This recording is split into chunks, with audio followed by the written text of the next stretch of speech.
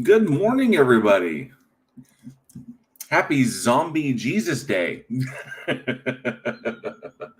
It's Zombie Jesus Day. So beware. He's spreading the infection.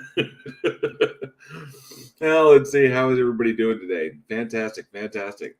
So, doing a little bit of a pre-show before we get started over on the Discord channel because this is the show that we do every 2 weeks over on the politics server, where me and a bunch of my fellow heathens will get together and talk to believers and find out what they believe, why they believe it, and can they convince us of what they believe. So we hear their arguments, we hear their presentations, and try to just see where they're going and see if they're making it, and of course have a dialogue about whether or not they're making any mistakes in their reasoning or how what they believe, they might actually be irrational. So we just try to understand where other people are coming from in that respect. So this is, pardon me, and sorry for that little delay. I had to play the intro music twice because I wasn't 100% ready. I was like, oh, the music's almost over. Oh, dang, I'm not ready. So I had to jump over here and I play. I was just like, I just played again. So I apologize about that. But morning, everybody. Thank you so much for being here with me today. Let's see, who do we have in the live chat? And we kick off the stage at 10 o'clock, and I've got it all set up. As you can see, it's all set and ready to go. And before we jump in there, does God or God exist? So, which not 100% ready to go. I think they're still doing some setup, but we got some time. So I wanted to hang out with y'all and do a little bit of a pre-show before we kick off the stage, before I jump over the stage and start talking to them. So, and then you guys can listen in on what we have over there. So let me see here. We got Rodent, no last name, is in the house. Good to see you, Rodent. Thank you so much for being here, bud. And yes, happy Zombie Jesus Day. Inquisitor Bacon is also in the house. Also says happy Zombie Jesus Day. Good to see you, Inquisitor Bacon. Paul's Heart Attack support is in the house. Morning to you. And so is Charlie Owen and Casey Randall. Good to see you.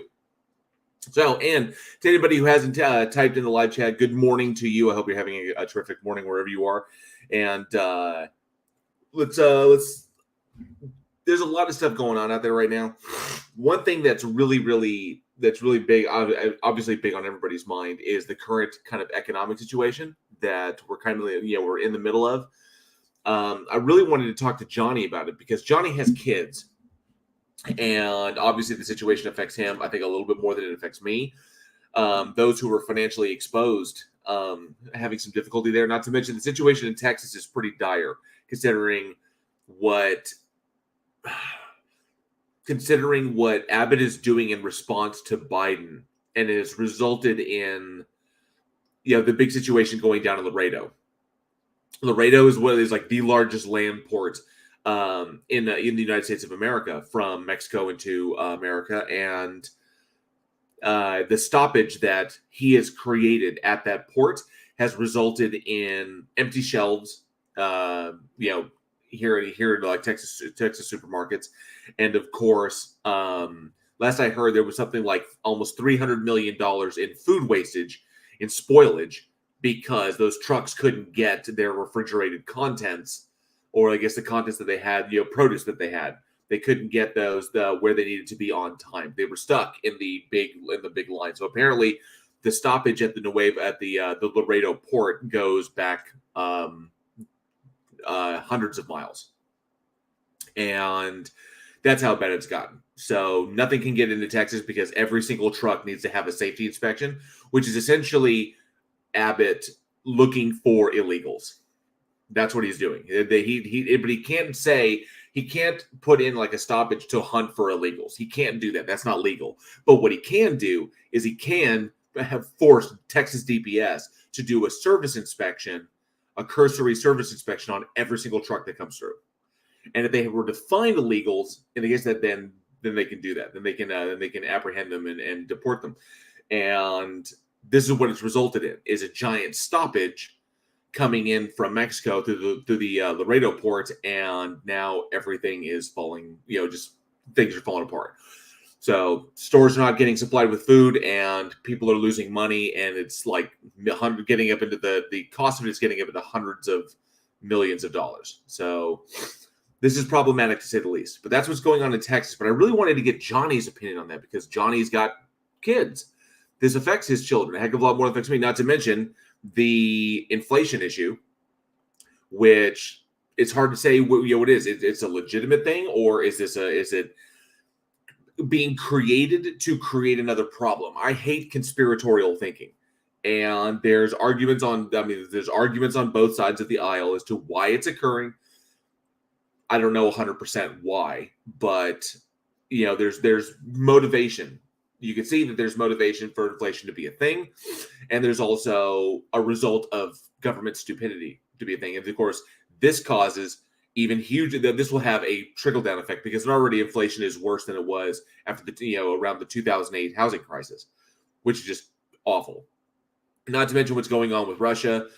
And if Russia defaults on its financial situation, then the central bank becomes exposed, and it's all just a grand shit show. I have no idea.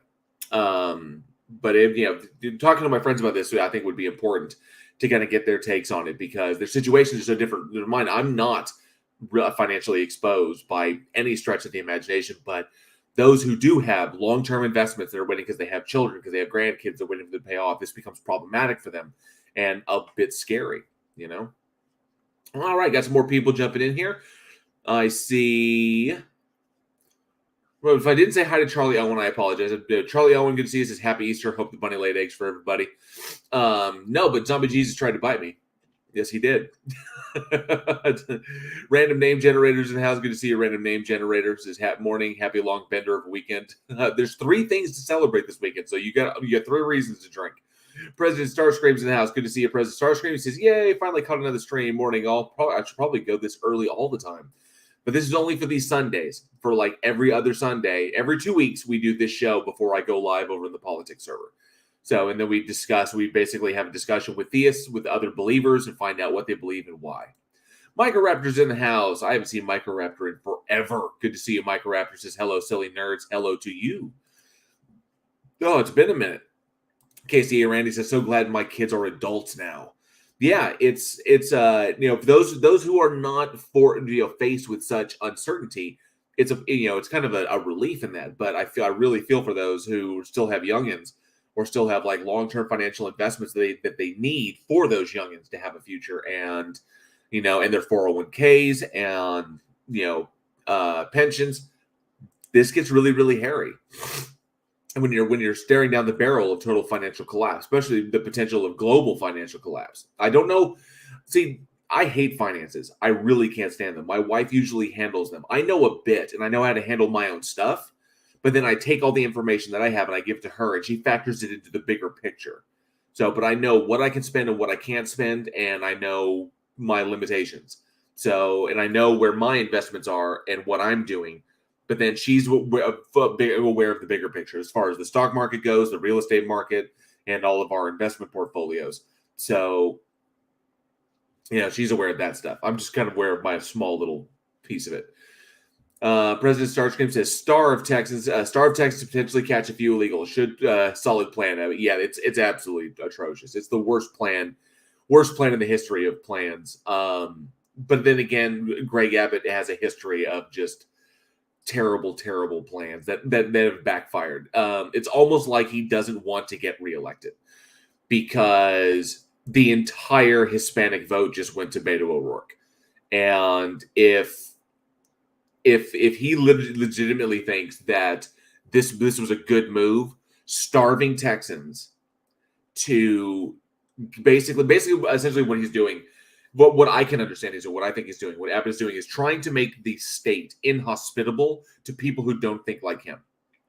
So he's giving everybody a reason to move away from Texas that doesn't want to live under these kinds of guidelines.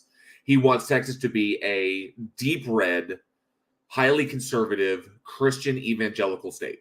That's what he wants it to be because that's his base. Is deep Christian conservatives, like extreme Christian conservatives. Those make up the base for Greg Abbott, and that's who he wants. He wants the state to be full of them because then he'll never have to give up the governorship. But he's wrong because the vast majority of the population in Texas are Hispanic. So he pretty much just handed the Hispanic vote to Greg Abbott. To Beto O'Rourke, which I really hope. Unfortunately, I can't vote in that election because I've been out. By the time it comes around, I'll have been out of the state too long. So I'll be a resident of where I am now, but I do hope that Beto O'Rourke takes that because Texas is turning into an absolute wasteland, and it's awful. All right. Casey Randy says the GOP seems purely performance politics. When you don't have any good ideas, they are reduced to social wedge issues. Agreed. Absolutely. Aaron Reese, a member of the Godless Army, thank you so much for being here. Says good morning, JL, and everyone else. Good morning to you, good sir. And thank you for the support, bud. I really do appreciate it. Peter Noddles in the house says, good day, mates. Good to see you. NANA, a member of the Godless Army as well. Thank you so much for being here, NANA. And let's see. And says, hi, everyone. And then Casey Arena says, you are easy to corrupt, a little bit of candy. Am I easy to corrupt? I don't think I'm easy to corrupt. Maybe I am. I am a whore. That's the truth. I'm an absolute whore. I'm a whore for channel support. I'm a whore for super chats. I'm a whore for subscribers. I'm a whore for everything. Although I don't. I'm a whore, but I won't debase myself. I think that's what it is. I try to earn every one of my subs. I try to earn every single one and foster. And I know, as impossible as it sounds, try to foster some kind of a familiarity with my subscribers and, of course, with my channel members. So I know, as goofy as it sounds, it seems like it's pie in the sky, but I try to do it, and I'll keep trying to do it until I can't do it any longer. But I will keep pushing at it. Absolutely. Nimrod is in the house. Thank you so much for the 20 secs. Says, hello, everybody. Send JL lots of super chats. Oh, I do appreciate that, Nimrod. I do appreciate the 20 secs. I always appreciate sex on Zombie Jesus Day. Thank you so much. I do appreciate that. That goes a long, long way. Microraptor says, I haven't seen any zombies. Maybe my brain isn't tasty enough. No, I think that he just can't get into your country. I think that's what it is. They pretty much put up that wall. It's like, nah, not welcome here. Ardo Rissanen is in the house. Says, hi ho, just made my first ever cheesecake. 2 hours and I get to taste disappointment. Vanilla orange cheesecake, gluten-free. Oh, ouch. Gluten-free cheesecake. That sounds rough. Casey Arena says he is a single father. Not sure who,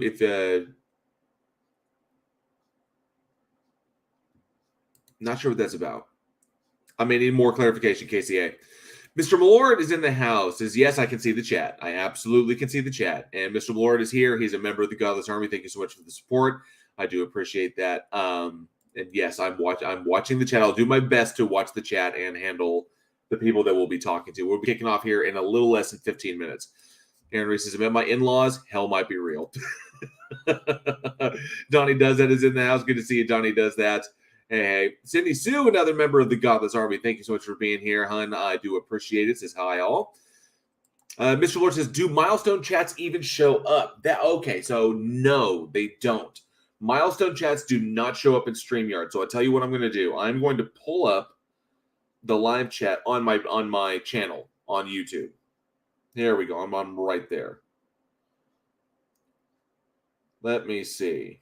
Mr. Malord, member for 8 months. Thank you very much, Mr. Malord. It's a channel member for 8 months. I see that expanding mind emoji you've got going on. So I did see that, but I don't see a message with it. But I did see that. Mr. Malord, let me see here. Let me check this. This is interesting. Hold on a sec. So Mr. Malort said, you better say, okay, that was a separate deal. So no. I see that you sent the deal. There's the you can't see the color. There it is. You can kind of see the color there. That's the super chat. That's the member chat. So I see that now. And then of course, oh, Cindy Sue, thank you so much. Says a whore for $3. Hello, you're cheap. Are you easy? I'm absolutely easy. I'm so easy. I'm the cheapest date that you will ever have. Like literally, I'm like just throw something at me. Just like put it in a bag and just throw it at me. We're good to go. So totally cheap, absolutely. So low maintenance. So just occasionally spray me with a hose. Make sure I get a little bit of sunlight. We're good to go. I'm like a cactus. And Andy says I'm craving rabbit today. Easter bunnies. Oh, that's funny. Oh, let me see. We also got here. So yes, Mr. Moore, we did figure it out. The milestone chats don't show up in StreamYard, but I went ahead and pulled up the live chat in my actual channel so I can watch those and keep an eye on them. Let me see here. Aaron Reese says you've also got a swiftly growing immigrant population in Houston. Yeah, pretty much all of those people are going to be voting for Beto. They're going to be voting for Beto this year because Eb pretty much just handed the Hispanic vote to Beto. You can guarantee that. Oh, pardon me. Oh, let me see. Zangari, RC is in the house. Good to see you. Zangari says Christ psychosis is the #1 national security threat, folks. I would say it's growing. I'd say it's getting up there. Christian nationalism is getting pretty bad. Oh, it's neat. Sorry about that. Oh, let me see. Artur Rissanen says, we can only pray that history does not repeat itself in the midterms. Historically, GOP will win across the board. Only problem, who the heck do we pray to? You know, we can only hope that the GOP pisses people off to the extent that they're so aggravated that they just vote for the other person just to get rid of them. That they basically cancel themselves, which I think ultimately is what Abbott is going to wind up doing. I was really hopeful. While I knew, okay, so I called that. I'm not going to. Yeah, I mean, I can say I knew that Biden was going to beat Trump. I called that Biden was going to beat Trump before those ever came up, and I said I really hoped that Beto was going to take Cruz, was going to beat Cruz, but I was uncertain. Because everybody was feeling, because of all the crap that Cruz was put through by Trump, that I wasn't certain if the Texans would still feel sorry for him. It would want to keep him around. Well, that played, and they were still sympathetic to him. And then all of a sudden, he edged the victory by like 2%, by like 2 points. The question is now, can Abbott do it? And I don't know. Abbott's getting really extreme, like really extreme. His extremism is scary in that respect, and I don't know if he's going to be able to hold it on, but hopefully he won't. Oh, pardon me. Oh, allergies this morning. Dang. Yes, I am a classy whore. Or I try to be a classy whore. Oh, man. Oh, let's see. Mike Rep says, Bridge the Divide, to honor this important day. Let's all sing this psalm that was sung on the day our Messiah died yet.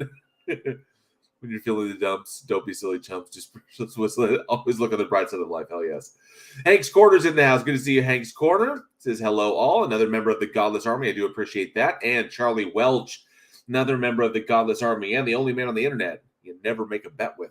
Good to see you, Charlie. Thank you so much for being here this morning. We're going to kick off here in about 8 minutes, I think. Let me see here. Yes, Mike Rapper, I am a horror fan. This is true. Absolutely.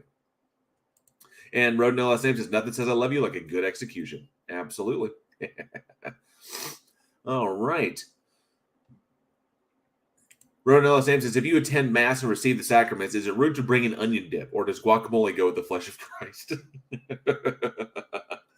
Guacamole might work. I think guacamole. Actually, no, it's white, so maybe an onion dip.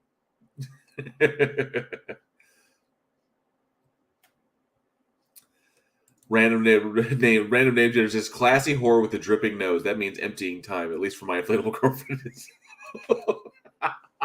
That's gross. Hilarious, but gross. But hilarious. Oh, yes. Okay, so give me 2 seconds, and we're going to kick this thing off. Let me see over here. I think I've got it shared up here. Give me just a moment.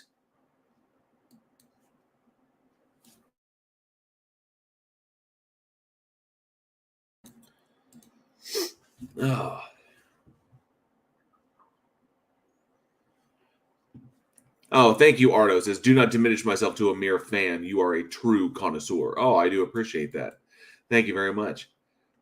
And Chris S. is in the house this morning, Jail. Good to see you, Chris S. Thank you so much for being here. We're going to have a lot of fun today. Let me kick this off. Oh, and I got to make sure that everybody can hear it as well. Let me stop that. Make sure I got the audio kicked off, because last time, there we go, share system audio, because I don't think I shared that last time. And I have no guests, so I don't have to worry about that. And let's jump to this one.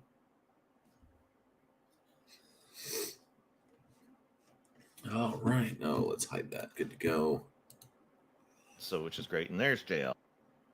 JL's here. Yeah, we need a bit more spatchcock on the stage. I'm all for that. Yeah, I'm sure Hey, JL. T-Jump is going to be here, right?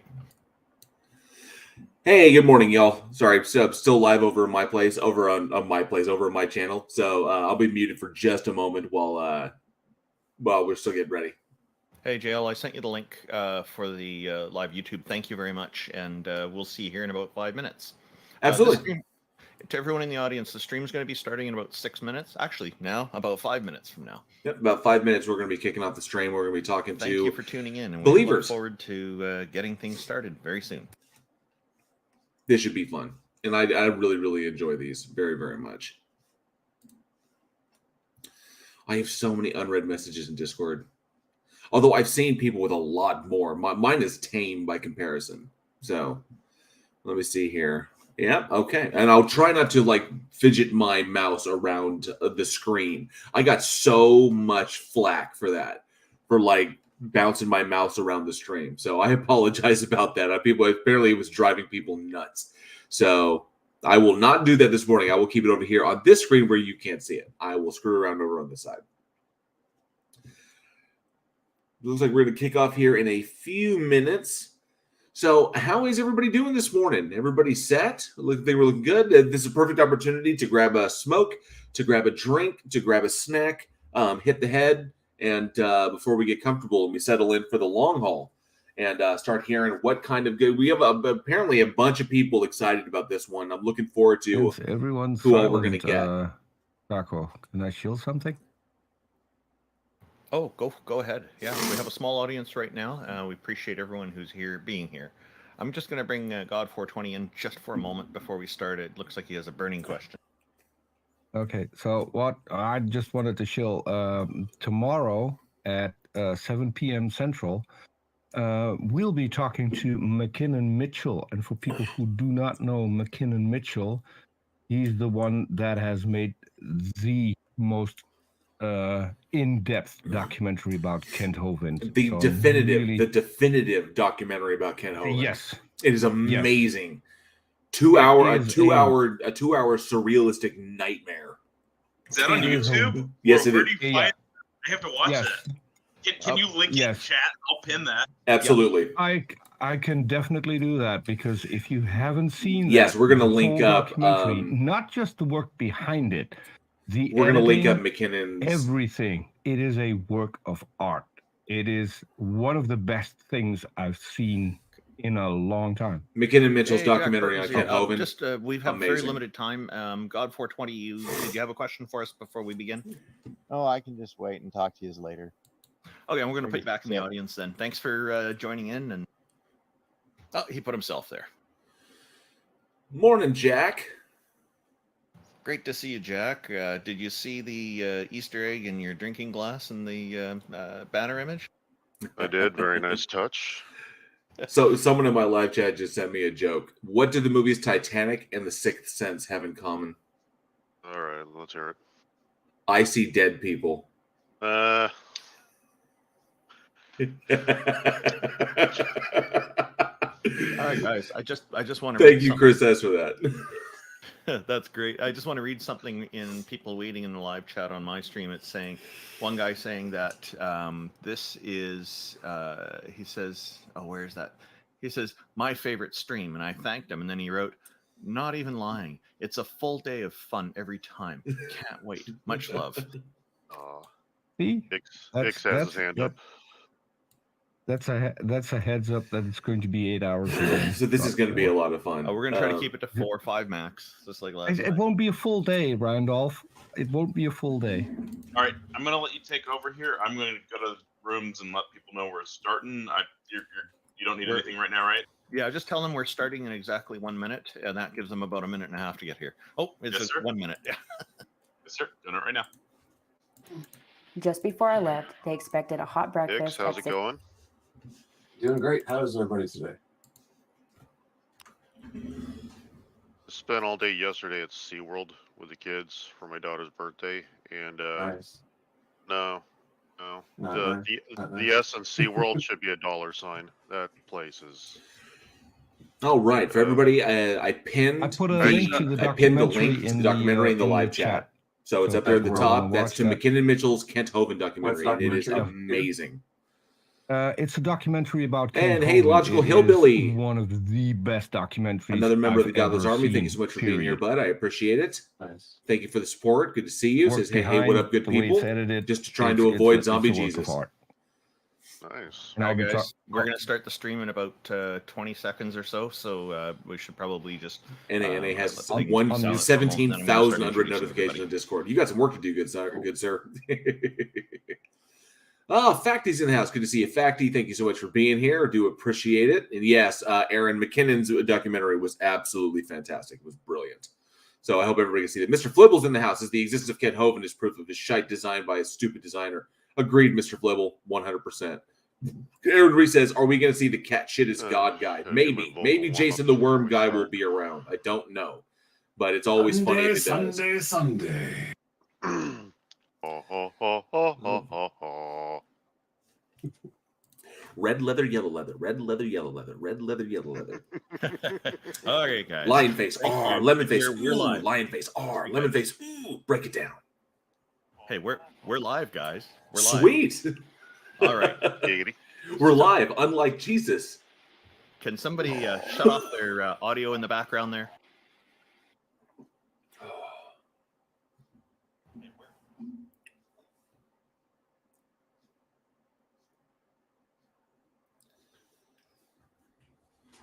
Okay, well, thank you everybody for joining us. We have a group of people here today on April 17th, or Easter weekend, in fact. Just want to make sure everybody in my chat can y'all hear. We're not convinced that a goddess or a god exists, and people from our audience are going to attempt to challenge any of us to believe. So just a reminder, this is not intended as a whole panel responding to one person.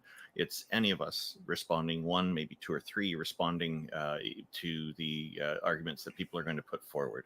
The people who are part of this, usual, we have T-Jump, who doesn't seem to be with us at the moment, but he's usually here. He's an atheist philosopher who hosts conversations with professors, philosophers, and other academics about topics ranging from biology and physics to religion, morality, and so on. Good to see you, John Rapp. Jefferson Spatchcock, who may be showing up today, is an atheist inquisitor and intellectual who has particular expertise in analyzing and reviewing debates.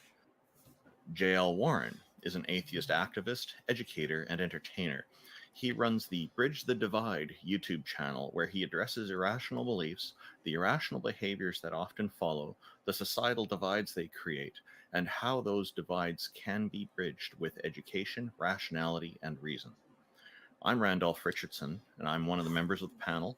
I'm an atheist from British Columbia, Canada, a founding president of Canadian Atheists. Hey, historical philosopher, good to see you. An organization that advocates for atheism and atheists. And I'm an advocate for freedom, fair justice, and critical thinking. One of my concerns is that oppression anywhere is a threat to freedom everywhere. And this is similar to something MLK had said at one point. So I have to give credit to him, although this is a slight variant of that. IX is a Tom and Boxes subscriber and former atheist community of Discord administrator who enjoys long walks through evolutionary biology-inspired computer science, archaeological, academic, biblical criticism, and so on. Jack Burton is a self-described, middle-aged, college-educated nobody who drives the Pork Chop Express truck in his spare time. He's a deist and mostly non-committal to philosophical stances. Peter de Tucker, also known as Gonna Go For It, is an atheist from the Netherlands who handles the production of various YouTube channels, including Arnraz, and generously contributes his professional artistic skills for free to atheists all around the world. King Xerxes is an atheist activist and political commentator who has extensive knowledge of the Holy Bible and the history surrounding it. And Taco, the organizer of this event, is a #1 Discord debater who has never lost a Discord debate in his life. Thank you to everybody for tuning in, and I see that Taco's out of the stage at the moment. It's such a cavalcade of characters. So I'm going to bring on our first member from the audience. Thank you, John Rapp. Appreciate that. I'm going to start with Goyim's lifestyle, and then after that, we'll bring in God 420. Just wanted to say, after that introduction, I can pretty much die. I mean, think I made it. Well, thank you everybody on the panel for being here, and thank you especially to everyone in the I audience. just have to adjust their Goyim's volume a little bit. Lifestyle. Welcome. Yes, hello. What have you got for us this morning? Yeah, happy Easter. So first of all, I wanted to ask you guys, what would you take as something that would convince you? Would it like, does it have to be a proof? What do you mean by convincing? There's no proof. There's no proof. Proof is in mathematics, and I don't think mathematics will be very helpful. The best thing we can imagine. I'm open. The best thing we could imagine would be evidence that can lead to novel testable predictions. Yes. Okay. So I'm not religious, right? I don't believe in a God, to be honest. But still, I think the only hint that I have for something spiritual or supernatural is my own existence, right? My soul, however you call it. Like some people call it consciousness. Some say it's only just your existence as a living being or something like that. So there is something above just matter that we can't really explain. And I think that's the only thing that we can consider something supernatural in our reality or existence of the universe. No, that's too far. But well, that's Goyim, the only hint. Well, Goyim, considering that, so you talked about that you're saying that there's something like above matter. So if you're talking about like states of energy in that respect, just as far as like what evidence goes for. So are you talking about like another state of energy, or are you talking about something something more? Like what are you referring to specifically? I'm referring to myself as a being, right? As my own existence, and I think everybody in this room has it. That's just a guess, I can't go into you, so I don't really know. But the only proof for myself that I have is that I'm staring at this monitor right now, and I'm existing at this very moment, right? So that's like what I say. My existence, my consciousness, my perception, all that, what makes me be in this world is above matter. It's not matter itself. Well, it comes from matter. Perception, consciousness and perception, that's the brain. That's your brain interacting with the reality around you, interpreting stimuli from the reality. So, but when your brain dies, there's no evidence to suggest that there's anything after the fact. Just like before your brain formed, there's no awareness, there's no consciousness, there's no memory, there's nothing, and then your brain develops in utero and then grows into the organ it will become, and then as long as it doesn't get damaged and it's not harmed or genetically I would say broken in a specific way, then your brain forms naturally, and then it goes on until you eventually die some 70 to 80 years later if you're lucky, and then that's it. Yeah. So you're right. So what's convincing you that there's something beyond this? Well, I'm not saying that your soul or your existence can be detached from matter. The matter is the base of it, and you need it. You need a well-functioned matter to have a soul. That's my opinion, at least. And what is? Can I ask what a soul is? Yeah, I tried to explain that already. So I think he's equating it with consciousness. Is essentially what it is. Like consciousness and awareness and experience is like that which is perceiving and is conscious is the soul. Using it poetically. I heard that, but if we already have a name for something, is it then? By the way, Xerxes, you've got a lot of background noise. I'm not sure if you're aware. Yeah. There you go. Okay. IX. Okay. So, but if we have a word for consciousness, then I don't think it's very helpful to call it a soul, because the word soul comes with baggage, which is usually that it is continuing after death, which for which we don't have any evidence. So that's why I'm asking, if you say soul, what do you mean by soul? Yeah, so I don't come Hey, Captain Moshi, good to see you. And Angel Rivera, good to see you. And Thank you. Honestly, I don't think that you need a consciousness to have a soul. It's just the existence itself as something, as a living being, right? Of course, a stone doesn't have a soul, most likely, and So you that can that but say, that means it's not existence because a stone has existence well, it's existing in our reality as a matter, but it's not existing in the as does a sense of, stone. yeah, but it's not existing as something that has perception. I mean, that's what I'm saying. I can't prove it to you in any scientific way. I just can say to you, well, imagine you're looking at this very moment at your phone or monitor or whatever. You're existing, right? So that is your soul. It's not necessarily your consciousness or something. I mean, What yeah. what other than my consciousness perceives a phone? Yeah, that's your perception and your consciousness. I mean, yeah, that you're right. Maybe I made a bad example, but that's how you perceive your existence. And I'm just saying. Goyim, I think the question is not like, do we agree that we have consciousness? I think we all agree on that.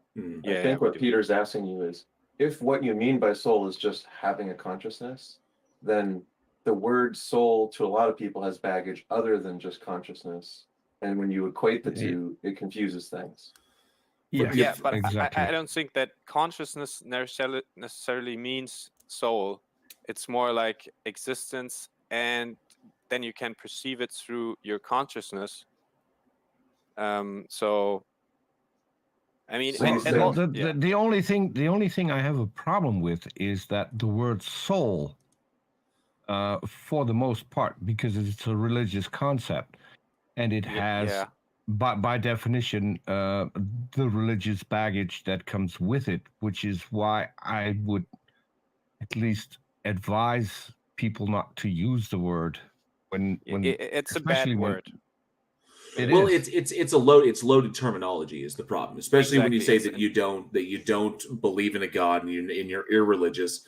I don't know if you're an atheist or if you're an agnostic or where your position is, but when you utilize that term, then people are going to automatically think it's like, oh, well, then some sort of, because where does the soul come from? The soul is not like something that is organic or comes from matter, and so it's something transcendent that is either bestowed upon you or is given to you from some sort of entity.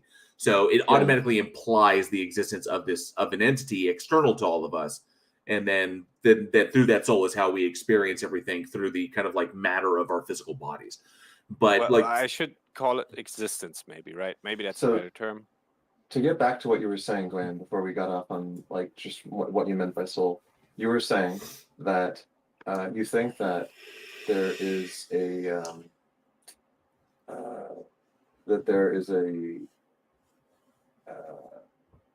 I had it for a second and I lost it because I was waiting for a chance to get us back to it. But you brought up. I think what he said was there was something that transcends matter and energy.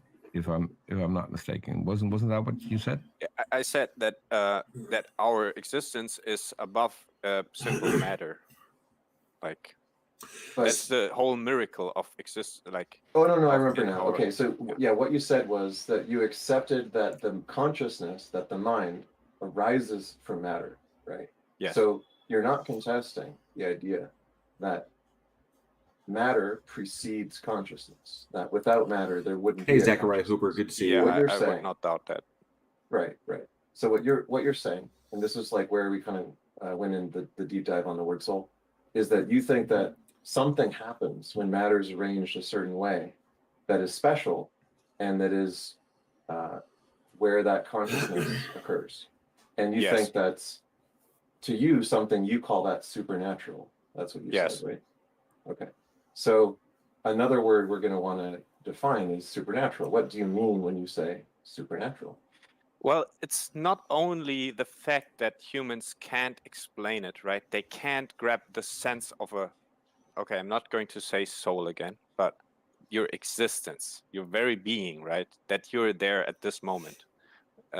So it's not only that we can't catch it or prove it or put it in any metric system, we can't measure it. It's also something that actually makes you. I mean, that sounds, even for me, that sounds kind of strange, Well, but it well, makes you exist. well, Goyim, Like with your existence. well, Goyim, what you're okay. So when you're okay, so there's a lot of concepts that are in there. Now, when it comes to like consciousness in and of itself, like human Yeah. consciousness. Now, there's it's difficult to categorize because we apparently, from our own perspective, we have a very unique form of consciousness on this planet. But when it comes to the aspects of what we determine consciousness, like the ability to perceive one's environment, the ability to interact with things, the ability to understand and respond to stimuli, there's a difference. There's a difference between sapience and sentience. Okay. Mhm. So there are animals that are not human that are on this planet that are actually the vast majority, almost all living creatures on this planet are sentient. They can respond to stimuli. So they can respond, they can recognize external stimuli and they can respond to it accordingly. That is the basic definition of sentience, is the ability to respond to one's environment, to external stimuli. When it comes to sapience, it's the ability to understand various concepts, like not only where does the stimuli come from, but also to internalize things in their environment and the ability to reconcile different stimuli differently. So like the stimuli from and we know that some animals can, like cetaceans can do this, whales, dolphins, killer whales. So cetaceans can do this, elephants can do this, octopi can do this. There's a number of other species that have that same range. The difference is that they're just not human. So it's not the human variety of what we're concerned with. And as far as languages go, they didn't evolve the same talky mouth parts that we have, but their ability to communicate with each other is just far more complex and different. Usually it's body language, it's color, it's coloring, it's a vast majority of other things, or it's whistles and clicks and other various sounds. So we can make the argument that other animals out there have consciousness to a degree that measures up to or is almost equal to human beings. It's just not like ours is all it is. So trying to create like say that we're unique in that is very, very difficult. So yeah. Okay, so I'm not saying that. Okay, sorry. No. Go ahead. I'm not saying that we necessarily have to be the only creatures on Earth that have a conscious or have this existence as a being, right? So just to give it a picture, if I would be a dolphin, right? I could be a dolphin in my existence. Mm-hmm. I'm not me anymore. I'm a dolphin, right? Can I interject just for a moment? There's a question from the audience that relates to what you're saying. CDN Ollyman, he has asking, does an insect have one of these souls that you're talking about? Well, first of all, I don't know, but okay, that's fair. Yeah, Zachary Hooper, I do not. I only have weekend. It's a hard question. I don't know. I could only assume that it has. See, what you mean by a soul is just consciousness, then, like we pointed out, lots of animals are sentient in the sense that they're just of their existence. Right. But one of the things that you were talking about when you gave your definition of the supernatural is something which you think defies explanation, and something which you think in principle might be almost impossible to explain. Right? It is. Because the only way you can, Okay. The only way that you can basically measure it or put it in any, the only way to have any proof or measure it is to experience it. So well, that also goes into like where I was going to go with what I was saying was that, but when it comes to consciousness, there are aspects of it that we don't. We haven't fully understood yet, that we haven't fully grasped yet. It's very, very similar to I would say the concept of gravity. So we understand the mechanism of gravity, but we don't. But the finer details, like what exactly generates it, what it's composed of, these are things that we don't know yet. So, but we may know them in the future, but we don't currently. But we do understand the mechanism of it. We can calculate it. We can make predictions with it. We understand it. Now, as far as consciousness goes, we can do kind of the same thing. because there are things that we know regarding consciousness through neurophysiology. So we know that consciousness develops in stages. We know that the human brain or the human mind cannot, for what we know, for all the evidence that we have, we can conclude that the human mind cannot exist without a brain to basically be the grounding of this thing. That it requires a human brain for a human mind to exist. So minds require brains, as far as we can tell. We have no evidence to suggest that minds exist outside of brains or that minds exist after brains die. So we just have to go with the evidence that what we have. And we know that if you muck with the brain, if you do things to the brain, that we can actually predict the outcomes in the consciousness. So if consciousness is a combination of being able to see or basically respond to your environment and to internalize stimuli and to form neural pathways that allow and memory. So if we look at these things, we can actually affect in predictive ways how the brain interprets reality by messing with the brain, by providing stimuli to it, by withholding oxygen from it, and of course by poking and prodding it. So we know that if we damage the brain in a particular way, that the human, the person, will lose the ability to do something that it could do beforehand. So we know that there is this connective mechanism between the brain and consciousness in and of itself, and we know where the different areas of the brain handle different areas of consciousness. So we can go like, doop, and then all of a sudden your brain can't do this anymore. Or we can do this, and then we can overstimulate your brain, and then all of a sudden your consciousness changed in a predictable fashion. Like if we increase the levels of particular neurotransmitters, then your perception of reality greatly changes until those neurotransmitters get back to normal levels.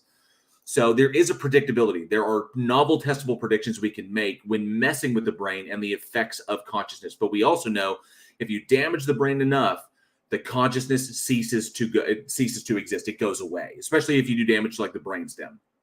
So the question then becomes, is like, where you're going with this is like, is there something more? But there's no evidence to justify that.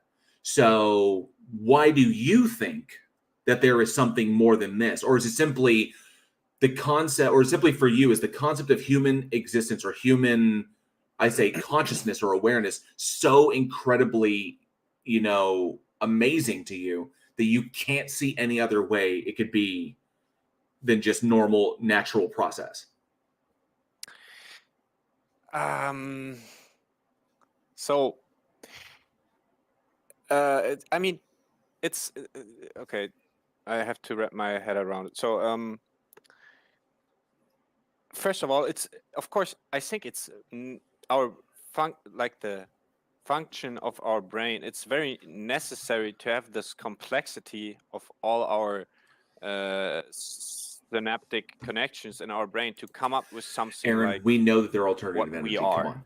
So I don't doubt. I don't say that your soul is like it goes on, or if you die, it will go somewhere else.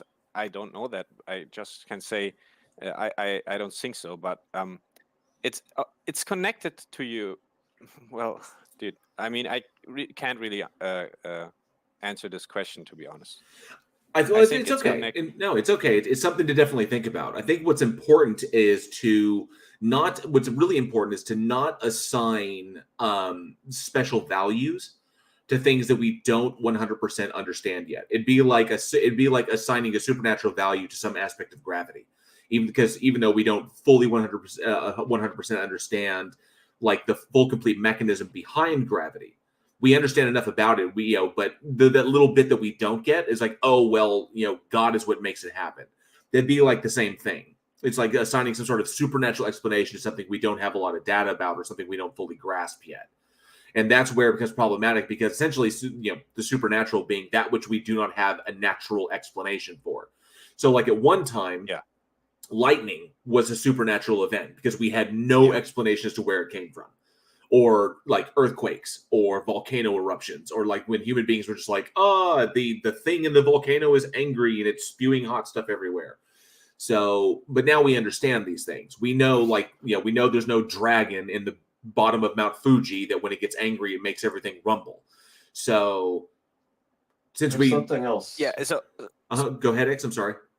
So there's something that I think you also maybe aren't aware of. You mentioned that you're familiar with the term synaptic pathways, right? But are you familiar with the degree to which the study of synaptic pathways has been able to reproduce learning and behaviors and capacities that the brain has? Like, we don't just sort of say, well, this neuron is the neuron that fires when you think about O.J. Simpson or Bill Clinton, right? We have a model of what it means for those neurons to be trained to be able to respond to those things, such that we use a biomimicry approach to making self-driving cars in a way that uses the same number of layers in the artificial neural networks, the imitations of the brain's neurons. 6 layers works ideally for perception of artificial neural networks of images, just as it does in the brain's neocortex to recognize real images coming from the optic nerve, right? And we think that the reason that the artificial neural networks are so successful, the more we mimic the way that the brain resembles in these artificial networks, the better they perform, is because we're actually reproducing the essence of what's going on in this particular part of the brain. Now, I'm not claiming that we're biomimicking or reproducing all of the structures of the brain yet, but in one of the very critical structures, which is how any stimuli coming into the brain gets hierarchically recognized and routed to somewhere else in the brain in some cases, the neocortex is more or less biomimicked at this point to the degree to which we're no longer guessing just by the behavior of the brain. We understand something of the inner workings of what it's made out of, such that we can reproduce it successfully. And I think that's reason enough to conclude that cognitive science, neuroscience, and artificial neural networks are going to converge in something like a complete neuroscience eventually. yeah, so we can understand the function of our brain, but that doesn't give us the answer to its existence. Okay, I think you're so maybe giving it too little credit, right? well, I think X would. I think just clarify. Correct me if I'm wrong here, but you're talking about like the reason. If you're talking about like why things exist, like an overarching purpose as to why we're here, is that what Yes. you're referring to, And Goyim? I don't even ask this question. Why am I here? It's just the fact that I am here. That's Well- so incredible. Well, I mean, you basically, can answer that. You're here because you're. I mean, not to be crass, but you're here because your parents smashed. Yes, think- that's true. But that's Are you the talking about- biological answer. You Right. know, that's the answer of procreation. But it doesn't answer the question, why do I exist? And Can that's I what ask I a mean. clarifying question? Just a clarifying question. So when you say, why do I exist? Are you talking about why is it that your consciousness enables you to have an experience? Or why does the universe exist at all? Because those are two totally different questions. No, it's basically the question, why do I exist in this universe? It's not about the functions of my brain. You can measure or get hold of the functions of the brain, and you can understand why humans behave like they do. Well, we But I think can. it's- We can. Yeah, we can, but But we can, Goyim, the but question you're not asking is not so much why do you exist, it's why don't the other 99 million that were swimming alongside you, they don't exist. Is the whole point. I think they is that do exist. you're the one that made it. But they didn't make it. So there was like 100 million or however many that come out like this that were all fighting for the same opportunity to fertilize an egg. You're the one that happened to get there. And then you yourself, Goyim, you like your perception right now Yes. is a result of your experiences from birth all the way up till now.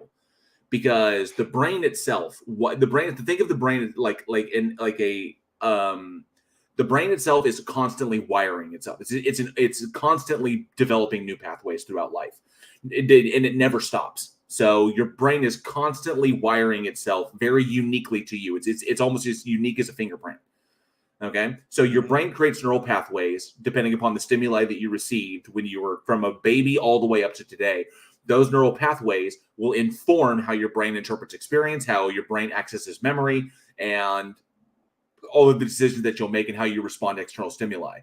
So those neural pathways begin from very, very early on. They develop on, they keep growing, and they keep adding to each other, and they keep rerouting. And as you learn more information and take in new stuff, so that's it. That essentially is what you are.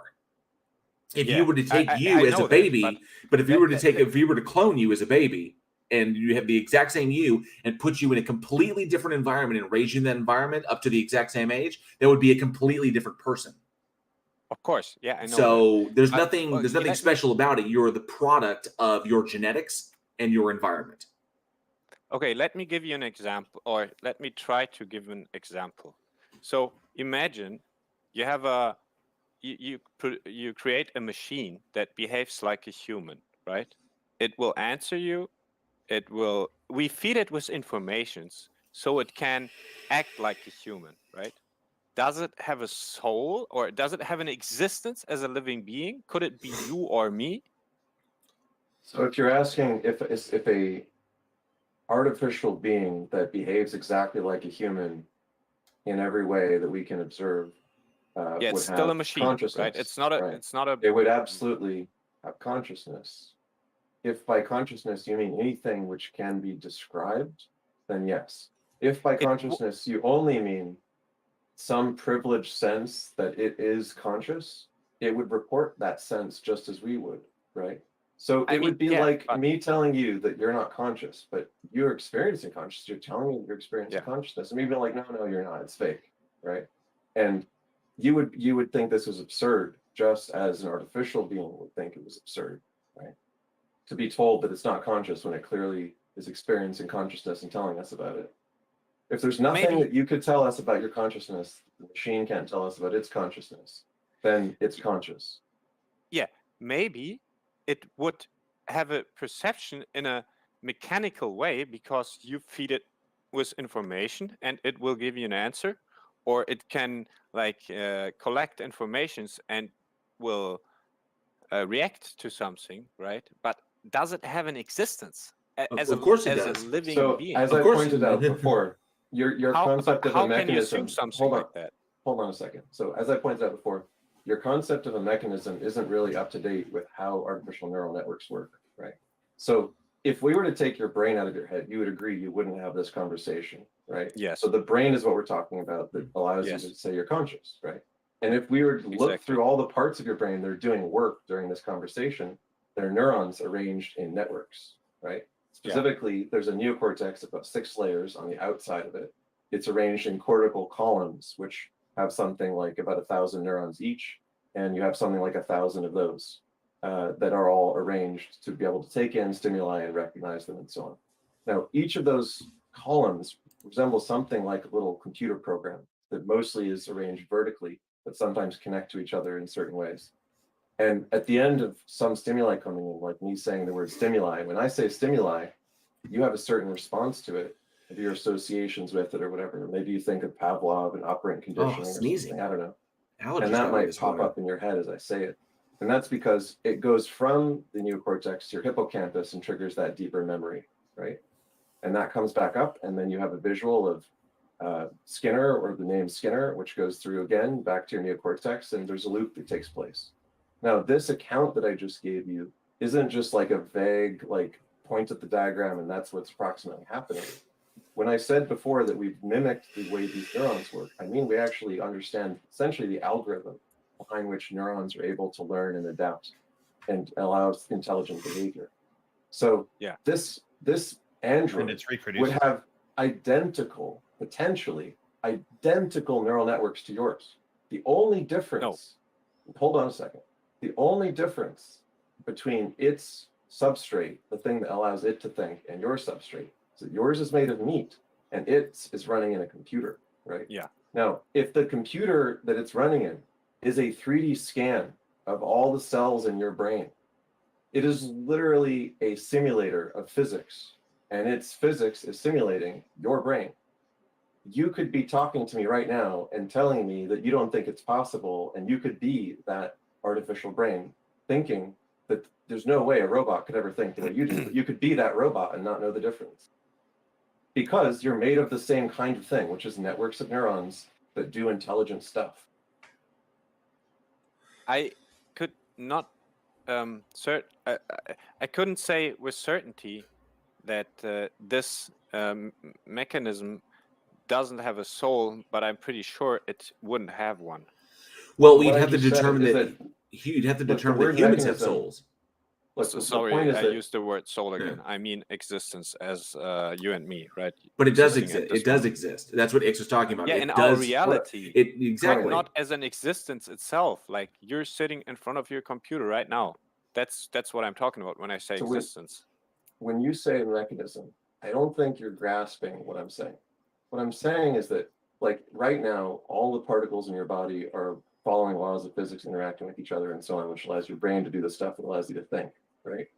So a computer program could just simulate that and allow all the neurons to do exactly the same interactions that they're having in your actual brain. The only difference is the way the physics are working, right? In one case, the physics is in a computer program-based physics. In another, it's in the universe's native physics, right? So if you emulate the physics of your brain, which is one of the goals of neuroscience, it's called whole brain emulation, an emulated brain is going to be behaving in almost exactly the same way as a biological brain. So to call it a mechanism is a bit strange, right? Because then you would just be a mechanism too. If your brain is doing identical things to it, just happens to be in the real world instead of a simulated world, then are you just a mechanism? Is that what you're implying? I think I'm a biomechanism. I mean, you can't reproduce it only in a physical way, like having children, but it's not going to be you. But what I'm saying is, okay, I lost my pace. You know,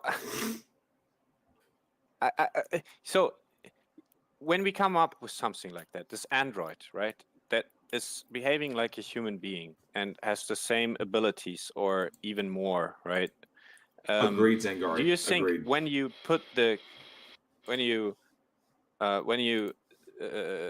touch the key, right, that will activate it, you think there will be an existence just as a human being? You know, you think that would be possible to create an Hey, existence? Stevie B, good to see you. To create a I think new a simulation of physics could be indistinguishable from the real world to any of its occupants. Yeah, I don't think it's like an efficient thing to build. I don't think that we live in the Matrix or something, but I do think that in a small scale, you could create an indistinguishable emulation of physics. Yeah. And it would be able to give rise to nature in the same way that ours does, which could include brains, which would be conscious. Just to let everybody know, I think we should probably make sure we've got enough time to talk to other people in our audience. Williams, you raised some interesting questions, and I'm siding with IX on this because the science seems to be reproducible and predictable, and so I think I'm gonna stick with the science side of things. I'm sure you understand. Of course. Okay, guys, thank you very much. Thank you, Thanks for Goyim. coming on. Yeah, thank you for coming on. Yo. Profoundly complex biology. I did promise God 420 that he could be on next, so we'll bring him on next, and then I think since I'm not hearing from Taco, we'll bring someone on right after that. Sorry, I was just talking to people in DMs. I was talking about. Hey, Hello, German God Truths, good to see you. And God equals Did you square root have of negative anything you 1, wanted good to to see reflect you. on? I know you're an atheist. Welcome. I wanted to see if I could see if any one of them could try to convince me of a God's existence. Okay, well, I'm a little bit less stubborn than JL. Well, we're not here to convince people of that, so I think what we'll do, we'll move on to the next call. But thank you for joining in. Okay. Can you hear me, Randolph? I can hear you. Your volume's a little bit low. I'll just move it closer. I can't really turn it up. Oh, that fixed it. Well, we have. Oh, his name is Racist. He's up next. I'm pulling him up right now. Hey, what's up, guys? Hello, Racist Accepting Application 4GF. Welcome, and I guess you have an argument to present to us, or you had some commentary to share. Yeah, something like that. I was just letting everyone know that I have girlfriend applications open right now. You can find it in my About Me. If you're Okay. Goodbye. That was cute. We appreciate. That we was appreciate amazing. Sorry, we appreciate you coming on, but this is not a dating service, and we hope that you're enjoying the show. Who's next, Taco? Yeah. So Doink, Duck, hit the booth. That's a hard name to say. Actually had a pretty cool position that sounded like fun to discuss. So I'll let you open up. Okay, hello first, and I want to, before I start, I kind of want to give a brief description of my current religious belief. I am not very religious per se, but I do believe that a lot of religion was tied in with the usage of psychoactive substances and other types of substances throughout history.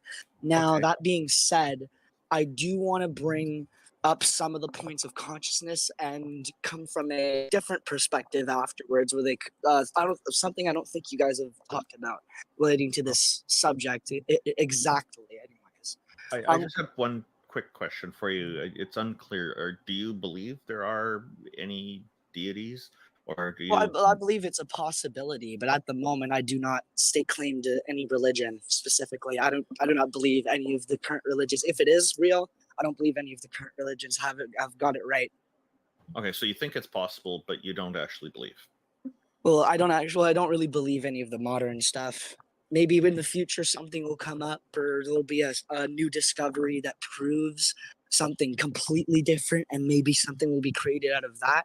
And if that is the case, and we are able to figure out and prove whatever deity, if possible, to exist is provable, then I would hands down go for it, and I would hands down believe it.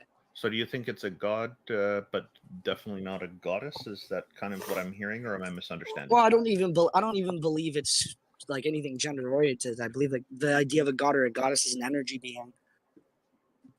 Like it's not really a physical thing. It's more of a like an energy, an aura. That is the personal sort of perspective I have on that whole thing. Oh, okay, so it's a pure energy form that kind of roams the universe, roams the cosmos. And Yeah, like interacts with things? it's well, it does, and it does in a everyday, daily format that is very basic, as Like in the Force every from Star single Trek? well, I don't think it would be anything like that necessarily, but what I would be thinking of would be like minor biological things that happen every day, like cells dividing and stuff like that happening, is all created based on the energy of this being and its untimely will to do whatever. So you're talking about like a form of deism? In a way, yes. In a way, that I could definitely see how it's portrayed as sort of deism in a way. But I also do believe that when it comes to like consciousness and goddess and gods and stuff like that, I don't believe the consciousness is necessarily tied to the organic body. And the only reason I believe that specific position is because through drug tests of like certain psychoactive substances, you see like a brain activity lower dramatically, and they don't know where it goes really, but the person is still very alive and very there, but their like actual brain activity is decreased dramatically. Do you So think it's more I likely? believe that goes somewhere. Let me ask you a question. Do you think that it's more likely that the type of measurements that they're doing are not adequate measurements to determine whether or not the person is capable of experiencing consciousness?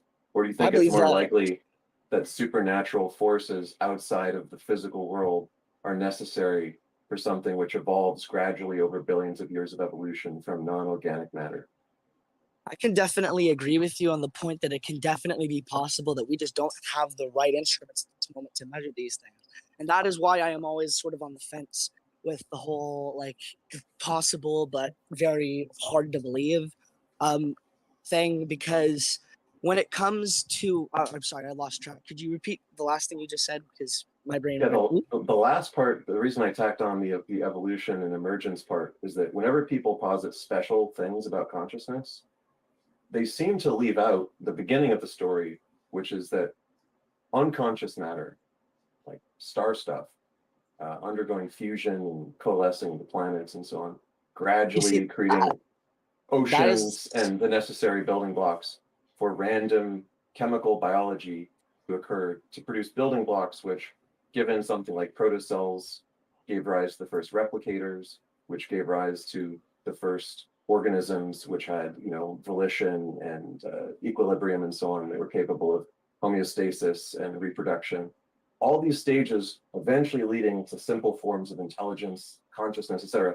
But somewhere at the end, we look at ourselves and we attach some special, unique magic property that exists outside of the body.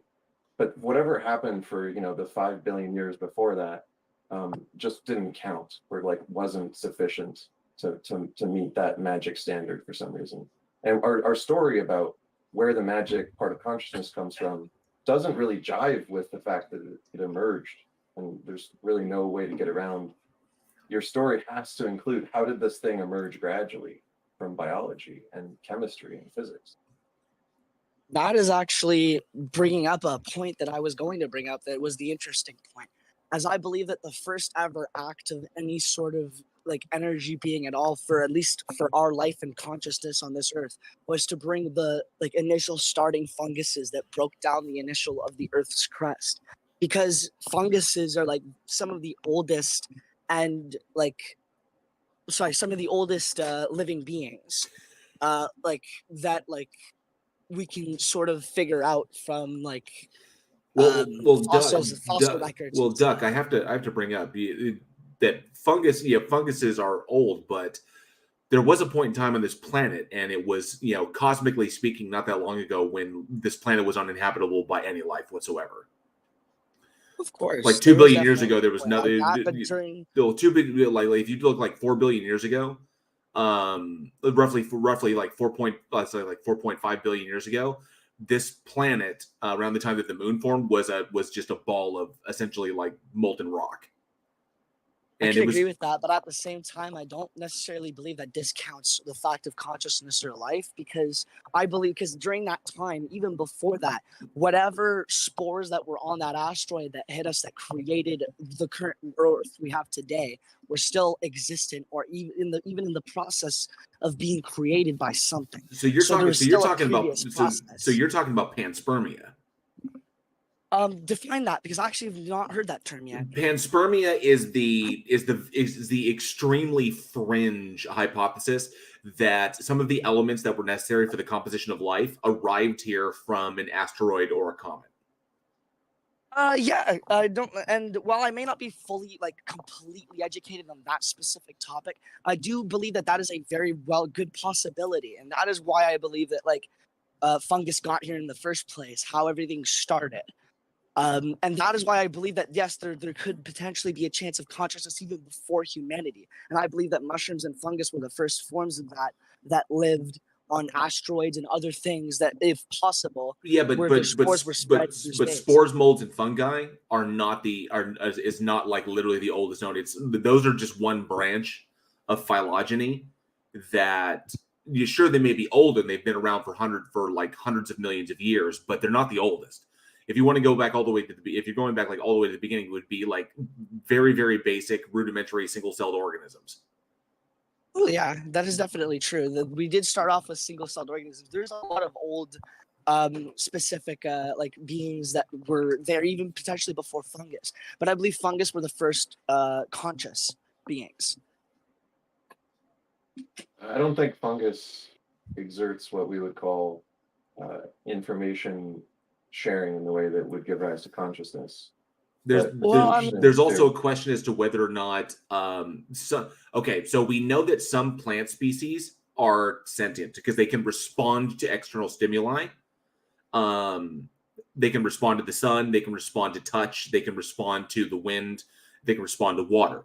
So, and they respond accordingly. So there is a very, very rudimentary, very basic sense of sentience there, because they can do these things. They respond accordingly to their environments. But to say they're sapient, that any plant is sapient in a way, would be a really hard stretch. That being said, though, mushrooms are less of a plant, and they're more closely related to human beings, if anything. And this is something that I've read. I was taught in high school. I wasn't necessarily taught all the specific parts of it, but that was a very mind-opening fact that I read in a biology textbook, that we are more closely related to fungus than they are to plants. And so I completely disagree on the plant logic, because mushrooms can't really be a plant in a way. And when it comes to sharing of consciousness, their mycelium networks is where I believe that lies. Because mycelium networks under the ground can stretch even greater than the Yellowstone Park and connect plants together to feed off of each other for nutrients and such. Well, yeah, you're And talking about those the honey mushroom, the largest organism on the earth. Oh yes, exactly. That is the So- specific one that I'm referring to. That Right. case, but all mushrooms. But have they that don't. same- But they don't have a neural network.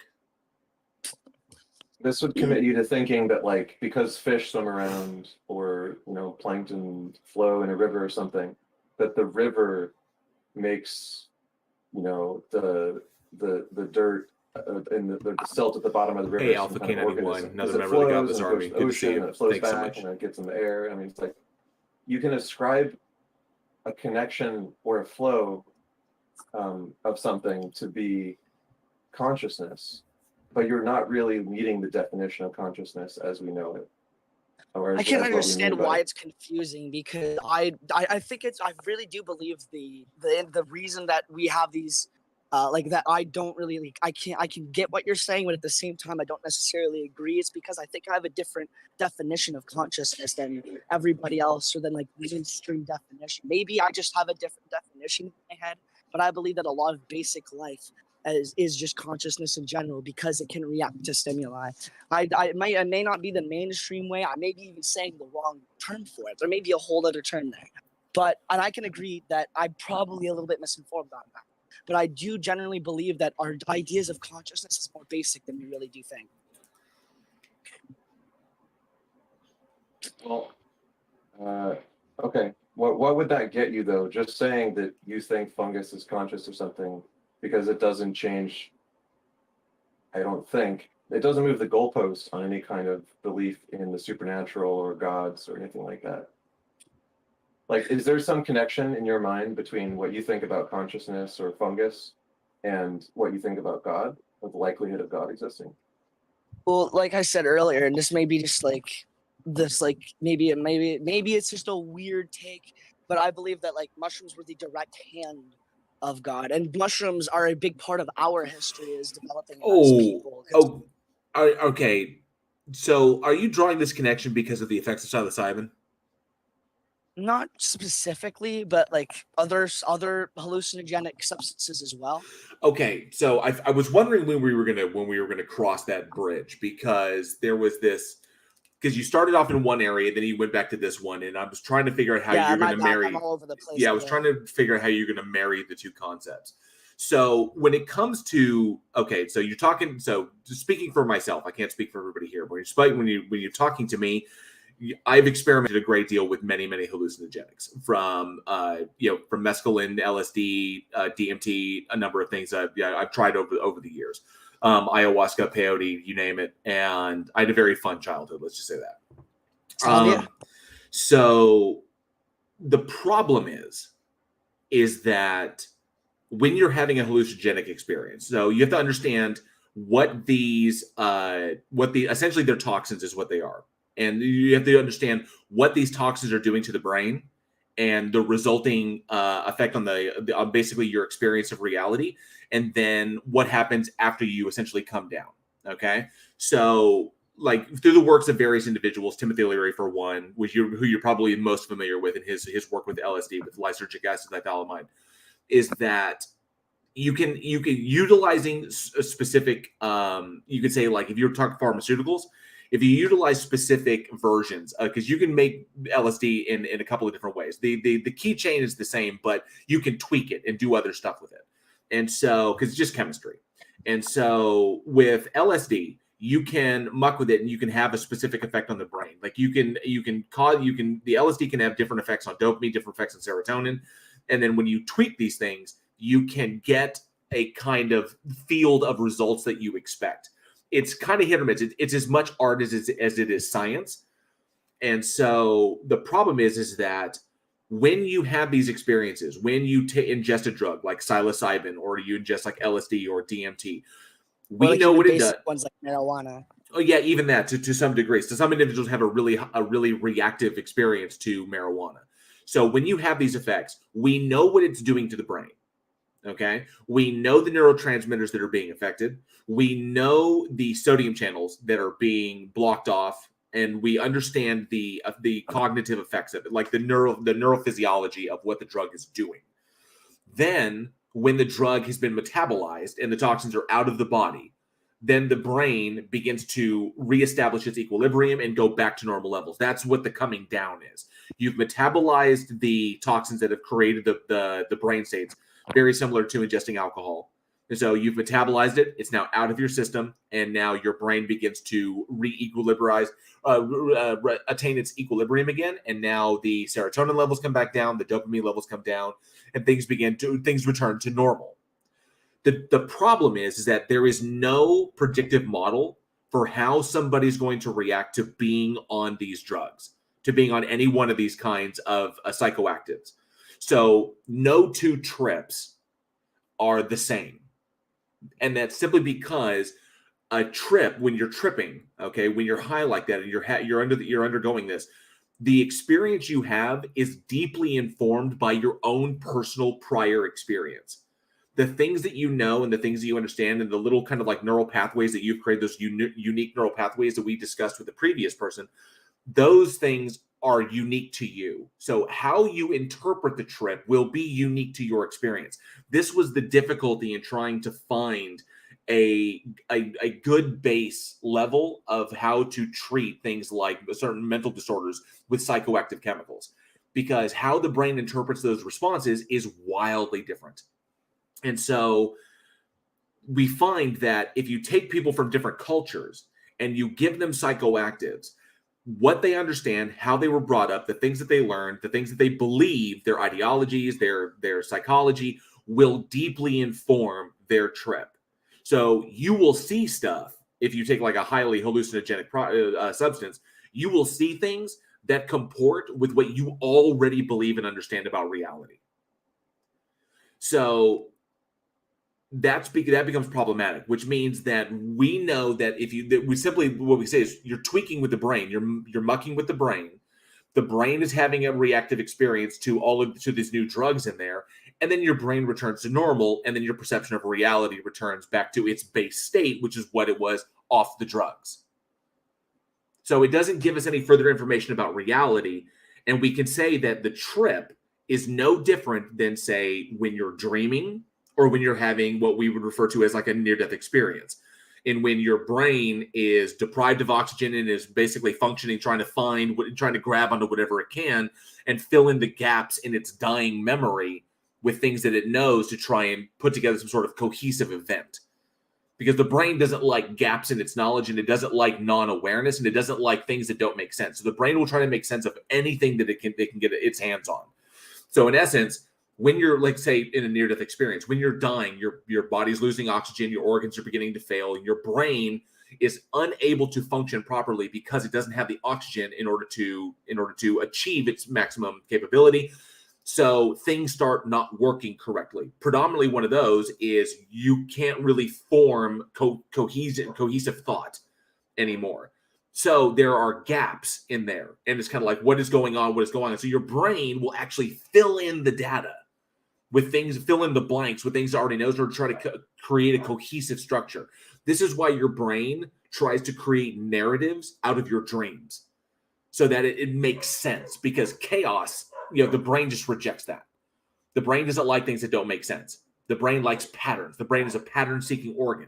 So it will look for patterns, and if it can't find the pieces to make the pattern fit, it will create the pieces out of what you already know, which is why near-death experiences are roughly informed by the personal ideologies, the personal beliefs, the personal upbringing, and the experiences of the individual.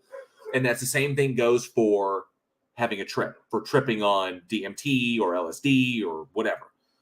Okay? So there's nothing to be gleaned that is greater about the universe or bigger about the universe just because we can muck with how the brain perceives things. Especially when the only real, predictive model we have here is that once the drug is metabolized, the brain goes back to perceiving in the way it did before.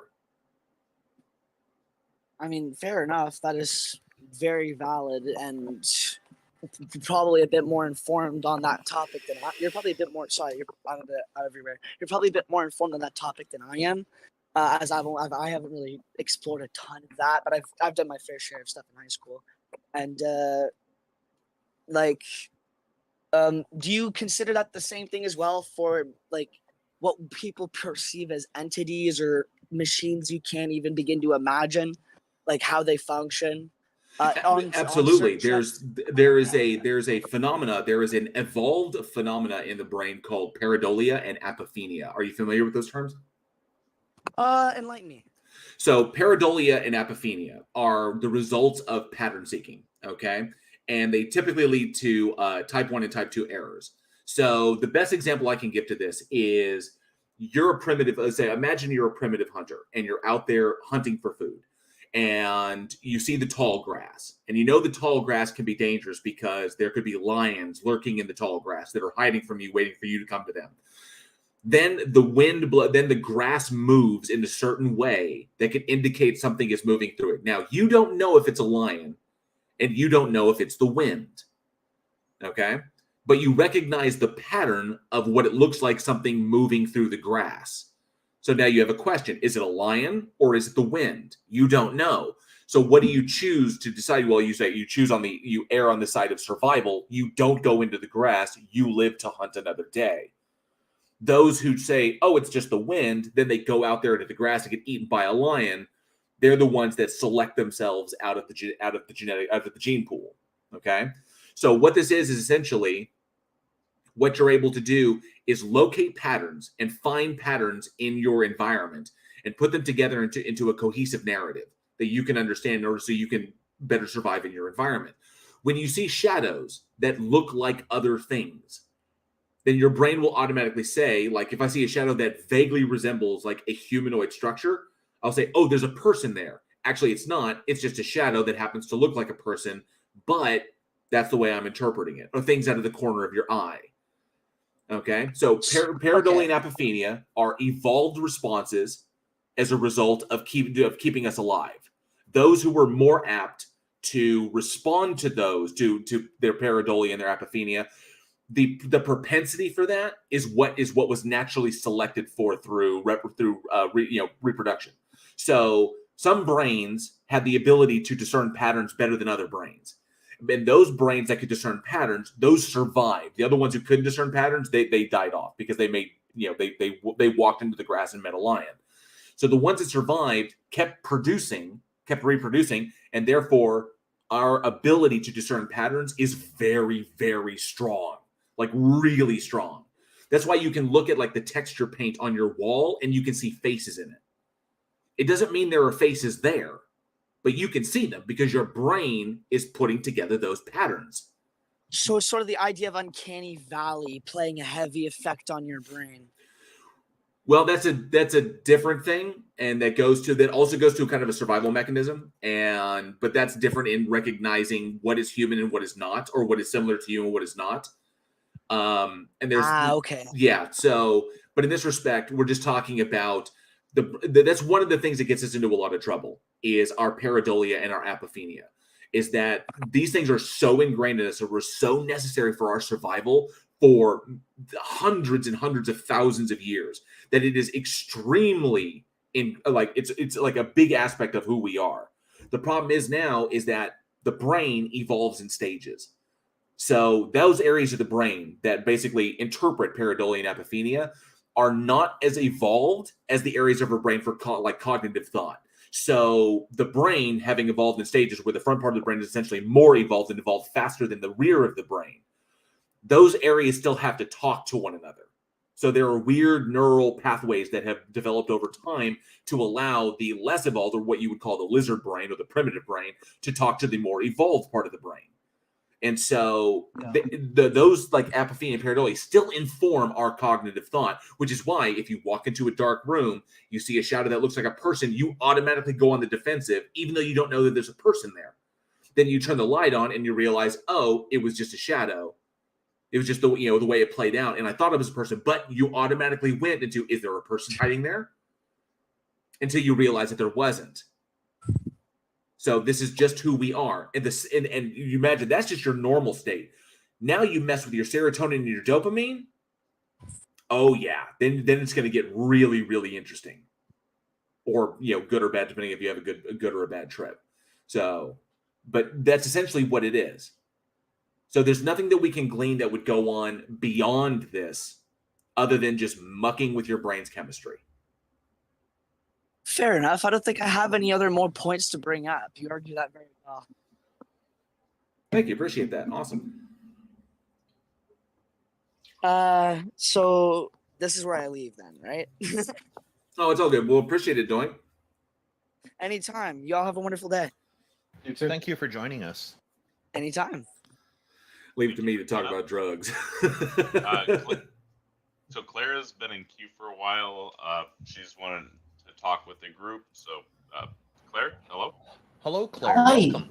It's been a while since we've spoken. Yes, it has been so long I can't remember, but thank you for having me.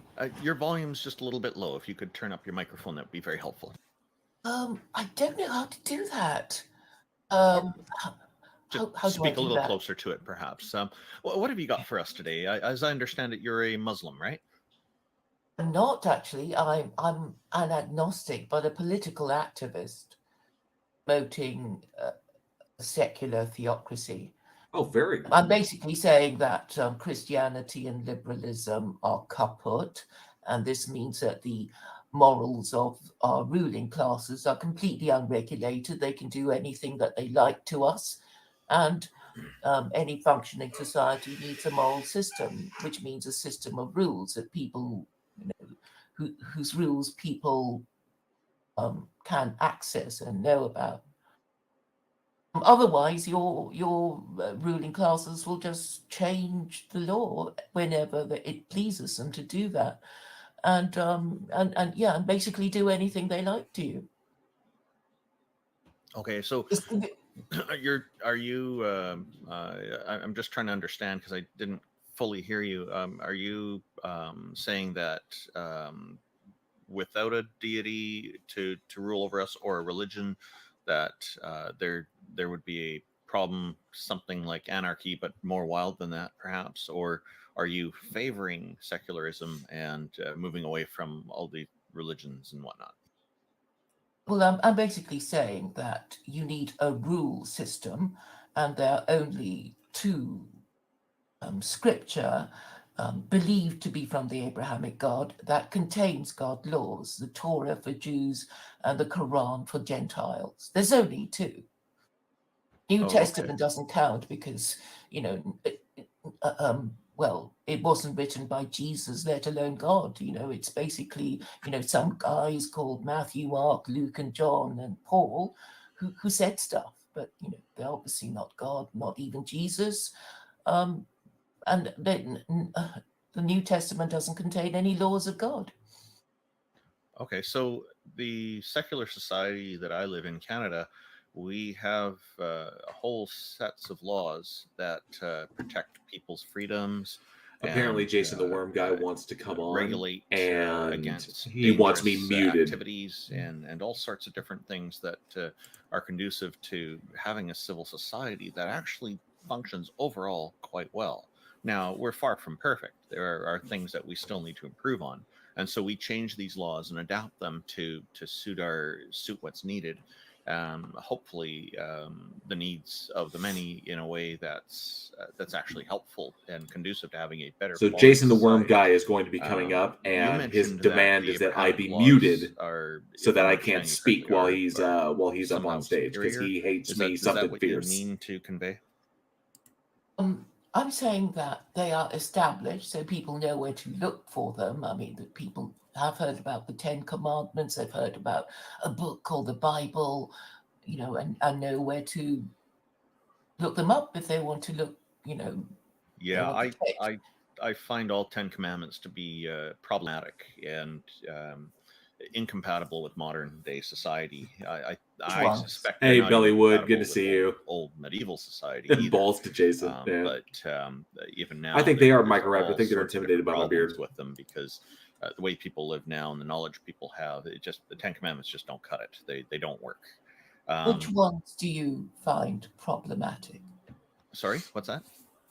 Which of the 10 commandments do you find objectionable? All of them to varying degrees, because You think that we should be allowed to murder and steal and bear false witness and sort the of Ten thing? Commandments talk about killing. They forbid killing. They don't. They're not limiting to murder specifically. And the original scriptures do use the word killing in that, or the early ones do. So it's pretty clear. So there are some translations that do mistranslate that as murder, and there's. I don't understand. You don't think a society should have laws forbidding murder, theft? Well, sort of actually, I thing? live in a society where theft and murder is made illegal here, and And there are times when killing is justified, unfortunately, such as in self-defense, if that's a last resort option. So It was Well, also it doesn't mean it quite like that. it was I mean, also obviously- justified in the Bible because it was thou shalt not kill unless there should have been a caveat. Thou shalt not kill unless commanded by God to do so, or unless they're different from you and they believe something different. That's And correct. also, And the Quran in the also. original, Go ahead, IX, and then I I'll was make going to say, look, the Hebrew commandment was thou shalt not retsack. The term retsack at the time meant something very specific to Jewish law and customs of the time.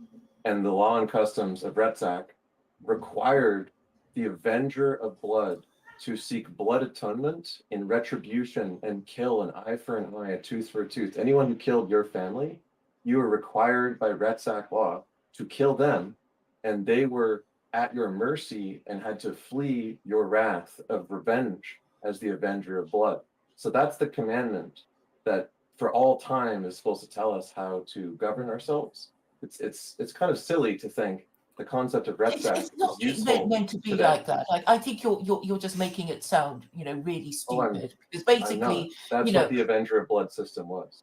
I haven't heard of this red sack or whatever you're talking Okay, about. that's what the Hebrew word means. So if you go to the Okay, Hebrew, but I'm sure if you of the asked Old a rabbi, Testament, they would say, it's not meant to be like that. They haven't done it for ages. But I mean, can't we just sort of agree on the principle that Well, murder that's should not what be the Bible's forbidden? talking Or about, do you have though. to just make that sound No, stupid? but Claire, that's not what the Bible's talking about. What Ix is bringing up is what the Bible intended. Now, we may have special pleaded our way around it. We may have come up with systems that are better than what the Bible did, but we have fundamentally changed what that means. I mean, I talk to evangelical Christians all the time that talk about, that the Bible says thou shalt not murder. That's not what the Bible says, especially when you go down to the big what Ix is doing. That's not what the intention of the Bible was. So going off the Bible in and of itself. Forget the Torah then, because, it's for Jews, right? The Quran is for Gentiles. So why do we read that? I'm not sure why would we read the Quran, because it's just a plagiarized bunch of copies of things from the Torah is for Old Jews. Testament.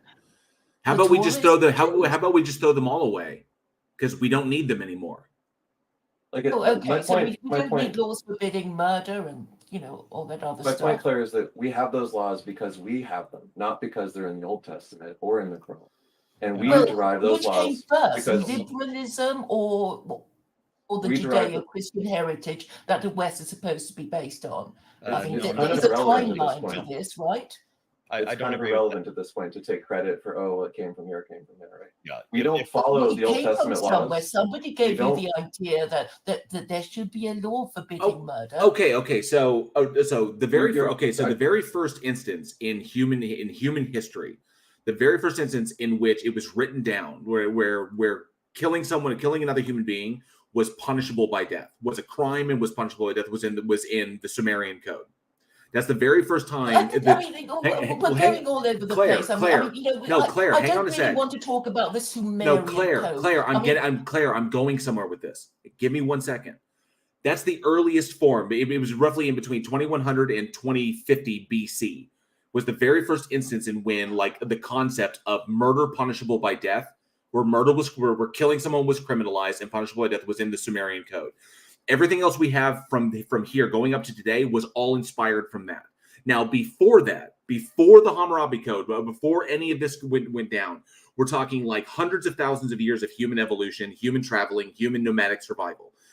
So essentially, when you look at something called evolutionary, when you look at something called what's the time? There's a term for it. Anyway, when human beings were establishing themselves in small nomadic groups and traveling around in groups, okay, it makes sense that human beings would come up with the idea that we should not kill each other within our own social groups. Okay, and the reason, and Claire, hang on, Claire, hang on. So at this time, subject us to a 30-minute talk on this obvious thing to prevent me from making my point. I'm not trying to prevent you making a point. I'm going somewhere with this, Claire. Be patient. Okay. So yes, there was probably most likely a concept there when humans figured out that it was probably best not to kill each other in our own social groups because we needed the group in order to survive. So if we wantedly just killed each other whenever we got pissed off within our own social group, our groups would not have survived.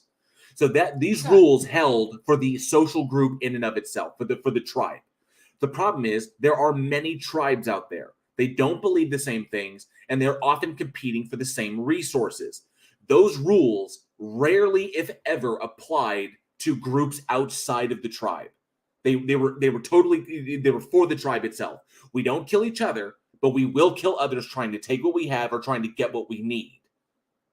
Okay? So when we were in small groups, that makes sense. But then humans, we continue to proliferate, we grow larger, our groups start forming together. These rules have to apply to everybody. These are the very basic structures of the moral frameworks that we have today when we realize that selfish action resulted in negative consequences for the entirety of the population, and that cooperative action led to better results and better chances of survival. This is called evolutionary game theory. It's very simple. The very basics. Don't act in a selfish manner because it may help. It may work out for you in the short term. Whatever society you live in, sensible people will know that it's not a good idea to be okay with murder in their own social group, but it doesn't in their own social groups, but it doesn't apply to groups outside of them. Social group. So nations are unities of tribes, right? So we have a nation, and as a nation, we can agree not to, that allowing murder isn't a good idea. So I don't see why we've been talking about this obvious thing for the past 20 minutes or whatever. It hasn't been 20 minutes, but Claire, you literally blew past what I was talking about. Okay, and we can see this in today. Not to bring I just want to make a point. You want to talk about the origins of people wanting to forbid murder? Fine. I'm not some social anthropologist. With exact knowledge of when that started. But I think we can just agree, can't we, that allowing murder would be a bad idea? Okay, I can address this point. I do agree that murder is a bad thing. In fact, I'm in one of many countries that outlaws capital punishment. Unfortunately, there are many countries that still do practice capital punishment, which I consider to be a form of systemic murder. And so there is differences on these, and there are people who claim both types of nations are derived from and influenced by ancient religions that forbid killing. So it's really pretty obvious, isn't it, that the Bible and the Quran actually say that the principle of capital punishment is okay. We just have completely blew past everything I just said. It has to be proportionate. The eye for an eye, limb for a limb, life for a life. It's a principle of proportionality. If you don't agree, fine. But I see that you're liberals, so you wouldn't agree with obvious, fair enough. Our political leanings have nothing to do with principles like that. But I haven't been able to make my point, so perhaps I won't be allowed to. Let's hear what your point is. And I do agree with JL. I think that there's he's making a point reflecting back on the history. What he was addressing was that you had made the point that modern societies are based on biblical ideas or Islamic ideals, Abrahamic ideals. And the point JL was trying to make is that, and I think he made it quite successfully, is that there are older societies and older ideals that even the Abrahamic ones are probably based on, and that are also influencing modern society. So it's not just the Abrahamic thing that influence that applies here. But what is the point that you wanted to make? Well, the subject of this debate is convince us that God exists. And I just wanted to make the point that, the existence or non-existence of God cannot be proven. There's only arguments for or against the existence of God, and you won't be able to convince somebody determined to hold the opposite view, because there's no, conclusive evidence. Annoyingly, it's just 50-50. And so deciding to follow God's laws would be a moral and political decision. Just sort of choose to believe or choose to disbelieve. And so, all these endless discussions about whether God exists is really beside the point. The argument should be, if we follow God's laws, would life be better for us or not? I mean, that's how I think argument should be addressed. Because okay, I think that would be an interesting topic, but actually the topic for this show is to prove whether a deity exists, a goddess or a god or multiple deities. Technically, that really depends to upon whether we god should that you're talking follow, about. Yes, it's 50-50 rules when it set comes out to in deism, Holy but Doctrine. when it comes to like the Christian I'd be god, that happy thing to can't entertain exist. that conversation with you in a different forum, perhaps on a debate or something, if you'd be interested in that. But yes. yeah, but here this is about demonstrating whether deity is correct. Now you did. Yes, I do have an argument. You did present an assumption about us that we're closed, we're opposed to believing, and that's not the case for many of us. The whole point of having this panel is to find out if there is some convincing argument for any of us. If you can convince any one of us, that would be great. Which means that we're open to being convinced of this. If we were opposed to believing this stuff, then we wouldn't be on this panel. There's something I wanted to respond to, though, which is that you said that being an agnostic yourself, that you conclude that it's impossible to say anything meaningful about whether gods do or don't exist, and that it's just 50-50. Is that right? That's what you said? Okay. So I want to ask you, why would you say that something that maybe you can't prove conclusively, but which you could certainly make arguments about, which you granted that there are arguments, why would you say that no arguments for or against the proposition could change the probability from 50-50? Can you defend that claim? No, it's like a glass of water, a glass being filled to the halfway point. Somebody who's a pessimist would say, but the glass is half empty. Somebody who's an optimist would say that the glass is half full. And, suppose I tell you that there's evidence, for instance, about the history of the glass and so on. I give you lots of data about the glass that might lead someone to conclude that it might be quite a bit more or less full than 50%, right? So what you're saying is, I know it's like a common expression, but I think it's actually problematic. And I'm not saying it's a problem to be an agnostic. Being an agnostic is totally respectable. But I don't think that 50-50 is what agnostics should be assuming about anything, that they have some information for or against the proposition, right? Like, are you just saying that as like an expression, or do you actually think it's 50-50? Like there's no evidence for or against? Hey, William Graber, good to see you. For all intents and purposes, there are arguments for and against the existence of God, and to somebody who isn't prepared to change his position, that there's no sort of wow kind of evidence that you can give him that will convince him, because he's determined not to accept the existence or non-existence of God, depending on his original position. Very few people are prepared to be argued into it using reason or prepared to concede argument. So I'm saying, you really, it is a moral and political choice as to whether you want to follow God's laws or not. Isn't it also a choice of like, which do you think the evidence supports? So you could be agnostic and say, look, I can't prove conclusively, nor do I think anyone can prove conclusively proposition X. I'm agnostic as to the proposition. But I think that there's good evidence on one side that is stronger than the evidence on the other side, such that we should act as though X is true or X is false. Yes, yes. I mean, I am actually saying that we are morally obliged to behave as if we did believe in God's existence. So you that are we making a claim because of moral utility? Yes, moral utility. Okay. So you're saying that it's useful, but you don't think that that's actually evidence whether it's true or not. Exactly. It can't be proven conclusively. Okay, Or but just suppose that be a fashion for thinking yes or a fashion for thinking no. Okay, but suppose that if you acknowledge that it's not just going to be 50-50, like there's no reason to think either way, if you acknowledge that evidence could give you reason to think it actually is or isn't likely that gods or goddesses exist, then just choosing out of pure utility would seem to be a kind of a deceptive or dishonest move, right? Because if you really believed in God and its existence and you thought there was evidence that made it more likely, you'd believe in it even if there was no utility in it because you thought it was true.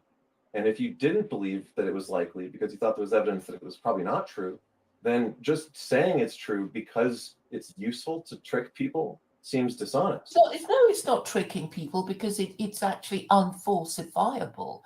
God's existence cannot be disproven, or and neither can his non-existence. Well, that depends on the God. I can make That's an why unfalsifiable agnosticism claim. is the most intellectually respectable position of all. I'm not arguing against agnosticism. I'm saying an agnostic can call a position other than 50-50 because it sounds like what you're espousing as agnosticism is like a kind of agnosticism that I think Dawkins actually did a good job of explaining in his book, is not the sole definition of agnosticism. It's a popular one that a lot of people adopt, just like yourself, in a similar way for similar reasons, I think. But it's not what Huxley meant by agnosticism at all, and it's not what most academic agnostics mean when they say agnostic. They don't mean it's 50-50. They just mean like there's no way to conclusively demonstrate the matter of fact, but there could be reasons to doubt or favor either of the propositions. Well, I agree with what you just said. You can't prove it to somebody who's determined to reject your position because they're invested in belief or invested in disbelief. But I'm not just talking about someone's motivations, like, oh, I'm I'm born this way, so I'm talking gonna believe it. about people making a moral and political choice. Let me ask you this. Okay, suppose that I told you that a prince from Nigeria has an email in your email box and is going to give you $1 million if you do some financial transactions that he needs you to do to help him get money out of his kingdom, right? Now, would you be 50-50 on that and think, well, since you're likely to get money from it, it's a reasonable thing to do to do the transactions? I think it was a scam. Okay, right. And you have reason to think it's a scam. You have background knowledge that claims like that have a history of being false, right? Yes. Okay. So you wouldn't say that it's just 50-50, even if you could never conclusively prove whether or not it's a real prince of Nigeria. You could still conclude based on historical evidence and other reasons that it's unlikely to be the case that the prince from Nigeria really is going to give you the $1 million, right? So isn't that possible, even if you're strictly speaking agnostic, that you can weigh evidence and have moral and epistemological reasons to say that it's the true or false likely proposition without claiming certainty on that? We're talking about the existence or non-existence of God, not some obvious scam from some Nigerian. I mean, why can't we talk about the real thing? Right. To some of us, the reason I pose it is it has analogous properties, right? So in both cases, the truth or false of the proposition cannot be verified, right? And the claim makes certain appeals. But it's not so stupid as to give money to the Nigerian scammer. I mean, no, it's to give money to the Catholic Church or to give money to the Quran Caliphate or whatever. There are people who are telling people to give them money, to bow down to them, to obey them because of a claim that is similar to the claim that the prince from Nigeria is going to give you $1 million if they do what they ask. If I'm being allowed to make these arguments rather than being, dragged down these rabbit holes of pointless speculation, I was talking about a moral and political decision as to whether to obey or not obey the laws of God. And I would suggest to you that, that there is a kind of culture war going on in the West. I mean, it started with Trump and whether Trump had the election stolen from him, because that America is a divided society between people who were tired of neoconservatism and neoliberalism and people who wanted more of it, wanted more uncontrolled mass immigration and more pointless foreign wars. So it's not just some theoretical thing.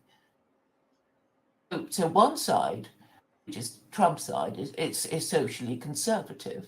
And therefore, if you want to be socially conservative, you need to, practice marriage and, practice family values and all that sort of thing. And that would need the support of a certain kind of law. And if you want that sort of thing, then you'd have to do it. I mean, it's You're just making an argument purely from utility, and the point that I made is yes, that there I are am. epistemological. I don't even deny it. You seem to be saying it's weird or stupid. Yes, there are epistemological problems with picking a position on the existence of a deity and allowing people to essentially blackmail other people with the claim about that deity, in the same way that scammers can make outrageous claims that can't be demonstrated, but we have reason to doubt. We have reason to doubt religious claims, and we have background knowledge that gives us no reason to justify those claims other than like utility or deception or other false and epistemologically invalid utility is false. Look, if the only reason you have to believe in something is you think that it's useful for people to believe it, then you're not giving any good reason to believe it. It's a good enough reason if it's useful. You can say, oh, well, what you say is not useful. But I'm saying, well, the continuation of your civilization is, well, useful. I'm not saying it's not useful. I'm saying it's dishonest and immoral, right? I'm saying that what you're advocating it's not dishonest is just because it's not deceiving people, and it's based on an epistemological falsehood, which is the claim that it's 50-50. But you can't prove that God doesn't exist. So it's not. Well, hey, it depends upon the it depends upon the God. It depends upon the God. Conclusively to provide evidence for or against its likelihood, right? And I think there's lots of background reasons to think that it's more or less likely, other than 50-50. But you can't prove the same thing about the existence of God. I mean, you have already taken a position Unproven against claims? people like that. Okay, what is your default probability of Hey, Lubo, good to see something you. is All the way true from China. when it Awesome. makes claims Thank you for being here, bud. that are unfalsifiable and unjustified? Like in the case of the scammer, right? There's no reason to believe that the scammer is telling the truth. No reason What's for your, me to what's your give starting money point? to some complete Do you stranger. start at 50-50 or do you start at less than 50-50? But we're talking about the existence of the Abrahamic God, and you keep straw manning it with this Nigerian scammer. Why can't we talk about the real thing? If I make a claim in a religious book that there is an invisible being, do you have a 50-50 likelihood that I'm telling the truth if you can't prove it conclusively otherwise? There would be argument. So the argument for the existence of God would be, we are here because there was a creation. Because there was a creation, there must have been a creator, and that creator was God. Look, you're introducing a bunch of other stuff. Why don't you dismantle, deconstruct that argument then? So there are also arguments about the nature of the cosmos. Hey, Boomer, good to see you, bud. How that are going pretty good so far. neutralize that, right? But we're not going to. I invite you to deconstruct that argument. I would invite you to let me finish my sentence. How are you going to deconstruct? Okay, I would invite you to let me finish my sentence, since you asked me to, and then you interrupted me mid-sentence. Are you going to be able to do that? You're the one who's most of the talking. So I would like you to deconstruct my argument, but obviously you're going to continue. I started replying when you literally asked me a question, and then you interrupted me while I was asking or answering a question. So my question is, do you want me to answer the question, or do you want to interrupt me and just conclude that I haven't done it? You played for time. Please answer my question. Please deconstruct that argument. Okay. So if someone makes a claim that, well, the invisible being in the book is the explanation for the existence of the universe, right? They're going to say, well, there must be an explanation. So why can't it be the one in my book? Well, if there are hundreds or thousands of infinitely different competing explanations for the creation of the universe, just because one of these people ascribes that theirs is the creator and all the others do the same does not give me reason to believe that any particular one of them is correct, right? So just making an argument, let me finish. Let me finish, because I predicted you would not be able to let me finish, okay? So when one of them makes the claim that the Christian God and the Bible is a true and accurate document, and the reason for believing in it is just a vague belief in some kind of creator, it's just far more likely that that particular story about the creator is not the correct story about the creator, and we have thousands of other stories about the creator on offer. So at best, a philosophical, I'm not finished. A philosophical, I'm not finished. Most of the time. I'm finishing my point. Claire, A philosophical argument. Please let IX finish, okay? Okay. At best, a philosophical God argument gives you no greater credence to one religious claim about creators over the other. So yes, you can deconstruct a particular religion's claim to authority when it only makes a vague claim about creators in general and has no other supporting evidence. I haven't made a vague claim. I've given you this line of reasoning which you won't be able to deconstruct. That's why you've been talking for so long. Well, use words as an octopus would use ink. As for it's not a vague belief. What's so vague about this? We are here because there was a creation. Because there was a creation, there must have been a creator, and that creator was God. What is so vague about that? The problem is that it gives you no greater reason to believe that the author of the Old Testament or the Quran or any other particular religious book had any special knowledge or authority which they claim. Well, have you read the Quran? Yes. And I can conclude that the Quran has over 40 examples of completely fibbed and cribbed passages from the Old Testament, which are misremembered and misquoted, which is evidence that the Quran is plagiarized. The Quran contains over a dozen examples of people calling Muhammad a plagiarist, and his response to people calling him a plagiarist was to execute them later when he got a chance to get revenge on them. We're not talking about Muhammad here. First, you said that there are similarities between the Torah and the Quran. And I'm saying, of course there would be, because it's from the same God. Actually, it's from the text which he had access to, because his cousin Waraka was the foremost expert on Abrahamic religion in the region, who could recite and write entire passages of the Old Testament from memory, and who he visited on the request of his wife at the time, who was cousins with Waraka. That's a much more reasonable explanation for the copied passages than the claim that he just received it from the angel Gabriel. This also ties into J.L. Warren's comment earlier about. Okay, well, you can talk about all these people, but I mean, I can make it simple for you, which is that Judaism is thesis, Christianity is antithesis, and Islam is synthesis. So you would expect some repetition and incorporation of the previous two religions. And when you said Christian God, I entirely reject the Christian God, because it is a belief that an executed blasphemer is the co-equal of the God of Israel, who is also Allah. And I'm saying that is a problem. Nobody believes it.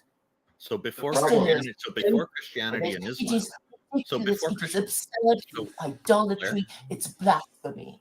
Claire, so before Christianity and Islam, the Jews didn't have a complete picture, is what it sounds like you're saying. They're on their own, and this God has to go through 3 different religions in order to get to the point of synthesis to complete it. I am not convinced that a deity exists based on this alone, but there's many other problems with it. And we do need to be careful of time because we want to get other people on the stage here as well. Did you have a final thing you wanted to sum up in maybe about 30 seconds for us?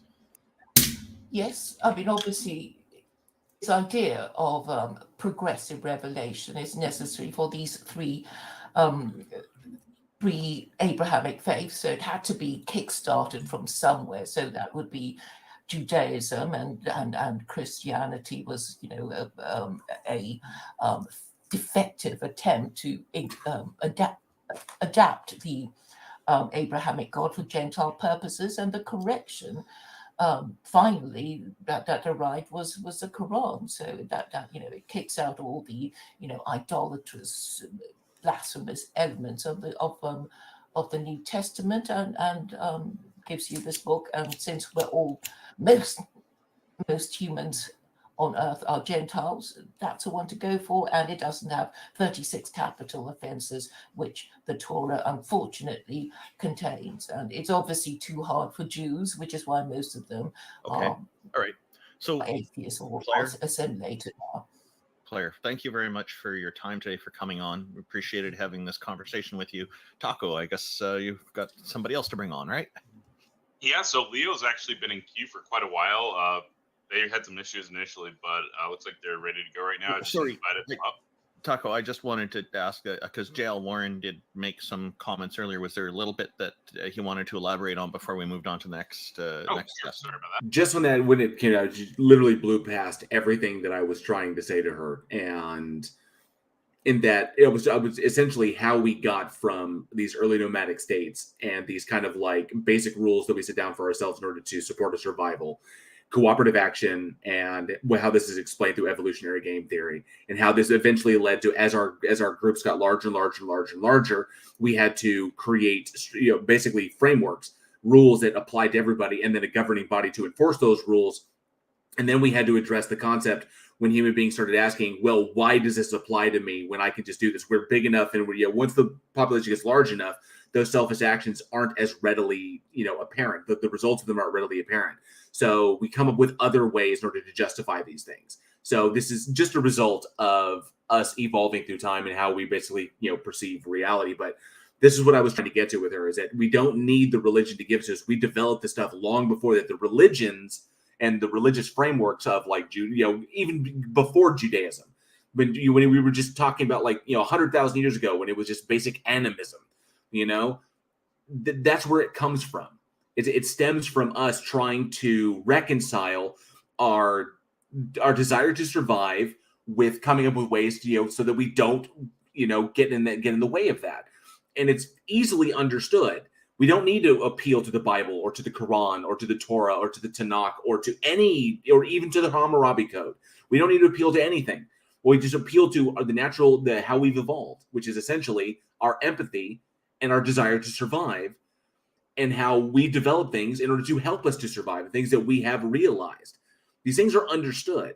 And I don't know why it was just this constant appeal back to the Bible, back to this one particular religious text, which isn't even the oldest text that talks about gods in that respect. So it was just weird. I don't think that she was listening, and she didn't want to listen, because it just kept coming back to this one point. I think Jefferson brought it up when he was messaging. It's just very much, there was this one particular idea, and she was basically espousing what she was talking about us. He's like, you won't be able to convince people of something that they don't want to be convinced of. That was essentially what she was describing herself. I think it was more projection than it was observation. Awesome. Well, thank you. I wanted to point out just one thing, just that also I thought was funny, is it seems like her reason is to defend conservatism. That's her main motives, the utility of defending conservative values. But there are tons of conservatives who are not religious and who defend both conservative and liberal views for rational reasons that don't require religion to justify them. So I think that the whole idea of using religion for its utility to support your political camp on either side of the aisle is kind of a mistake. Yeah, I'd like to say that. Go ahead, Jeff. Sorry, go. No. I was just going to say, I think that what she's attempting to do is classically misguided. So, okay, you can't disprove a god. So let's take the imposition of some of their rules. We can arbitrarily choose a Hegelian dialectic for the Abrahamic religions. Assume that Islam is the final position on that. We use that, and it doesn't matter if people don't know or don't believe in a god. We might as well assume there is one. This is the closest thing that we have to imposing rules that apply to everyone. We can put that in place and punish anybody who doesn't measure up. That is a system for massive humanitarian disaster. Anytime somebody tries to utilize this kind of brutal, magical thinking because they think that's going to fix people is in for a lot of trouble and a lot of problems. You literally you wouldn't have any authority to do that. I'm sure Claire thinks that you can. You can just appeal to like, well, it's got to be God, right? Because reality is creation. And why not the Quran? That's the newest one. And hey, now we'll just impose bits and pieces of Sharia. Okay, well, which parts do you like and which parts don't you like?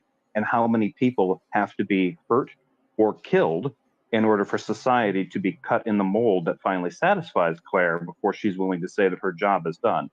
And then when does the inevitable backlash hit where everybody has to go back to some kind of revolution? Like what she's talking about doesn't go anywhere. It just ends in confusion, ignorance, violence, and ultimately a betrayal of any of her so-called principles. This is not conservatism. She's just a reactionary and a fascist. She just wants to control people, and she's too ignorant to realize you can't do that this way. You might be able to get a system to do that for a little bit. People will revolt against that. Yep. So. Hey, let's avoid calling people ignorant when they're not. I'm with you, but let's avoid calling people ignorant when they're up on or not on stage with us. Now, Leo, you are invited up. You're welcome to come up here if you want to chat. I know you said you're a little bit shy, so it's totally up to you. It's just a conversation, so whatever you want to do there. And I'll just say it looks like it might be Liu. I'm not quite sure. I hope they join us. If they don't join in the next little while, perhaps bring on the next person and come back to Liu.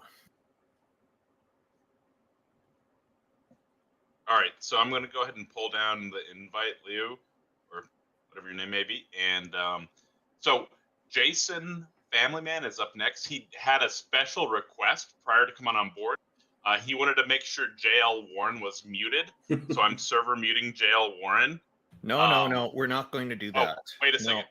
No, we're a whole panel. We can't exclude members of our panel from this.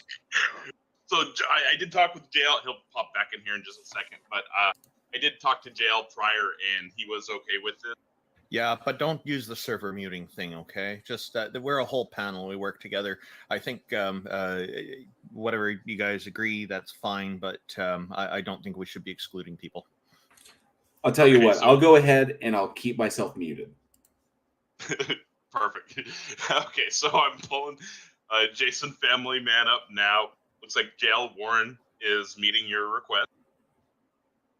I didn't know jail was that bad. Or scary. So Jason, it sounds like he has some new information that. Oh, sorry. It sounds like Jason may have some new information that may convince us that worms can control the human brain and be God. If I'm not mistaken, is that correct? Hello, Jason, and congratulations on worming your way in here. Oh, snap. All right. Yeah, it's not that guy needs to be muted. It's just that every time we talk, he just gives such a negative energy in here. I just don't want to bring it down to that. I just want to answer a few questions people have about parasites, apparently. Since my last conversation. Always good to start off with a negative comment in order to avoid negativity. Yeah, well, I don't want to be negative about anything. So that's why that happened. If he wants to unmute himself, it'd be cool. I don't give a shit. Okay. Let's just talk, But so you told us that worms, colonize people's brains. The whole reason he's upset about this is because he keeps bringing up this idea that anything that controls Toxoplasmosis gondii, last two visits, I think it's a protozoan. What you said. Does he have any new? He thinks that it can that it can propagate, that it can sexually reproduce outside of cats, and it can't. He thinks it can do it in humans, and he's wrong. The one where Randy is bumping the lady on the bus. No, Okay, no, that was Jason. referring to you bumping me. Though. Hey, Jason, could you maybe just give us a quick introduction to Yes, what Micro, this it is and how that ties into proving God for people who are listening and don't have access Oh, to the okay. text? Okay. Excuse me. I need a brain worm emoji. I believe That's what I need to create. that I've witnessed religions using animal product consumption and therefore getting a parasite as a way to manipulate people into a state of fear and panic constantly, which they can use to sell them a religious golden ticket, I guess you would. And there's, I mean, where do we start with that, right? Hey, Extra J, good to see you. The agreement is Can that you I'm tie it muted into on how this. it proves God or a goddess exists? Whatever's in your mind exists, right? Whatever you imagine, whatever pops into your head is something that it exists. Whether it's real or not, it doesn't matter, but it exists in your mind. So if you have 7 billion people all scared and schizophrenic because of the parasite they have because they can't get up pork or beef or Yes, chicken, ugly German truth, as in toxoplasmosis. then they turn to a savior. It doesn't matter if it's real or not. This is what's happening. If I imagine a unicorn, does it then automatically become real? If everybody around you starts imagining unicorns and they start worshiping unicorns and it change reality of people that don't believe in It doesn't unicorns, matter. yeah, it it doesn't becomes matter how many reality people. because you have imagined it doesn't into matter. reality. Yes. Hold on. It doesn't matter how many people imagine it. Yeah, exactly. Exactly. So if I imagine a unicorn, does that make unicorns real? In that person's imagination, yes. Times 7 billion. Yeah, but it's not real. I love it when people answer a question that I didn't ask. But can you answer the question that I actually yes, asked? I said yes. What was your question, sir? My question was, if I imagine a unicorn, Night Noodler. does that mean that unicorns are real? In your imagination, yes. Not my imagined unicorn. Does it make actual unicorns real? In the physical world, no, absolutely not. Exactly. But does that matter when you have to whatever people does that matter when you have to sacrifice your firstborn child to a unicorn or give 30% of your paycheck to a unicorn? Does it matter at that point if it's real or not? Jason, does the same rule apply to? I'll try to finish my sentence. Peter, can you just give me a sec, Peter? Jason, does that same rule about the unicorns apply to a god? If you imagine something that controls you, yeah. Well, you got to understand what my definition of God is. My definition of God is anything that controls your world. Why aren't you answering the questions? Oh, okay, I thought I was. What? No, you were. First of all, you keep over talking. I honestly think Jason is an ivermectin salesman. I thought I was a guest here to speak.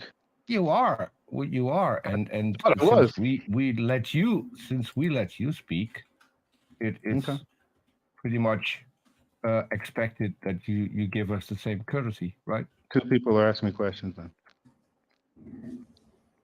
Well, I was asking pull him a aside so Peter question, can talk to you. and Randolph pretty much I like Randolph. asked the follow-up question that I also would have had. If you imagine a god, does a god become real? It's the same answer, man. The answer is exactly. no. So how do you? I'm completely lost at your statement. Because your statement was if one person imagine, and there you go over talking, again. You are confused, and I'm explaining. You're over talking, actually. I was in the middle of asking a question, clarifying question. Cool. Oh, that's what you're clarifying. I didn't need clarification, but go ahead and clarify it. No. You go ahead and talk. You seem to be more happy when you have the ability to talk.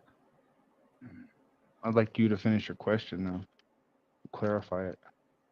You were already answering it, weren't you? What a stall. Anyway, you got anything? So 7 billion people have a parasite inside their intestine, not in their brain. It's in their lower intestine. And when they attach to the wall of your The colon, intestine. it sucks the blood out of it and makes you like it makes you it gets all your nourishment before you do. So what that does is it makes you smaller, it makes you slower. These things also secrete a chemical into the bloodstream, and that chemical Yes, but instantly hits now your bloodstream. we have Now changed you're from interrupting. something Now that you're is interrupting. imaginary. Yes, I am. Good. Now we've changed from something that is imaginary, which is in your Mhm. brain, to something that actually exists and that we can see. And this Also, it's enzyme that intestine. supposedly the Yes, parasites intestine. excrete, Jason's never said what that Well, enzyme is. it's their colon. It's their colon specifically. But it injects chemicals that He change can't identify these your chemicals. outcome. They change your free will, and they determine minute things that you find minute, such as the desire of food.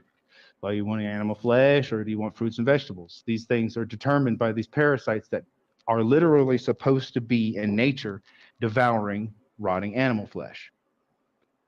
Okay. I don't see Generally why supposed. you calling that God. Like I So could you I could generally- say I'm still completely at a loss as to how this has anything to do with whether or not a God exists. like all he's saying is there's a thing that influences us. Let me finish. There's a thing that influences us, and he thinks that influencing us meets his definition of a God. So your definition of a God could also include like political parties and all sorts of things, which are just Yes, like sir. organized things that influence behavior. Press the We are start not screen pretty gonna be much. debating like whether a political party is God here, for the same reason that it doesn't really make sense to debate whether worms are God here, because arbitrary things that don't create universes and are just like an influence on human thinking, you're calling them God. And John is Rapp, so he just different rejects than what that anyone else means blood by God test that we're because not I get having a meaningful checked conversation. up. I get checked up every Well, 6 months. maybe and you're. I've never had parasites in my What life. definition are you looking for? Well, most people, when they say God, they mean something that is the creator of the universe and which Okay. is responsible for the state of affairs in the world by some method. Uh-huh. That's not the Come on, only man. kind of God, but Really? usually something supernatural, spiritual, and connected Isn't to that almost the same level? human beings. No. No? What did you say? Creator of the universe and then alters your world? Come on. See, you started by saying That's it what I doesn't said. matter whether it's real. You're just talking about an idea, right? So we can No, talk about the idea. The deity that you bow down to doesn't that doesn't matter if it's real or not. It's the problem that the people have that is trying to be solved by bowing down to the deity, and the people that sold them that Pretty much idea rodent ass puppet is a whole masters. different situation. Right, but we could make exactly the same sentence that you just uttered and say that's Uh-huh. evidence that God doesn't exist. Because what we mean when we say God is not the thing you're Uh-huh. talking about. The thing you're talking about, which is just an influence on human behavior that's related to the idea of God in your view. And your connection tissue is, well, religions have something to do with what we eat, parasites have something to do with what we eat. Therefore, parasites influence our idea about God or related to our idea about God. It's so tangential. I could say, look, political parties influence religion. A lot of political parties are affiliated with certain religions. Therefore, political parties are God, right? Like there's so many things that are God by your standards that there's a million kinds of so-called gods. It's not very meaningful. Well, I mean, when you consider government, it's govern your mental, and when somebody turns their mental over onto somebody else to govern it, yeah, they become the god of that person because they have the mind of that person. Because mental is in, At that moment, they government. Because mental is in governmental. they can create entire worlds. They can tell these people what to do, and they'll believe it. It becomes God figure. Maybe you're talking about all powerful that created everything else. Is that what you're talking about? Right. What you're talking about is consistent with not believing in God. Yeah, I'm not going to You be able to sound- tell you about creators. So I'm going to be able to tell you what religion has given you to make most people believe that there is a God, You or sound like the feeling that they need that. you I'm sound really like an curious. atheist. How does something that hold on a invades second. your I'm mind? an atheist. I'm an atheist, sort of, kind of, but not in the way you would think. Right. So you sound like an atheist who's very concerned about parasites and wants people to be warned about them, and who's very interested in veganism and thinks veganism is a good way to avoid parasites. Those are valid issues to talk valid. about. They just don't Okay. really have anything to do with the existence of God, which you don't believe in yourself. Okay, but let me ask you, me versus zombie. Okay, I'm alkaline, vegan, human. I have no parasites inside of me. Alkaline, Normal guy vegan, eats human. animal products, eats billions of parasites. Technically, you do have babies, gut. You do have every gut single bacteria, which day, enable you and to he digest ingests food. them, But and he that's has this beside the point. acidic body Those to are develop symbiotic. these creatures into a blood-sucking parasite, which can feed off of his body. Okay, this guy is going to have paranoia, schizophrenia. He's going to be obese. He's dying every second, and he knows that he's being sucked dry of his body. Everyone's Me, dying as a every vegan, second. I don't have these concerns. He is going to look for some kind of salvation because he is scared and he doesn't know what the fuck is going on. They're going to call those demons. Boy, you got the demons in you. You need to get them demons out you. But they never tell you how to get the demons out of you. They tell you, eat some pork, eat some lamb. Just You a need to eat quick some lamb, eat question. some Just a ham. quick question. Hold on. Just a quick question. I eat meat. Does that mean that I'm a Mhm. zombie? By definition, I go by definition a lot. Yeah, I go by definition. I think you're a lunatic, but that has nothing to do with the conversation. Well, my definition is you mean- hope that I'm a lunatic because if I'm right, then you are. No, a you're zombie. just rambling on, throwing out Yeah. words. People say they like Everyone this. who eats meat. Some Everyone people who understand eats what I'm meat saying. You don't. is suddenly a zombie. How Yes, how by does that definition, follow? not suddenly. Do you It's know always what a like that. zombie is? Do you know what Tell a me zombie about a is? zombie. Tell me about a zombie. I'm asking It's you. so hard for me. Oh, I to chime thought you in said right you. now. I thought you was about to inform me. I know what a zombie is. It's so hard. Yeah, I mean, we can both agree that a zombie is a fictional character made up to play parts What's in the movies. definition? Right? I thought you said you like definitions. I thought you were about to give me the definition. That is pretty much a definition. It's a fictional Definition of it's a fictional character. That's the definition of zombie. Okay. Yes. Yes. Definition Have of you zombie ever- is have you ever seen a zombie? flesh-eating. Flesh eater eats animal flesh. Have you ever? That's great. You redefine what a zombie nobody is. else- Walking Dead. Walking If I Dead. define a zombie, as something that Yeah, doesn't see, I'm eat getting at all, interrupted now. I was on a roll, but this guy getting interrupted. then where are we going with that? I don't know, man. I guess Derail City. We're free associating at this point. Let's just call it a day because you Yeah. don't believe in a supernatural God of any kind, and you made your case for Nah. veganism. You got your chance to say your piece, but we're not getting What's a anywhere. supernatural? What does that mean? That's I think evidently we something you would be don't better believe in, off so if we you have. don't really have much to talk about.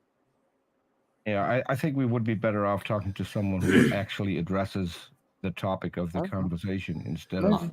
John, I'm not excluded from like I'm the literally text. giving from each it, person but I try not to like break off the screaming that much. This guy doesn't seem to have the capability of having. Is this what Taco? Is this the unanimous or what's going on? Peter, please don't. Okay, Jason. Thank you for coming up. You're awesome. We do appreciate your input here. We're gonna go ahead and move on to the next. Jason, That's all maybe that's all you can take. All right. Jason, I just maybe next time you might have some solutions for how to get rid of these parasites. I have that, but don't want that. Whatever. Oh, okay. You guys want that? It's simple. Oh well. They talk about 30 they seconds talk about be enough for you? We can give you 30 seconds. Sure. Stop eating them. Stop eating the things that make your body acidic, and you have to digest something, and it takes more acid, and you will become alkaline, and then therefore your blood will no longer be tasty, delicious for them. It'll be actually like eating chlorine for them, and they'll evacuate in those symptoms. Sounds like great preventive advice. Thank you, Jason. Appreciate your time. Adios. It was great to talk with you again. Happy Easter. Thank you. Just for clarification, that's not actually medical advice any of us are condoning. Now, I'm sorry. I want to hear what Jail Warren has to say. Yeah. And Brought to you by You'll Play. I swear, it I'm was so. by It far was not drunk enough to listen to something like it that. was so hard to not chime in that. But the key points on that is like one, there's no evidence to support that 7 billion members of the population are infected with parasites. There's no evidence of this whatsoever. There's no study that proves this. He's basically just claiming that. Two, he can't identify these supposed chemicals that these parasites are like producing that cause us to be susceptible to these kinds of thoughts or to this kind of ideology. Three, he thinks that just because I imagine something that it becomes real, it does not. That's why it's called imaginary. And four, this doesn't explain why the vast, why veganism is still a very, very small portion of the population, and atheism is growing, and atheism and deism is quite large, but and a lot of them still eat meat, so they don't believe in a god or like this. So, and then the whole thing about government, and then because mental is in government, is governmental, and that there's some sort of like mind control there. I have no idea. Wow, just. So, but the biggest point is he has no evidence to back up any of his claims. He can't identify. He's like he can't identify the chemicals that are affecting human. After Peter, there's one point I want to address with Jail Warren said. Go ahead, Peter. So, Jail, there's a reason the word mental is in governmental. Come on! Don't do that. Okay, we're not going to talk about people. So we want to stay away from those kinds of. Okay, so let's move on. And I mean, does he realize he has symbiotic bacteria that live in his colon that is necessary for the digestion, necessary for human digestion? That this is like that he literally has a symbiotic ecosystem in his stomach or in his intestines that is necessary. That he does not get that they're not parasitic, but there are bacteria that are necessary. There is flora in the digestive tract, but there's entire cultures of them. Yes. Now, Jail Warren, one thing you mentioned was about the atheism demographic growing. I do agree that there are more people who are leaving religion and just deciding they want to live a free life like us. But I think there's another nuanced factor that we got to be careful not to overlook, and that is that there are a lot of people who have been atheists all this time are now more recently willing to stand out and be counted. So we're seeing a combination of these two things. So I'm agreeing with you, but I'm adding some to it if that's okay. Oh, I agree with that. Oh, totally. And the normalization of this and how it's intellectually honest, and that that we're not second-rate citizens just because we look at things critically and we reject a particular ideology or a particular belief structure because we don't see a justification for it. This is normal, and hopefully eventually we'll get there. It'll become more prevalent. But thank you for emphasizing that it's normal to not believe things, and I do think that the accusation of it being dishonest or lazy to just not believe is invalid as a position, because it is honest to say that we don't believe something if it's true that we don't believe something, and that's common. There's nothing wrong with this at all. There's nothing dishonest about it. There's nothing lazy about it. Just because somebody else has an expectation that we must meet their standard, it doesn't indicate laziness. It just indicates that we're not meeting their standard. Their laziness may or may not having to do with it, be an incidental factor. Would you agree with that? Yes, absolutely. Thank you very much. Hey, Otangelo, how are you doing? Happy Easter.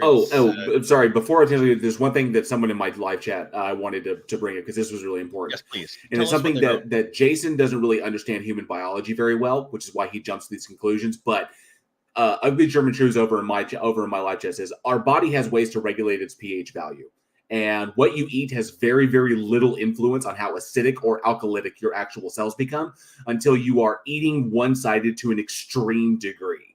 So that's what's being. So your body has a self-regulation method that it keeps its alkalinity roughly around 7.2 to 7.4 is where your pH balance should be. It's like 7.2 to 7.4 is the good healthy average.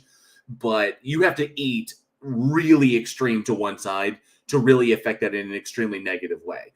And there is such thing as being too acidic or too alkalytic. And there are serious problems that result in organ failure and all kinds of things if you eat too far to one side.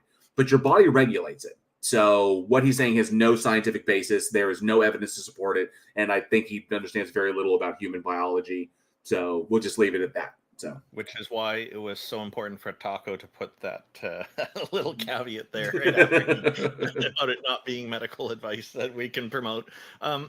So if you happen to have a link for that about the pH balance, please feel free to share it in the chat, and I'll make sure it gets out to the YouTube chat as well. Otangelo, welcome and happy Easter. How are you today, and what have you got for us to prove that a god or a goddess exists? Good to see you, Jesse. I already have a question, Otangelo. First, how's the Bible study going? And second, how much wine have you had? Because I actually liked drunk Otangelo last night. Yeah, Peter, I've studied actually that topic, and surprisingly, there are over 500 different objections and supposed contradictions in the Bible. And I've studied the topic. If you want to see what I came up with, and it's precisely what I actually thought, that others have actually done the job for me to provide answers to these objections. And I can give you a link, and you guys can look it up. Is the link on your own website? Because you like to cite your own website as a source. Yes, it is at my website. So your source is your own website. Awesome. No, 420, good to see you. I collect external sources and I put them at my website. I know, right, so Micah? And good to see you, Micah. Thank you for being here. To be fair, I'll back up Otangelo for this one. He actually has a link on his website. That like 268 there is like those like friend that links requests. to a scientific study that says that abiogenesis is very possible and most likely the best explanation. So there are other things. This is also the same Otangelo, which I don't know if you remember this, Otangelo, but we had a conversation about abiogenesis, and you claimed that you had a video that I needed to watch that addressed the synthesis of RNA chains on clay as a substrate to produce random biomolecules and their ability to form lipid protocells. And you swore to me that the video that you sent me and made me watch was going to address that exact fact. It wasn't even mentioned in the video. Neither of those things were mentioned in the video. You pretty much just lied to me. Or you were ignorant of the contents of the video you recommended. Well, I don't remember the video, so I cannot comment on this. But if you want to discuss this topic, then I have a ready answer to that. They made these experiments, and in order to have it working, you need clay which comes from a specific company, and it has to be purified molinolith or something like that. And of course, you didn't find these substrates on a prebiotic earth. So it is completely irrelevant if RNAs can concatenate or polymerize with this substrate if the substrate isn't found prebiotically. You don't think that clay was found prebiotically? No, they used a very specific montomorillinite clay, which comes from a specific company, which is purified, and that kind of clay is not extant naturally. That's why the experiment had no relevance in regards. Well, it's not extant now. It's this problem. It's not extant now because we've done things to the environment which have created that have caused impurities in it. For example, I believe it's cesium-14.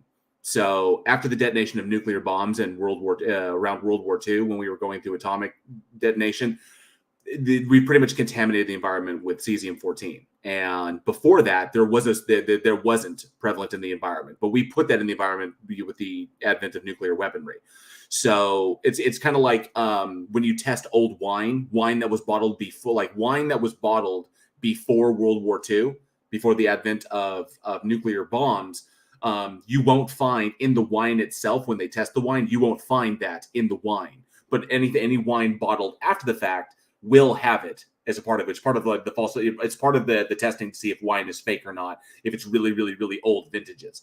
So we've done things in the environment to cause impurity. So we have to purify the things that we find in order to try and replicate certain situations. So you're basically saying that something that doesn't exist now couldn't have existed back then, and that's just fallacious.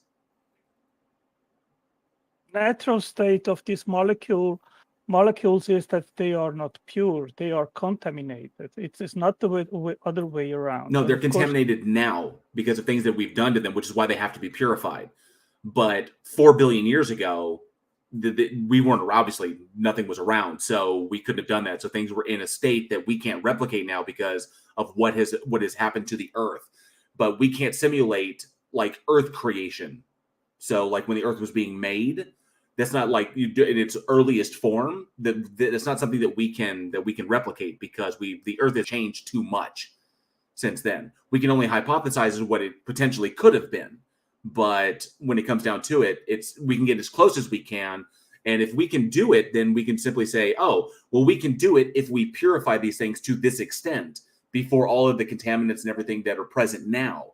So we're basically taking out everything as a result of what has happened, taking down to its basic state. Well, that's the way it could have been 4 billion years ago.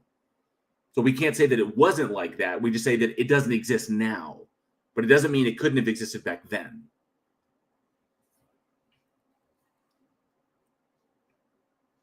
Also, Otangelo, I have current studies that talk more in depth about abiogenesis and clay substrates.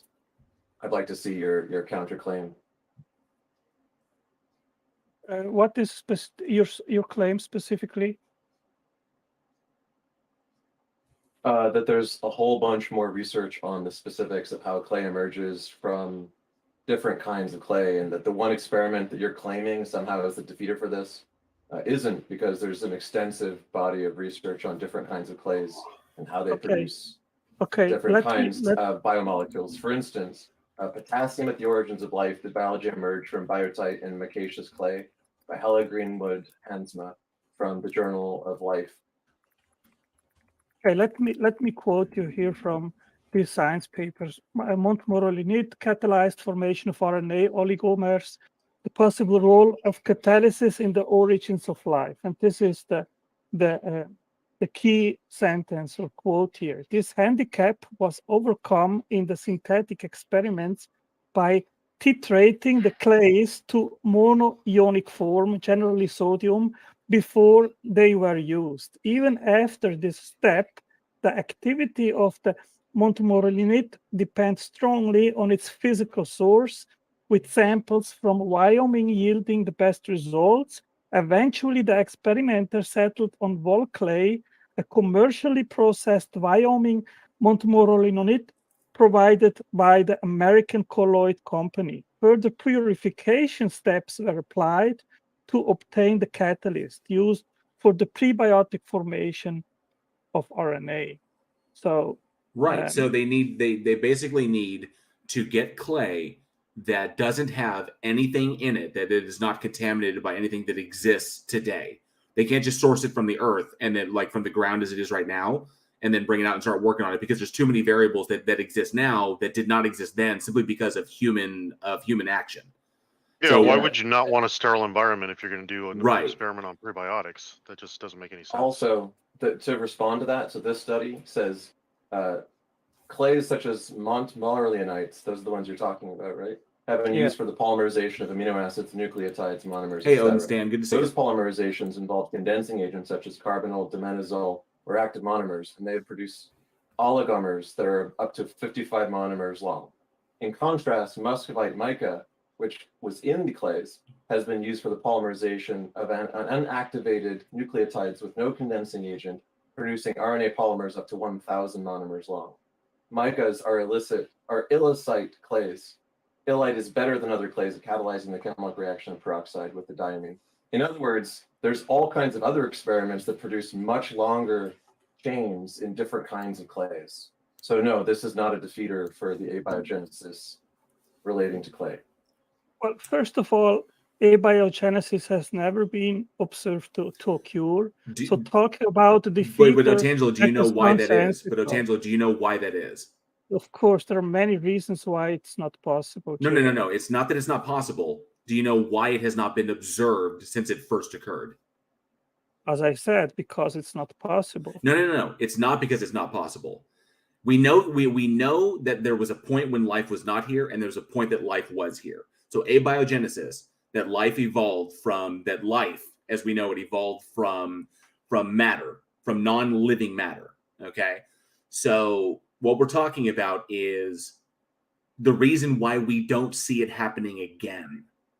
And that's because those earliest stages of life, okay, if abiogenesis was occurring again, those early stages of life, when it first occurred some 1.3 or 1.4 billion years ago, when life began to form, there were no predators on this planet to feed off of that early life. It was evolving itself. It was there by itself alone, with nothing to prey upon it. So it was able to flourish with no natural predators.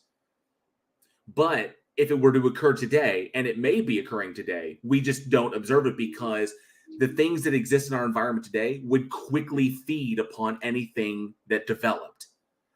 The elements and the material necessary to create those early stages are automatically already a part of a food chain that exists, that has been developing for billions of years, that's been developing over 1 billion years. So therefore, anything that would develop would quickly become a part of the food chain and then be consumed as a part of the cycle that already exists. But when there was no cycle and it was initially developing and nothing to break these things or prey upon them, they'd have the opportunity to flourish. But it doesn't exist now, because once the system flourishes and the cycle begins, then you get consumption, death, decay, and then it just continues on and on and on. So it's a process that can begin once, but once it starts, it can't start again. So it only needs to take place once. Now, it could potentially take place again if we can create an environment in which there is nothing to hinder it from starting, which is what humans are currently doing with the planet simulator at McMaster University. We're trying to replicate that so we can ensure that nothing can disrupt it. We're basically creating a microcosm outside of the natural environment to see if we can make it, see if we can get it to happen again. We can recreate the scenario in which this does occur, so we can see it occur naturally outside of the world. Because we can't like drive the Earth back to that point. So yes, you won't observe abiogenesis occurring again, not because it's impossible, but because it's impossible now, but it wasn't impossible then. Because once it gets going, it can't happen again. It's very simple. Can I ask one question, Otangelo? Is it important that we can observe it? Well, it would boost, of course, the claim that it is possible by natural unguided means, right? And of course, that would help atheists to make their case that a god or an intelligence was not necessary. Whoa. Hang on, Peter. No, Peter, hang on a sec. Otangelo, no.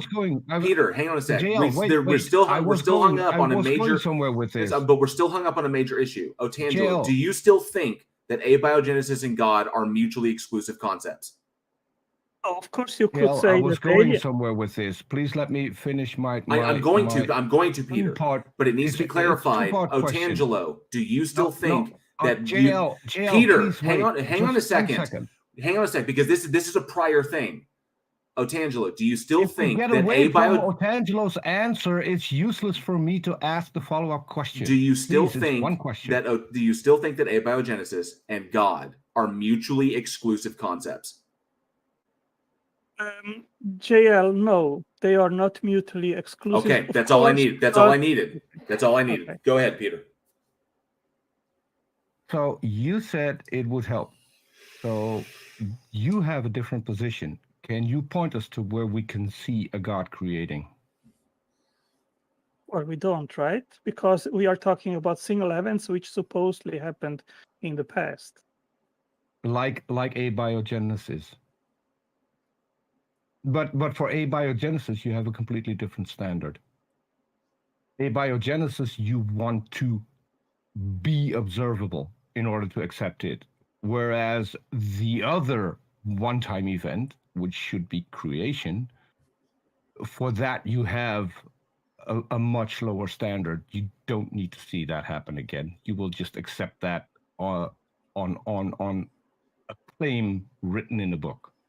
Well, I disagree, Peter, and I disagree for that reason. You know, the analogy that I commonly make, where I say that the smallest unit of life is a cell, And the cell is analogous to a self-replicating factory. And we as intelligent I beings, agree, and I know Can I finish, you please? Can I can finish, stop please? Can I with finish? that, No, I don't Otangelo. want to We've finish. had this I don't want conversation. to finish. I want to finish my What sentence, Peter. what I want you to address I is want to why do finish you my have sentence. different I standards? want to finish my sentence.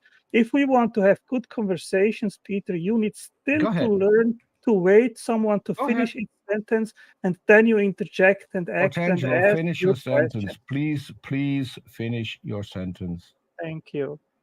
So we know by our own experience that we as intelligent beings, we make factories for specific purposes, factories which serve us and make certain things. And the cell, as the smallest unit of life, is a self-replicating factory.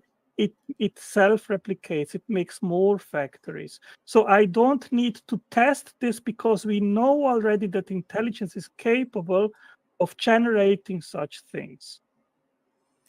So human beings create Which factories. in no way answers my question. So My question was, so human we beings have create two- factories, and JL, hold cells on. act like JL, hold them. on. So therefore, there must be intelligence behind cells. JL, please, JL. I asked him a question. He answered something completely different. We have two events, two origin events. One is abiogenesis. The other one is God creating. For abiogenesis, you insist on seeing it happen in order to accept it. Why do you not hold a God creating to the exact same standard and will accept that only if you see a God creating? It's nice that you rambled on about the cell, but that has nothing to do with the question that I asked. I just want to know why you have a double standard. I answered your question, Peter, but you are seemingly not understanding it. I don't still need someone to prove me that intelligence can generate certain things because we have by our self-experience that we as human beings, we can do such things. So we know that intelligence can create make life? Can I finish, please? We No, know. because you're still No, answering a I've different not question. finished. No, I'm not. Have you seen humans create life? I have seen humans making blueprints, making machines, making. Have you seen them create Why life? are you not Because permitting that is me what we're to finish talking about. my We're not talking sentence? about factories. Why We're are not you talking not about what permitting me to blueprints. finish my sentence? Because if you listen Hey, to the Peter, end, Peter. Hey, hang on, Peter. This is a group chat up here, and he's dealing with multiple people, and you're getting really aggressive and over talking him. Can you let him respond and then respond back, please? I agree, but I just wish that he would answer the question because I'm not talking about factories. I'm talking about the origin of life, which has nothing to do with humans creating factories. It has to do with humans creating life. We do not see that. We do not see God creating life. There is a double standard here. Okay, Peter, I said previously, and it seems you are not listening actually to what I am saying. Cells are analogous to factories. And we know that humans, they can make factories through their intelligence, where it is a logical leap that when, if the analogy of two phenomena be very close and striking, while at the same time the cause of one is very obvious, we humans can make factories using our intelligence, it becomes scarcely possible to refuse to admit that the action of an analogous cause in the other, which is cells, which are cell factories in a literal sense, tough, not so obvious in itself. It's not obvious that God created cells, but if we can use our intelligence and do it to make factories, then analogously we can come to the conclusion that the cell factory also requires the same causal ingredient, which is intelligence. No, But that is a bad analogy. Is false, and I'll point out why it is false. Because we can create factories, and I will give you that because we see people creating factories. What we do not see is people creating self-replicating factories. Factories that do not need humans to work there, that can create other factories. So your analogy is completely useless. Also, cells are alive, factories are not. You know what the Big difference difference. is, Peter? Peter? The difference is that humans have not been able to construct a completely autonomous, self-replicating factory because it's so complex. So we have used all our intelligence and we have not even come close to do so. So it is logical to infer that the creator is much more intelligent than we are, which was capable to actually instantiate such a complex thing. Well, thank you for admitting that your analogy doesn't work. And I'm have a still quick back point. to the question why you have a double standard and you need abiogenesis to be observed, but not a God creating. That's the one question that you keep avoiding. That's the one question you will not answer, ever. Well, I I have disagree, a- and I think I have answered it. You just are not acknowledging it because you're biased towards your worldview, so you're blind to see the that's evidence. rich. Okay, I have a quick. Go ahead, I have a King. quick Go ahead, point. Xerxes. Go ahead. Yeah. So it would appear, Otangelo, that you're merely just appealing to artifacts that we have personally designed and attempting to draw a comparison to the rest of the natural world, when in reality, Thank you so it's much, that Germani. I appreciate distinction that. which Thank allows you. us to recognize designed artifacts. Like we don't look at a rock and assume that it was intelligently designed, but according to your worldview, it would have been, right? Everything would have been designed. So I don't know why you insist on appealing to biologically intricate structures when you could just as equally make the same argument with a rock. I think that there's a subtle acknowledgement in your own worldview that things like rocks or sand or the grass, the stuff like simple stuff like that, doesn't have the same rhetorical effect as talking about cellular intricacies. So, forgive me if I'm misrepresenting you, but it would appear to be the case that you are fallaciously comparing things that humans have created and extrapolating that to the natural world without admitting, or at the very least recognizing, that we only know the difference because nature does not operate the same way as artifices that have been constructed by humans. Now, while we have been able to create things like self-replicating computer programs, for instance, self-replicating biological organisms, when you say the word complex, all that means to me is that it's made up of a bunch of different parts. But an omnipotent creator devoid of any sort of power constraints or creative limitations wouldn't need to make things up of a bunch of different moving parts. He could make things however he wanted to. And usually efficiency is a hallmark of design, not complexity. The more complicated a particular construction is, the less intelligently it was designed. That's how we observe things in reality. And we can observe that biological life is one of the least efficient systems in nature. It is filled with redundancies, inaccuracies, errors, and these things result in most of all the life that has ever existed on the planet to go extinct, to be brutally retired from existence. So I don't buy this intelligent design argument at all. I don't think that it's intuitive. And Peter's original question about why you need to why you want to accept abiogenesis without personally observing it yourself, but you're freely willing to blindly accept that an omnipotent creator who has powers incomprehensible to us somehow manifested all of these things out of a literal vacuum of nothing. That just seems reasonable to you. I don't buy that. I don't buy that. You want to talk about bias to a worldview? That is bias. That is you overtly admitting that you are not going to entertain contradictions to your own worldview, but you will hyper focus on what you perceive to be issues in other worldviews. Okay, as usual, Xerxes, you make a lot of arguments in a short period of time, and each of these points would require an entire separate conversation. I'll quickly address a few things. First of all, simplicity doesn't mean anything if it doesn't work. And we know that. I didn't say simplicity. I said efficiency.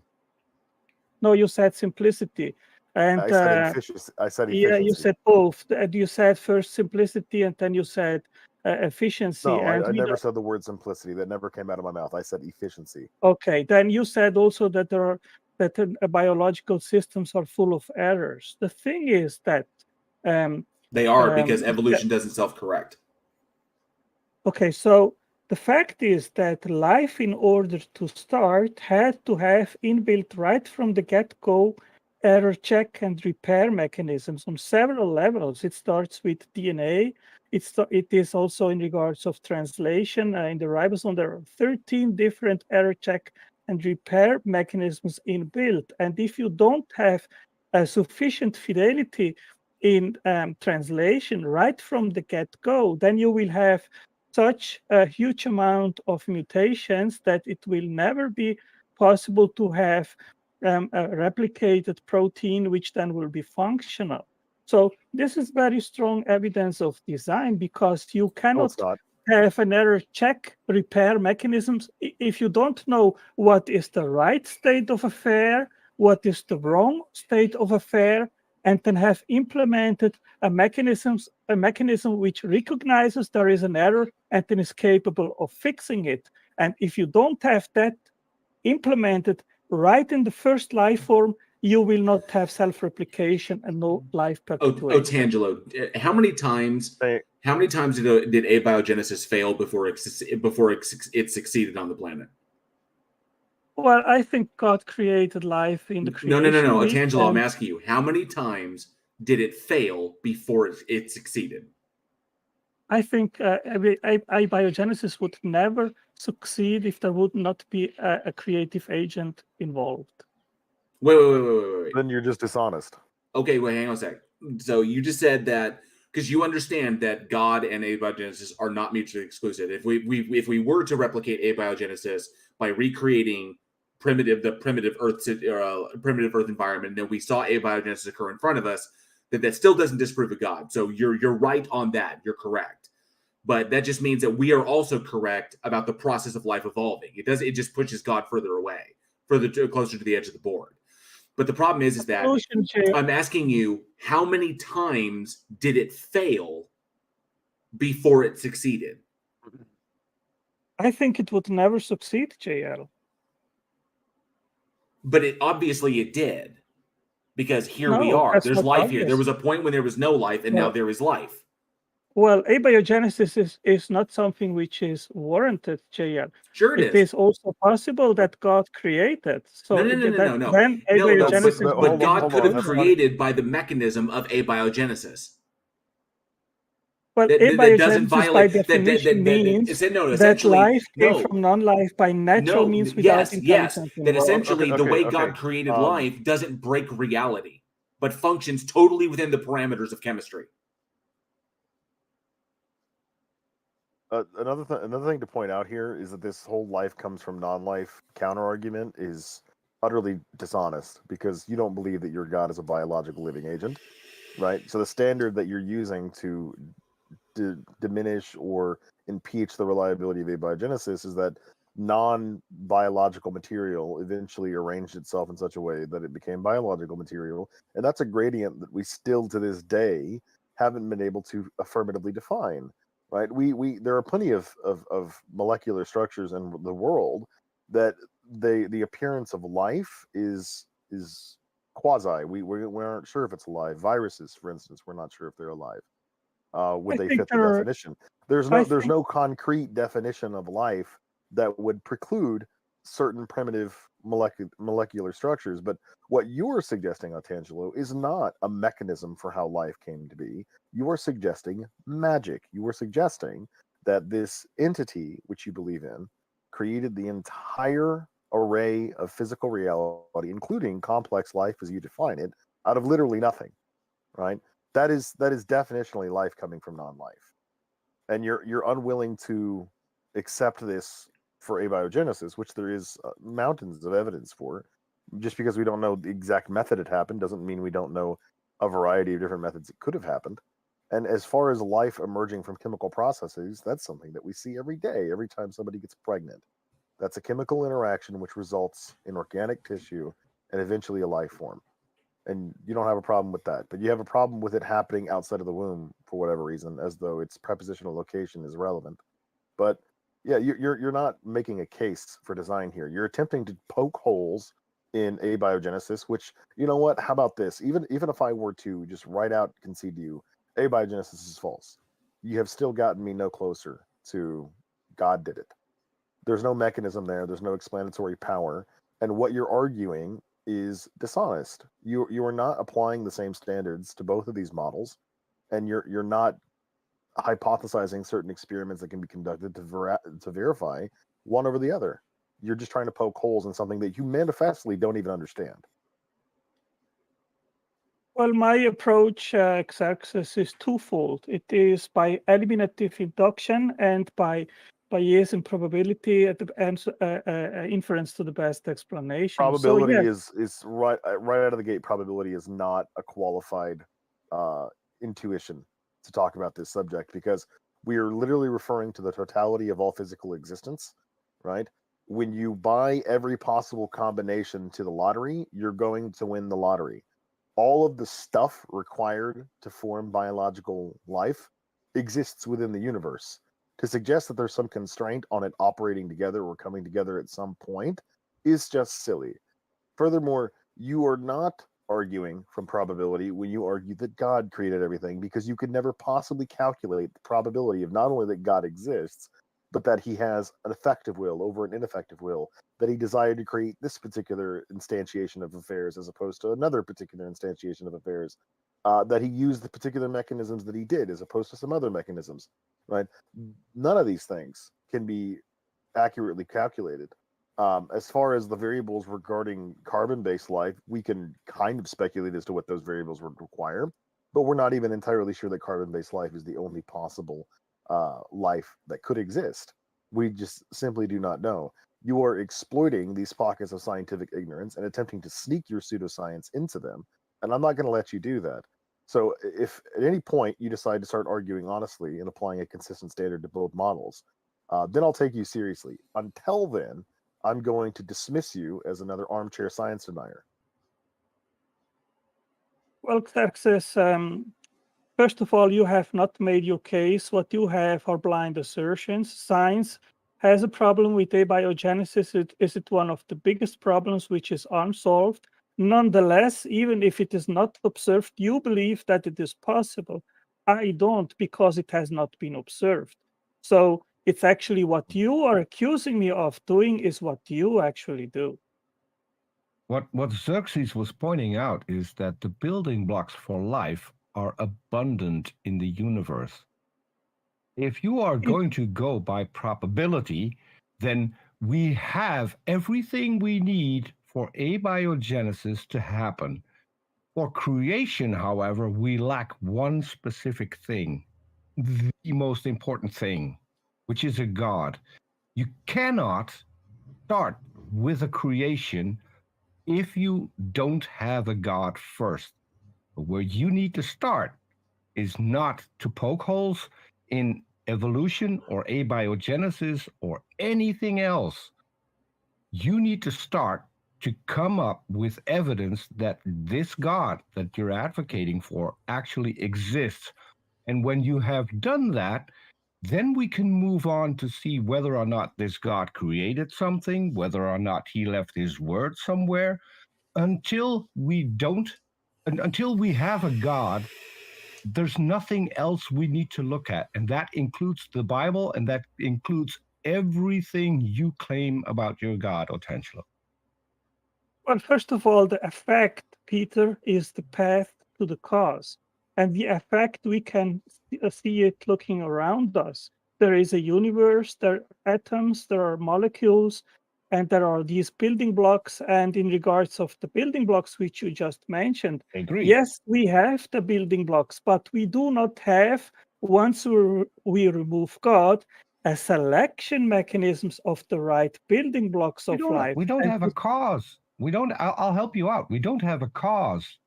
That includes we don't have a God. to be the cause Peter, until the you can problem prove is until you can prove that there's a God. Then we can see whether or not this God was the cause. If you can't, and you Peter, the cannot God claim, is in all the honesty, inference. that the God was the cause. Peter, the God is the inference based on the evidence of reality, No, he's what we not. see around us. No, it is No, not. If you no, don't the have, God if you you don't advocate, have, no, can I finish, no, please? no. Can I The finish, God please? you I would advocate like to comes finish from my the Bible, sentence, please. which you I claim would is the like word to of God, finish which my is circular sentence. reasoning. I would like to finish my sentence. Okay. So if you don't have a selection mechanism, you cannot select the right building blocks for life. And there are 4 specific building blocks, which is RNA, DNA, We're not talking about that. phospholipid. I am talking, and I would like to finish my sentence. And Yeah, if you listen, we're not then talking about maybe you that. will learn something. Okay, Well, so okay. No, we that's need I not my will point. to, learn. I will learn something, and that is I that you will deflect this from is the most important question: whether or not a God exists. Because if he doesn't exist, he didn't do anything. He right. didn't And create a Bible. He didn't create a universe. He created nothing. Because if he right. doesn't exist, he can't create. But if he exists, he made all these kind of things. Where If, do we but start? that's an if I we need to well, get we. past. wow. I don't even think that Peter, necessarily follows, right? Because at best, you could argue that this God existed and he was present for the formation of the universe. But to argue that he had some sort of causal relationship with the universe prior to a state of affairs where the universe existed, well, that would just be incoherent. And that's an entirely new mess of causal philosophy that I don't think, Otangelo, you are well equipped to discuss. And frankly, like I said, what you are persistently doing is hearkening to small pockets of scientific ignorance and attempting to use that as a justification for believing in literal magic. And none of I us are disagree. convinced by that. None of us are interested in that. At best, what we're doing now is just playing ping pong with the nonsense that comes out of your mouth. So if you continue to go down this road, there's just nothing left for us to discuss. We have already rejected your assertions that biological intricacy or molecular structures are indicative of the existence of a god or a designer, right? And keep in mind, again, you don't use things like rocks to make this argument. You specifically appeal to analogous machines in nature, but you would also have to simultaneously believe that your god designed rocks, which don't bear any of the hallmarks of a machine or a manufactured artifice, right? They're completely distinct from that. And if you and I were to be walking along a beach or through the forest and we were to find something that's clearly designed by humans, say, I don't know, a watch, for instance, we could recognize that that watch is distinct from the rest of nature around us because it doesn't happen by itself. Someone has to put it together, whereas trees can grow out of the ground just fine without any intelligent intervention necessary. This is just completely backwards thinking, and you are operating from a pre-assumed conclusion that a god exists, and thus necessarily you are begging the question. Yeah, exactly. First, you have to establish that a god exists, then you can argue whether or not he created the world. So, Otangelo, I suggest thinking of it this way: God exists is premise 1. Well, if God would prove himself, then we wouldn't be here having these discussions, right? Then it would be amazing how that might work, right? And therein lies Yeah, your challenge. And Otangelo, note how you always start that sentence with "if." We need to get past the if. Actually, we need to get rid of the if. I have to commend Otangelo for starting with if, because he's bringing up a conditional and he's acknowledging it's conditional, which I think is an honest approach. The thing is that nobody of us has access to ultimate reality, to the metaphysical, so we don't know if there is a God or not. We can just make philosophical and eventually theological Otangelo, I object to that because you believe in the God of the Bible, right? Actually, I agree with Otangelo on this point because he's putting it. Hold on, Randolph. I'm going somewhere with this. Okay, but he's Otangelo, framing it as you believe in the God of the Bible. So if you believe in the God of the Bible, then that God has miracles happen, things that interact with this world. So the moment he interacts with this world, we can start testing and measuring it. So it wouldn't be too hard for us to figure out whether or not something that we aren't aware of is interacting with the world and is having an effect on the world. So far, that hasn't happened. Yeah, I mean, you have expectations which God maybe is not complied to attend what you are demanding, Peter. That doesn't mean God doesn't exist because he doesn't. He doesn't have to be. Otangelo, nobody is here making the He doesn't argument that have to God doesn't be. exist, because what we're arguing is that your attempt to substantiate the existence of God is a begging the question fallacy, wherein you argue from a top-down approach, pre-concluding that God exists and then attempting to cherry pick anything in the natural world which you think indicates that. But I have a quote for you, and I don't know how you'll respond to this, but it's by Blaise Pascal, and you should be familiar with Blaise Pascal, since he's pretty much like the founding philosopher of your entire argument. This is the quote: God being thus hidden, any religion which is not going to any religion which says that God is not hidden is false, and any religion which does not give it a reason for why God is hidden is not instructive. And I think that's a good quote. I agree with that. Now, of course, Blaise Pascal goes on to say that the Christian faith does give an account for why God is hidden. But what's ironic is that Christians like yourself, Otangelo, have decided to die upon the hill of evidentiary arguments, right? And what is the reason, according to Pascal, that God is hiding? Well, I don't think that's relevant to this particular discussion. Yeah, and you know what? But what my point by bringing that up is that you don't believe God is hiding. You think that for whatever reason it's intuitive that, because we exist in the natural world, that we must intuitively conclude that it was designed by something else, right? And you argue that the complexity of these structures that we observe in reality are evidence of a designer, but of course, you would only extend that standard so far, because your God, should he exist, would be the most infinitely complex, incomprehensible thing in all of existence, and you wouldn't assume that he was designed, right? So it doesn't really follow. There's no consistency with this line of argumentation. But what we can affirmatively understand, I think most of us will agree without much controversy, that God is hidden, right? We can't observe him, we can't measure him, test him, predict him, experiment with him. But you can argue for him, and that's not satisfactory to most of us. But I will say that you would get a lot further with arguing for the existence of God if your argument was consistent and not blatantly riddled with double standards and logical fallacies that we have repeatedly pointed out to you. And instead of digesting that, you just repeat what you said previously, as though saying it twice is going to make it click in our heads. It's not.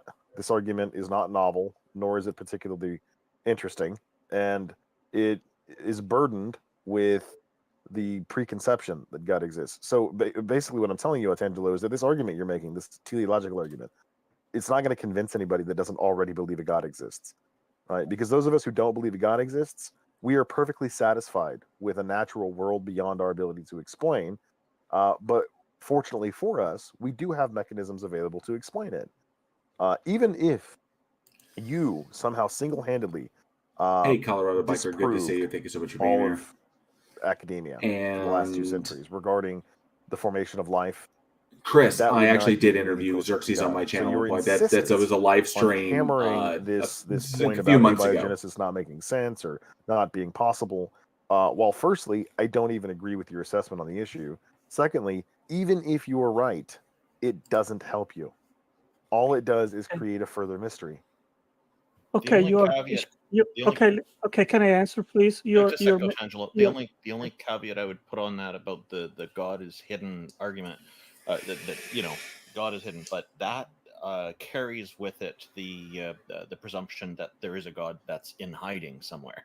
But yeah, I agree. So go ahead, Otangelo. Maybe we'll give you the last word here before we move on to other people, because there are others waiting to talk as well. Yeah, sure. I just would like not to be interrupted, because Xerxes always makes tons of different arguments, and it's difficult to respond to all of them. But I'll keep it short. Okay, God Can is I not. ask one thing, Otangelo? Can you also address the clay synthesis claim you made earlier, which I disproved, and why you hadn't driven 5 seconds of Googling to know that you were making a bogus claim? You could put that at the end. Okay, in the end. Okay, first of all, God is not complex. He is simple because he is not physical. He is not made of parts. So he is not complex. Secondly, we cannot test God. I agree with that. But we have the natural world. I have the direct revelation through the Bible. So I disagree that God is hiding. He made himself clear through the Bible. He became man in Jesus Christ. We have even physical empirical evidence of the resurrection through the Shroud of Turin. And that nobody has disproven that Wow, it is actually. wow, Yeah, Otangelo. that's Can I finish, please? Wow. Can I finish, please? Can I finish, please? Okay. No, Finish, no, please. you Nobody, can't. No, nobody, you can't. I want to You hear a can't. silly Wow. finish. Let him finish, please. Let him finish, please. Let him finish, please. nobody has disproven that the Shroud of Turin is a forgery. yes, it has. Sorry. Yes, The we have. concept of God is not inconsistent, it is coherent. And I describe God as powerful, Alpha Ken eternal, 91, thank you for the intelligent, 9.99 super and chat. conscious, Every and time a I buy an creator. atheist a There is pound of nothing coffee, Satan tears the illogical wings or off an inconsistent in archangel. that That's description. hilarious. Thank you, So Alpha it Ken is a 91. valid possible alternative to explain our origins. Now, if Otangelo. you can There's be, plenty of I've things not that are finished, inconsistent and please. incoherent in that I've assessment. not finished, please. Okay. Now you can be not convinced, and I am not here to convince anyone. I think being convinced that is something that you have to do if you think you should. So it is never my motivation to do so. But the teleological argument is powerful to refute naturalism because there is no selection mechanism besides supposedly in regards of biodiversity, but there is no selection mechanism to select the four fundamental forces. There is no selection mechanism to select the four basic building blocks of life amongst hundreds or thousands of different molecules. And once you don't have that selection mechanism, it means checkmate for naturalism. No, it doesn't, So you should because be you able to because you address- haven't. No, it doesn't, because you haven't demonstrated the necessity for a selection method. It discounts the possibility that it failed multiple times before it succeeded. And you should be able to address my original claim, which is that clay has been demonstrated to produce thousands long monomer chains, different from the study which you claimed. And you're totally dishonest in trying to cite something about a 55 monomer chain experiment at the very beginning of this research, as though you know anything about the subject. Like you're just trying to get one over people who haven't done the slightest Googling on any topic that you lie about. Let me answer to that. I didn't deny that the clay experiment didn't produce 55 concatenated polymer string. What I questioned is, or put as a refutation, is that that purified montmorillonite wasn't available prebiotically, and therefore it is completely irrelevant in regards to abiogenesis It's research. one of numerous experiments which produced hundreds more chains than that experiment. So you're making a claim about that experiment is like saying Uri Geller experiments are like the last word on abiogenesis or something. You're literally pandering to an audience which doesn't Google things like you and will look for one thing that you think proves your point, and you don't even do the diligence of learning anything about the subjects which you purport to be an expert on. Yeah, that is a false accusation. Now let me answer it. I would like not to be interrupted. First of all, Let's let this be the last part, okay? And try to keep it under 30 seconds, please. Okay, first of all, you need RNA even before starting to try a polymerization. The quest of how RNA started is unsolved. You also have the lack of selection of the three parts which are required to make RNAs, which is the base, which is the backbone, which is the ribose, and the phosphate. Then you have no selection mechanism to interconnect them at the 2 and the 5 prime position. Then the base is purines and pyrimidines. They need to be the right ones, otherwise you cannot in the end have Watson-Crick base pairing and not the right forces, the hydrogen forces which are necessary to have stable DNA. This all means checkmate. Thank you for mountain bailing and admitting that you have no counterclaim that backs up what you originally said at the beginning, that it is well demonstrated that there are numerous kinds of clay that can polymerase, and that your claim that you need RNA for polymerization to occur is not supported by any evidence. So thanks for wasting our time again. RNA is what you try to incatenate. Otangelo What are seems you to be even under the talking impression about? Otangelo, you seem to be under the impression that checkmate is achieved by just capturing a piece as opposed to navigating your pieces in such a way as to trap the king from moving, which is clearly not what you're doing, because every contention that you make towards this this idea of abiogenesis is just horribly flawed. And I would encourage you to perhaps start operating under the assumption that whatever next contention you have for abiogenesis, Hey, secular pagan mom, good to or, see you. you know, molecular biology, is predicated on your Yeah, own he is a broken illiteracy of the record. subject, and not some piece of brilliance mysteriously overlooked by everyone in academia for the past 2 centuries. I understand that might be difficult for your fragile ego, but another thing I want to point out is that the last time you and I interacted, I Xerxes owned your is fucking savage. soul on the reliability of the Bible. You floundered and conceded at the end of it that you had not studied the Bible in depth, that you were not familiar with the discrepancies between these books and passages, and this subject, not astonishingly, you have avoided up until just recently, when you decided to plug that in at the tail end of a longer diatribe about how God has revealed himself. And then you brought up the Shroud of Turin, which is embarrassing. But just on the Bible front, right? You have failed on every account to demonstrate that the Bible is reliable, or that it positively indicates anything about the nature of our reality. And the last conversation you and I had on that, you demonstrated quite clearly that you have no training in that subject whatsoever, and you conceded and attempted to move the conversation elsewhere, which is fine. So if you want to keep the conversation on abiogenesis, whatever. But if you open that doorway and you want to go back to the Bible, you are not going to like the outcome of that. Can we go to Shroud of Turin? Shroud of Turin's always fun. Yeah, we do need to move on to others. Mock has been waiting, and Otangelo, thank you for your time. I think that my opinion is that your first premise, that the God exists, that all your other premises and conclusions seem to depend on, is where the sticking point is. Good to see you, AR. I Thanks for wish you being the here. best in finding a solution to this. Thank you for your time. Hey, Randolph. Skern's actually been waiting in queue for a while.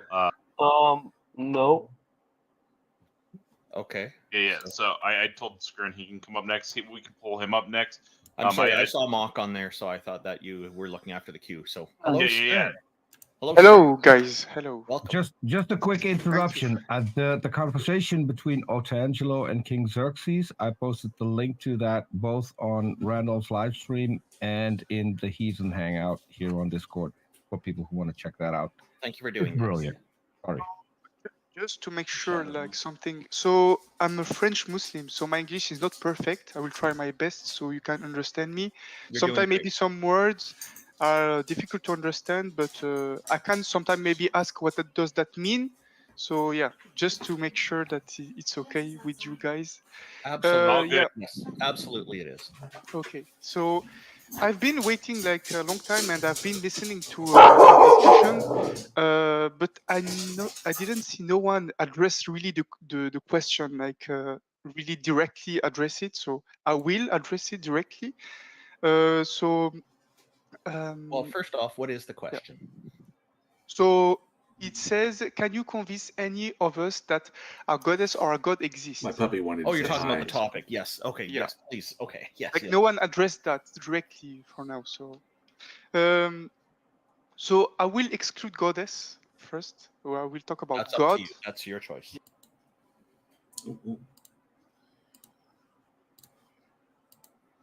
Oops, sorry about that.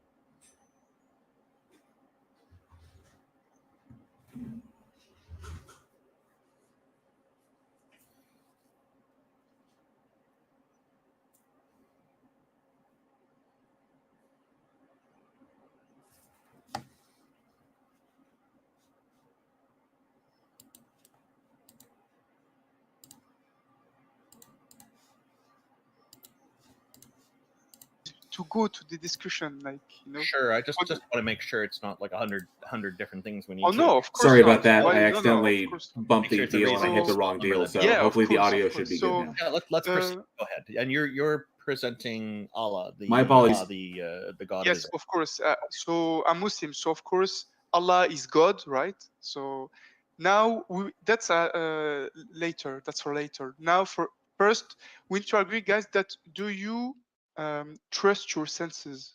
Do you trust that you have eyes to see, that you have ears to hear? Do you agree on that? Do you accept 100% that you trust your senses? I trust my senses for the most part. I do. I had to shut my have door two in types case the of dog came dyslexia, back. so I know that my senses are sometimes inaccurate, and that's not the only reason I know that they're sometimes inaccurate, but that's one of them. Another reason is sometimes when I'm tired, I'm not perceiving things as accurate. Yeah, I'm not saying that. I'm not saying, sorry, that you are not fallible or your senses are not fallible. I'm saying, do you agree? Hold on, Skern? I'm trying to give you a Skern? complete answer to my question, and the complete answer is I mostly trust my senses. It's not an all or nothing proposition for me. Skern, I'm an amateur magician. I know for a fact you cannot trust your senses. No, And I that's think I what will I give. play off of. I think I will give you a very quick example just to make you understand. So, if you have a glass of water, right, and in this glass of water, you can taste if you drink it, you can taste water, right? You can see it. Maybe if you shake it a little bit, you can hear it, right? With all your senses, right? You can touch it. So this water, let's say it's poison in it, okay? But when you drink it, there is nothing that makes you think it's poison, right? It's just water for you. Exactly. Now, if you die in a few hours, for example, like at the point when you drink the water, you will think it's water, right? You would have no reason to say that that water was poison because you trust your senses, right? This is an And example. if you die in a few hours, you still have no reason to think that there was poison in the water. Peter, I was answering. This is an Sorry. example. This is an example of how our senses have certain limitations. There are things that are a number of things in the world that don't have a flavor to them. Certain poisons, clear water, and other things. So the thing is, there's a whole bunch of things that can give us the same sensations due to the limitations of what our senses can do. Yeah, I understand that, but I mean, do you agree that even though your senses can be wrong, of course, they're not perfect, but do you trust them in your life? For example, in the everyday life, when you drink something, when you eat, when you see something outside, when you see your car, maybe you trust your senses, right? Like every other human. Mostly, you know what? I'll make it easy. I'll put a number on it. 88%. I trust my senses 88%. I would agree with Randolph in the fact that I would say we can trust our senses to the degree that they help to keep us alive, because they can accurately help us to navigate our reality. So, but it's not just the 5 basic senses. It's a number of senses. Just it's sight, it's smell, it's taste, it's touch, it's hearing. It's your sense of equilibrium, your sense of balance, your sense of depth, your sense of temperature. There's dozens of senses that of input. So we know that our senses work and are valid to the degree that they enable us to survive in our environment. And but we also know that they can be wrong, and we can make bad inferences about things based solely upon observation, which is why we create tools to enable our senses to be more precise and to make better evaluations of our environment and to understand things and perceive things that we normally can't with our basic biology. So okay, we agree, no problem. So at least we agree on that, because I spoke to people that didn't agree on that. So if you don't agree on that, you don't agree on anything, basically, like even your own existence. So there is no point of even talking, because even saying hello might not be a true word, you know, like a true saying, you know. So yeah. So first, well, if you say there's no point in talking, we might as well end the conversation. No. I specifically said about these people, not you. Oh, okay. Okay, carry on. Yeah. So about God now. So as a Muslim, I believe in God, in Allah, and the prophets. So I believe in the last messenger. Why? Muhammad sallallahu. How do you know? So, how do you know that your conclusion? Yes. No, but how do you know that your conclusion that God exists doesn't fall into the category of things that your senses misled you about? No, but wait.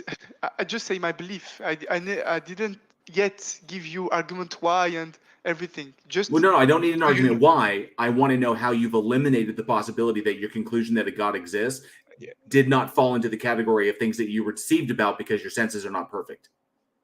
So, how did you eliminate? How did you eliminate that possibility? The possibility of what? The possibility that your conclusion that God exists is a result of you being misled by your senses. Okay, because now first, at the point of our human lives, he needs to ask himself question. For example, he asks himself, why are we here? Why That doesn't the answer my Earth question. exists? But No, but Skern, that doesn't answer my question. No. You could hypothesize all kinds of things about your environment based upon your senses and what you experience. Okay, but your sense experience leads to one conclusion, and your sense experience is not 100% correct all the time. It's valid to a degree, but not totally, which is why we create tools to help refine them and make them better. So the question then becomes, how did you say that God exists and you believe in it? So how did you determine, or how did you eliminate the possibility that your conclusion is not a result, or how did you eliminate the possibility that your conclusion is a result of you being deceived by your senses? Because I trust my senses 100%, even though I'm not sure if they are right or not. I still trust them. So, for example, if I read a book, I trust that what I read was in the book and the meaning of it is true, what was in the book. So I don't say, oh, maybe what I just read with my eyes was something else. No, I trust what I just read. That's how I know. That's how you know anything in life. Well, like no. You're conflating faith with trust and confidence, and they're not the same thing. Because And I'm trust and confidence are sliding scales based upon evidence. So, like, yes, yeah. Did I say that I don't have evidence? Your point about the book. Are you talking about any book or a particular book? Like No, any book, such as Playboy magazine. Would you trust it? I don't read that, but I mean, like a book that I read any book. There is words in it. I trust my senses that the words I'm reading are the meaning that they are, not something else.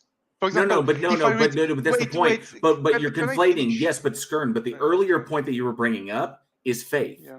And you're conflating faith. I have faith. Yes, but you're conflating faith with trust. No, is true. But Skern, you're conflating faith with trust. They are not the same thing. Yeah, it's okay. I can say I have faith. I believe. I have faith that what I'm reading is true. No, you have confidence or trust that what you're reading is true. So when you read something and you can understand the language and it's conveying an idea, okay, then there's still evidence involved. It's either because what you're reading is proposing something or is putting forth a proposition. The proposition is either true or false. Your determination on whether or not it is true or false is based upon evidence. So if you read Harry Potter, okay, you're reading Harry Potter, you conclude that obviously this is fiction. Magic doesn't exist. Yes. The human beings are not capable of this. So I can say that this is a fiction book, that this does not represent reality. Okay, it's just a book. But when you read this other book, you're saying that the propositions within it are true, and you're saying that they're true because you sense that they're true. But you've already conceded.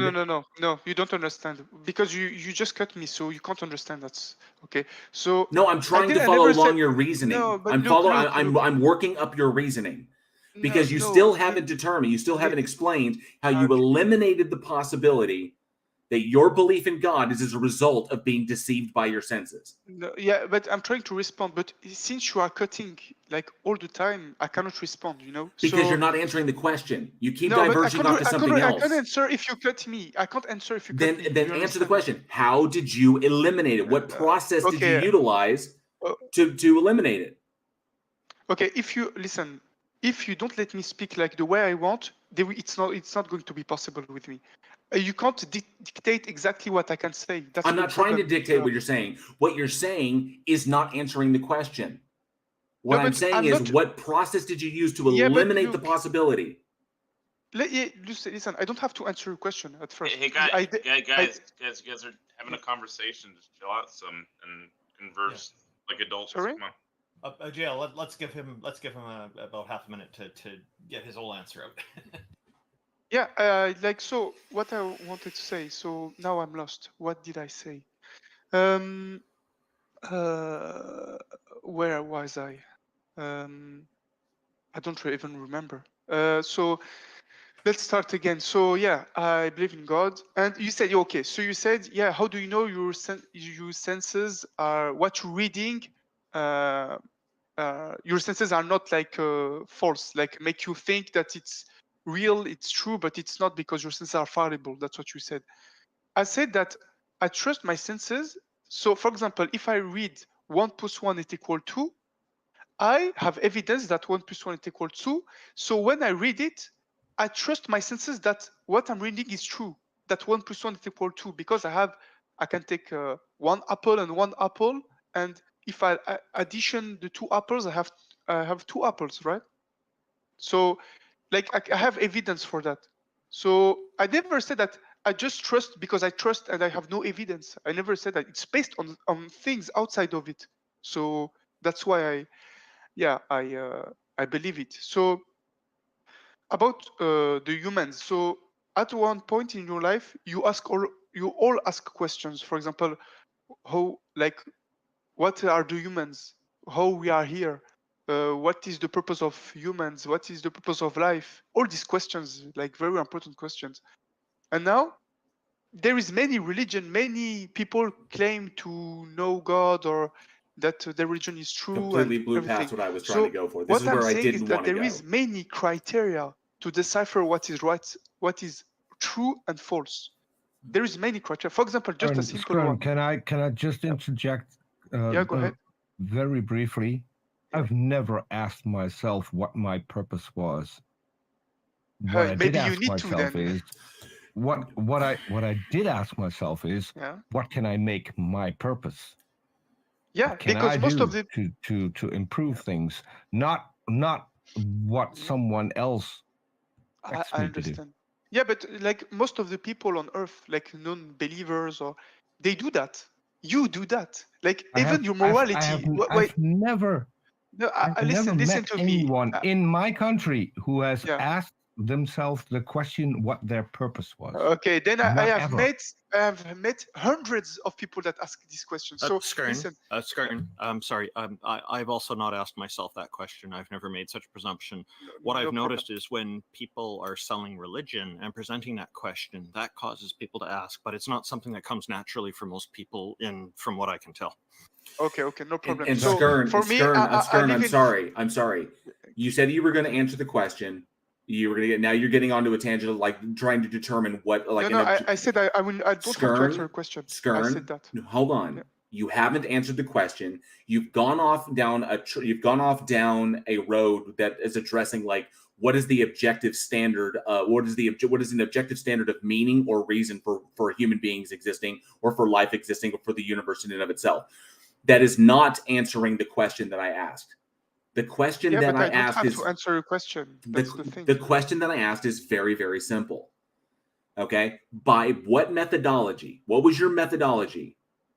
Did you use to determine that your conclusion that God exists is not a result of your senses being deceived? I already responded to that question. I said that because of evidence, because of many reasons. What evidence? What evidence? Yes, that's the next question, of course, but we are not there yet. You don't understand that. Right. For the sake of time and that we have a lot of people waiting, we want to get to that evidence. What is your evidence? I can't. Sorry, I can't. Then we might end up the discussion here because I have steps to go that I cannot go 5 steps ahead and then I lose everything in my argumentation. It's not possible for me. Well, then just provide the evidence. Steps to get to evidence. Just tell us what you even need. Just tell us what the evidence is. You say you have evidence. Give us the evidence, Skern. So like the evidence for me is the reason I can give you reasons to believe in God. Basically, I can give you very good reasons to believe in God. But now. I can give you a good reason to believe in God, but that's not evidence that the God exists. That's just me giving you a good reason, and I can come up with reasons to believe. That doesn't make the God real. Well, Skern, go ahead and provide your evidence. What is your evidence? Okay, wait. You can't dictate what I'm saying. You try again to dictate what I'm saying. I'm not trying to dictate what you're saying. I'm asking you for your information. You say that you have evidence. I will provide it when I think it's time to provide it. It's time to provide it now, Skern. No, you don't decide that. So the thing is that yes, we do. No, listen. So Peter, you said something, and Randolph, you said something else. You said that both of you never asked this question in your life. Yeah, I have no reason to ask. I set my own purpose. Yeah, I had many people, non-religious, non-believers, even in France, that ask themselves this question. That's why they want to know God. But They it's they search. irrelevant. Wait, Why is this question? Skern, Sorry, it's, why is it's, this question it's significant? irrelevant. Okay, I will tell you Yeah, why. it's But can irrelevant. guys, No, please. no, let me first Oh say my why it's God, irrelevant. guys. Because you're not talking to all the people in your country. You're talking to the people on this panel. Yeah, but that doesn't Right? matter. There are still people like you. You are It humans. does matter because Listen. those are the people that you want to convince, correct? No, not necessarily. They had this question even before I talked to them. Listen, it's not the point. No. Have you seen the topic of this room? Yes, I know the topic of this room. I know perfectly. I know how to read, so I know the perfect the topic of the room. So the fact that you talk to people in your country has no bearing on whether or not you can convince us. You're here to convince us. JL has just pointed out that it's more important for you to provide the evidence because of the sake of time. There are other people who want to talk to us. Right. So the provide best your thing evidence. to do right now is provide evidence. Provide your evidence. Then, if you're unwilling to do that, then there's no point in us continuing. Yeah, I understand. So if you say that, then I'm sorry, but I can't continue. I need more time. If there is people waiting, and I might take so much time, then it's okay. We can maybe have a discussion later, or maybe in private. But if you say that, yeah, then if it's a condition in this discussion specifically, I can't, because I need more time. I think it'll be what you should do is kind of lay out the things you want to go through as a list of maybe 5 to 10 questions. No, I can't. I can't resume. I can't resume. 5 to 10. Hang on. Let me explain. 5 to 10 points, and keep them brief. And then maybe the next time, in a fortnight from now, 2 weeks from now, Hey, you Colin, could good to see you. bring them again and say, here are my 10 points, or 5 points, or 7 points, or whatever you've got, and say, what do you guys think? Maybe we could try for that approach, because that'll work really well. Because right now, just trying to go through the steps, and you're asking us a lot of questions, but you haven't presented anything at all to prove that, to convince us that Allah is real. And you're right, we are running out of time, and I thank you for being here. Yeah, because I can't resume this discussion. This kind of discussion necessitates time. You can't just resume what you think and that's it, because there, life and this kind of thing is just black and white. Skern, yes, you can. Skern, no, hang on. Skern, yes, you can. Yes, you can. If the person you're talking to understands where you're coming from, you don't need to lay it out brick by brick by brick. Assume that we already know where you're coming from. Yeah, okay? but do you think that And I'm just doing for it reference, for? No, wait. Skern, just for reference, I host a bi-weekly Quran show where we go through the entire Quran. Yeah. Okay. And? I'm pretty sure that and I haven't even been part for the entire show as long as it has run, because it has run for several years. But I already know enough from the Quran to prove you that your God doesn't exist, which is why you presenting some evidence would really be helpful. Yeah. Okay, I understand that. So I want to comment on something, Skern. You'd accused us of being black and white about this. We're not. We're looking at all these different factors that are being presented to us. You haven't presented any factors. You've just engaged in conversation, which is fine. I think the approach you're using is not really suitable for this show. That's why I suggested an alternative, that you come up with a bunch of points and then maybe review those points as an opening statement, and then we can discuss them. But a little bit at a time is not really fitting with the topic very well here. A different show might work well, such as Peter's show, to have this conversation with him. But if you did want to come back in fortnight with a list of these points, I think that would be a welcome thing. So thank you for your time. I'd be more than happy, Skern. I'd be more than happy to have you on a show where you can have an hour and a half. I will have my co-host, who is an ex-Muslim and has been part of the Quran show for pretty much most of the time. So then you could at least skip a lot of the things that you think are necessary, because we already know of those. But okay, you two guys should shoot me make the a DM. arrangement. Peter, you two guys should make the arrangements privately. I think we Yeah, should move on to perfect. the next guest. No problem. See ya, guys. Thank you. Thank you very much, Skern. Thank you for coming up. Thank you. We've got Albedo next in queue. Hello, I Albedo. Invited you up. Welcome. Welcome.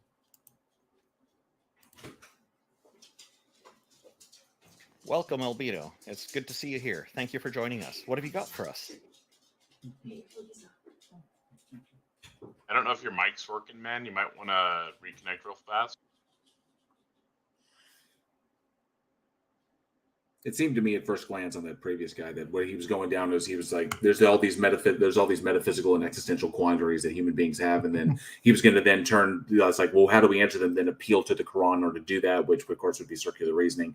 So I assume that's where he was going. I was just trying to get to the end of that and be like, okay, what's the evidence? But welcome back, Albedo. And that was the best thing to do. because Albedo, we you would've may been want here to tomorrow. try completely closing out of Discord and relaunching it. Sometimes that fixes it. We'll pull you up next. I'll pull up Semper Paratus while you're figuring that out.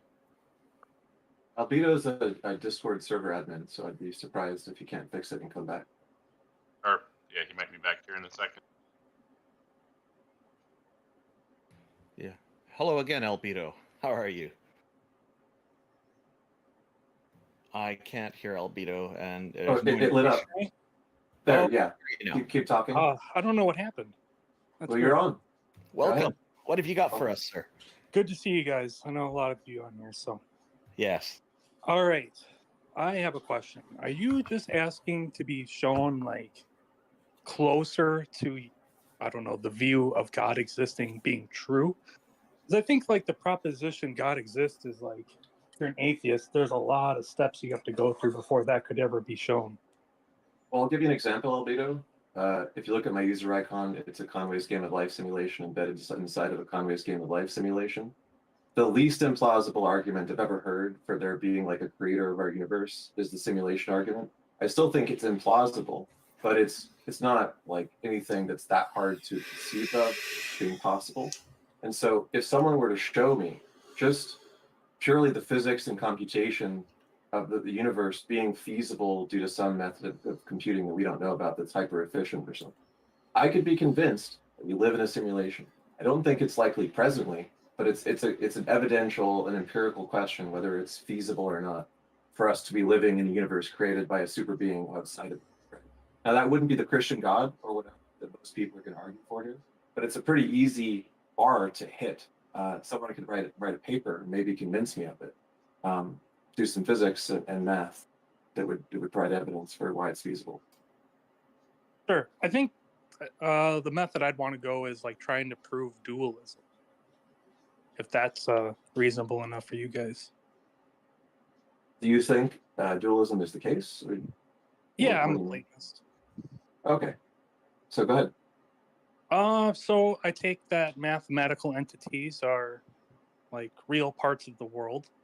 And obviously you can't dig up math. They're not like physical, but they explain a lot of what we see in the world. I think that when we think of these things, and if we think that science, like if you're a scientific realist. So I for a think little you bit of have to be context, I know what like a Albedo is going. mathematical Albedo is because science is an predicated atheist, on that math and he's just explains presenting the this. world. Is, So we joked you about are this taking beforehand. It's that kind of a math as an philosopher ontological situation. entity. He's just kind of going down. You'd also take it that you a could line of conceive thought. of math from different axioms. and So he's proposed kind of he's mathematical LARPing at the rules moment. He's that kind of different arguing from the things other that work side. So Yeah, there are different views that would allow it. Like, but I do think that this is like going to be the best explanation. I mean, you could just be a nominalist. Right. So under a nominalist view, math is a conception. And as a conception, it might work, but there might be other conceptions that also work for the equivalent purpose. But we couldn't say that one of them is the correct math over the others, could we? Yeah, like if it was a language, it would accurately describe reality if it was developed to accurately describe reality. What is it accurately describing if it's not accurately describing something true? Like accurate, that word accurate, like is pointing towards something we think is true. When we Otherwise, what else measure- is accurate mean? Yeah, an objective reality that exists around us. When we Yeah. measure empirical quantities, we do so in reference to some other object, right? And we say this object is like a reference object, and we make an abstraction out of it. We invent an abstraction, a concept, like a unit, right? So we then do math on abstractions, units, and we say these abstractions, units, model reality because we based it off of some real thing. So we say, well, we did some math with an abstraction about kilometers, but ultimately, when we say kilometer, we're not really talking about a pure abstraction. The moment we empiricize it, we're really just talking about relations between empirical measures, which are based on real things, which aren't exactly equivalent really ever. They just seem so when we abstract them as such. I just, when we say like something's being accurately described, I think that like what the accurate is doing there is like, we're accurate to what? To something true. And when we say we're getting more accurate, like if nominalism, well, I do think it might be like better in line with like, well, you're pretty much going to have to be like a physicalist of sorts. I don't see why those things like math would be doing any explaining.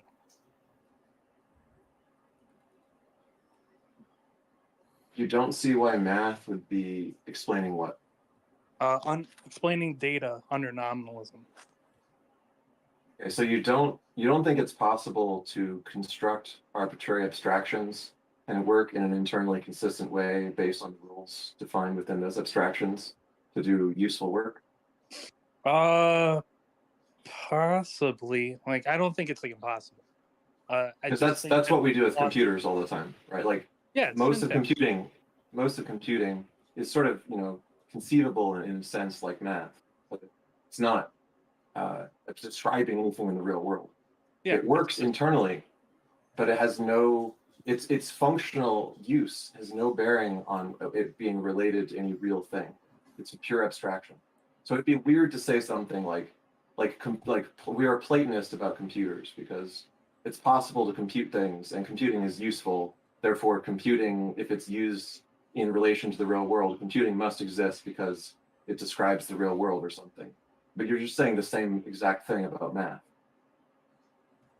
Yeah, I don't think it's just syntax. I do think that obviously like computer code is like kind of arbitrary. It could have been anything.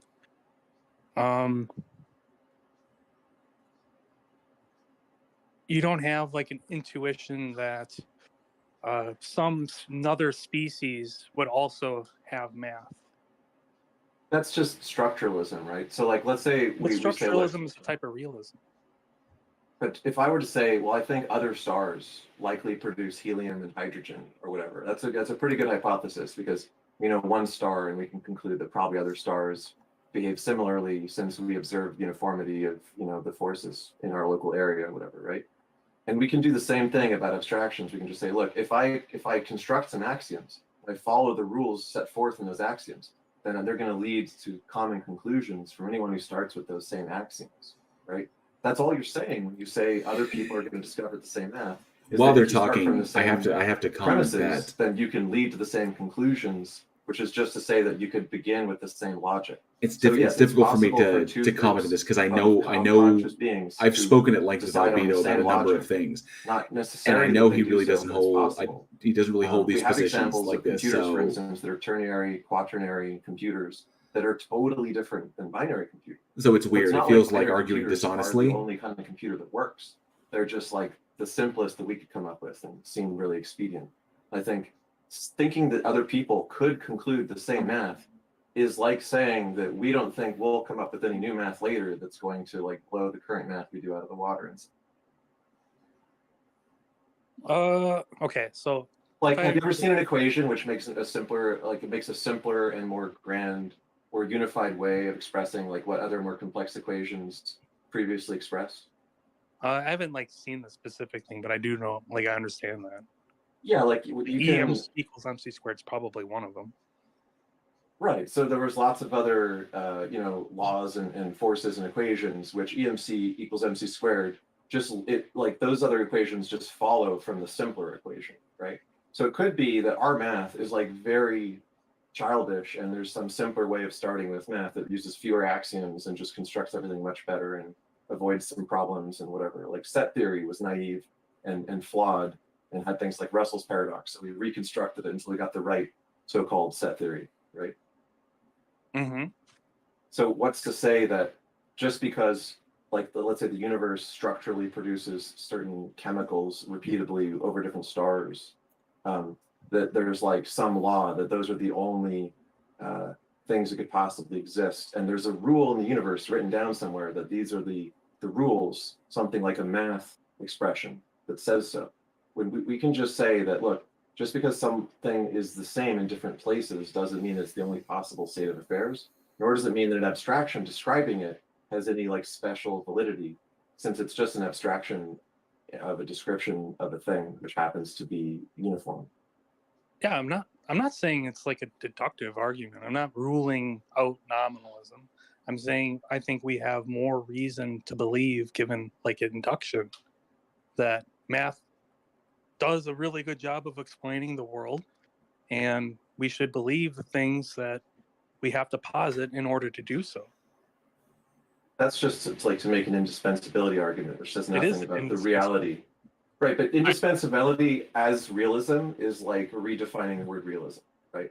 Like when we say ontologically real, we don't just mean like super useful, right? Like that's like the utility argument from God being a replacement for saying God is real. Yeah, I'm not making a pragmatic argument.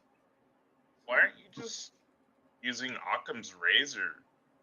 Platonism poses an entirely like separate, alternate metaphysical reality that all this stuff exists on uncausally located, and it can't causally affect reality. It's just like a realm where these concepts exist, my understanding. Yeah, well, I take You explanatory should be power using to be. Occam's razor there. Yeah, because I don't just hold to Occam's razor as a theoretical virtue. I hold other ones, and I think that explanatory power does a really good job here. What's explained? Why if there is some structure to the world, and we can discover it, seems like we would eventually come up with a system to do so. Should be explained in math. That just makes math a system that is able to be used to explain some other structure. It doesn't make math a thing that exists outside of its usefulness. Like the indispensability is basically what you mean by real. So when you say you're a Platonist, this is the thing. It's like there are like hard Platonists who really think that this dual thing they're talking about is like has like causal powers, and that there's interaction between the two. That's not Platonism, though. No, I know that, but I'm talking about like hard dualists, right? So you're just arguing for indispensability of mathematics, which is like a very weak kind of Platonism, right? You're just saying, well, it's really useful. It'll always be useful. That's basically what you're saying. I don't know about that. I do think that they are. What does that And mean? that they are not physical. Like, are you into like some kind of Mariology, which requires math for like the parts of things to exist in some quanta, or like? Well, I hold to Platonism for more than just math. I mean, it explains the mind. Does Platonism explain the mind? Well, because mind would be like, it's going to be like a type of property dualism at that point. Is this for different reasons though? I don't find the physical explanations of the mind and meaning, like semantics, to be convincing. So if I don't find those convincing, I need some other explanation. And so that leads to a type of dualism.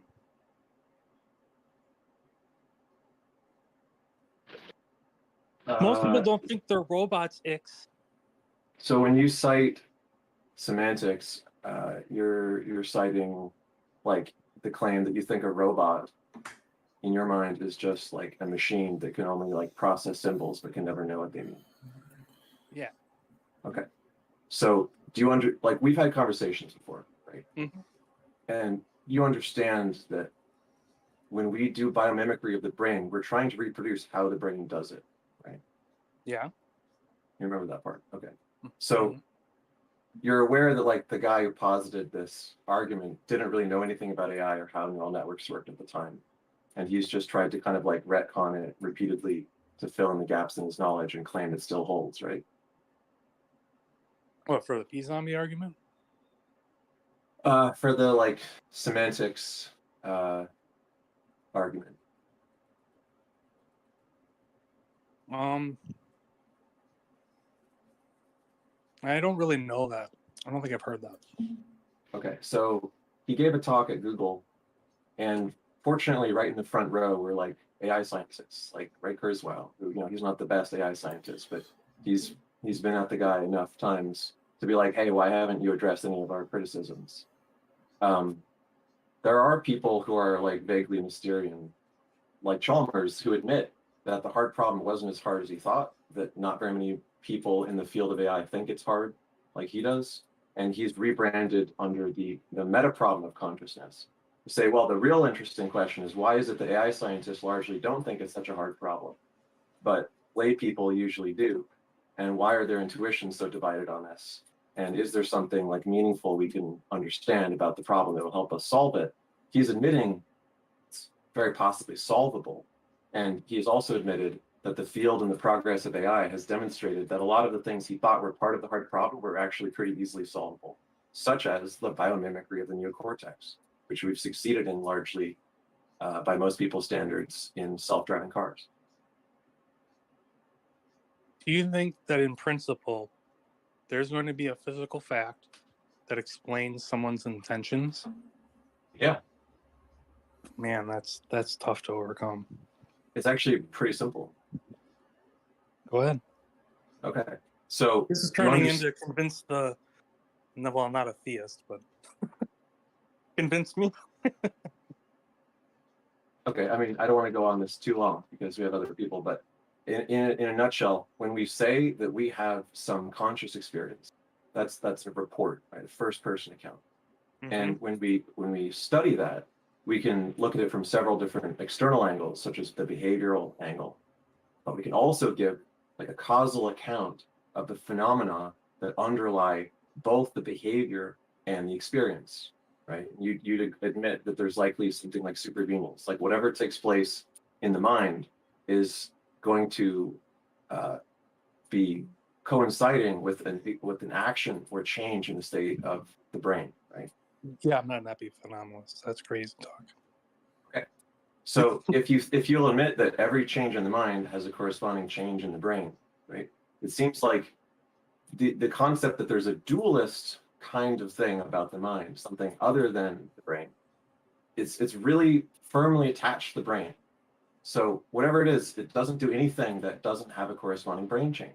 Now, when we give a causal account of all the things that are taking place in the brain, and we explain how it works mechanically speaking, how neurons in networks are able to learn and adapt and fire and wire together over repeated stimuli, recognize the same stimuli in the future. And when they recognize the same stimuli in the future, they can also recognize things that are close to but do not meet the standard of fully matching the stimuli. So they can recognize a near miss or you know, a false positive, so to speak, right? Like the difference between like an I and a T or whatever.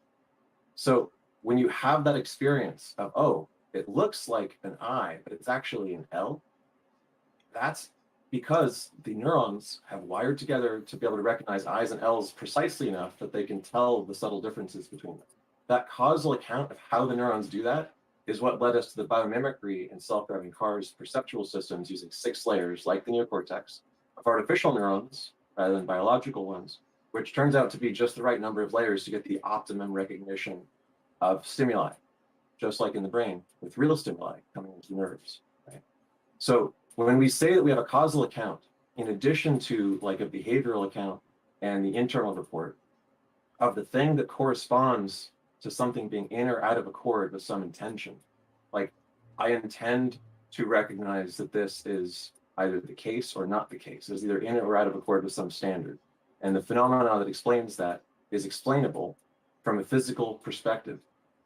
It's weird to say that we haven't done anything like explaining what is going on in the brain when in the mind we say we have an intention. Do you agree? I think you can physically explain people's behavior because that's gonna be underdetermined under both of these hypotheses. Say that one more time. I think that both, like, the explanation for behavior is going to be done physically. Both physicalism and dualism is going to say, like, you can look at their behavior physically. It's all you have to look at. The self-report of the intention is the only thing that differentiates. Like, under physicalism, there's going to be like something happening in their brain in which, like, you can determine, oh, he intends to lie or he doesn't intend to lie, and you'll in principle be able to like look at their brain and determine that. Yeah. Under physicalism. Yeah, and we can. So that's the problem, is that we can. When you say you can you show me the like studies that are done on that? Yeah, I can show you that with just 64 EEGs and like the correct noise elimination algorithms, you can determine what word someone is thinking of with like 80-90% accuracy. I can show you that by pre-training on prior visual stimuli, we can tell what visual stimuli someone is imagining in their mind or looking at without asking them with very high accuracy. And both of those things are things that people used to call qualia, which is to say like ineffable internal thoughts, right? So then they say, oh, well, that isn't the qualia. The qualia is the experience of those things. But originally, the definition of qualia was supposed to include the privacy of it, the secrecy of it, the only you knew. There was, in principle, they claimed, no way to ever perceive what someone was thinking. But that was removed from the definition of qualia when it was no longer defensible, because we could determine what someone was thinking with external EEGs, MRIs, and other Yeah, they want to say it's like the necessary first-person experience now. Yeah, it's such a limited, like, meaningless thing. All it's saying is one. Yeah, it's like qualia is just saying one person's experience isn't identical to another person's experience of the same stimuli, because it's just a different instance, so it's inherently different in a different brain. Like, no one would really argue with that. It's just saying, like, you know. So I'm certain y'all are enjoying this kind of upper level philosophy course is essentially what's going on, but none of this gets into whether or not a God exists or does not exist. And yeah, look up YouTube visuals, brain scans. Basically, there's multiple times people have reproduced what people are watching on YouTube or imagining that's similar to something they'd previously seen on YouTube, and look up like EEGs and word thought detection. I could find you the studies, but like, it's not that hard to find. I'll take a look. Yeah, qualia is no longer private. And so what we have is an account, not just of the behavior and not just of the internal report, but of the account of the mechanism, such that we reproduce the mechanism and have a robot that does the mechanism.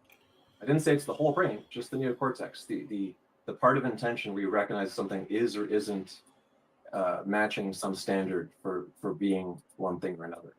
So that's pretty much accounted for in reproduction. I mean, if I can get like even a mild reproduction, I think that would be pretty good evidence. So I'll take a look. Cool. Thanks, guys. Yep. Thank you, Albedo. Great hearing from you. It's great to see here. Yeah. All right. Well, have a good one. And we've got a couple more people in queue. We should be ending pretty close to 2 here. We do have Moshi coming up in queue. Did y'all have anything you wanted to say after that, or? Well, we can go another half hour to an hour. That's and I think that would be the limit. Depends on if there's other people want to say stuff. There are a few people, like you say, in the audience, but that I think 5 hour would be the absolute cap. But we aim for 4. Hello, Moshi. Welcome. What have you got for us today? Oh, sorry, I was talking and it was muted. Is it Randolph? Is that how you pronounce it? Yes, sir. All right. Hey, guys. How's it going? Great. We're looking forward to whatever you've got for us. Sure. So I do have like about 15 minutes, but I think I should be fine for you guys because you guys have 30 minutes to an hour. When you say provide proof, what does proof mean to you? Like, what do you, like some people say just looking at the sky is proof enough, right? Like, what does proof mean to you? What do you need? Evidence, preponderance of facts or data, which are both positively indicative of and exclusively concordant with one available explanation over any other. Sorry, can you say that again? But I'm just trying to understand what you're saying. My bad.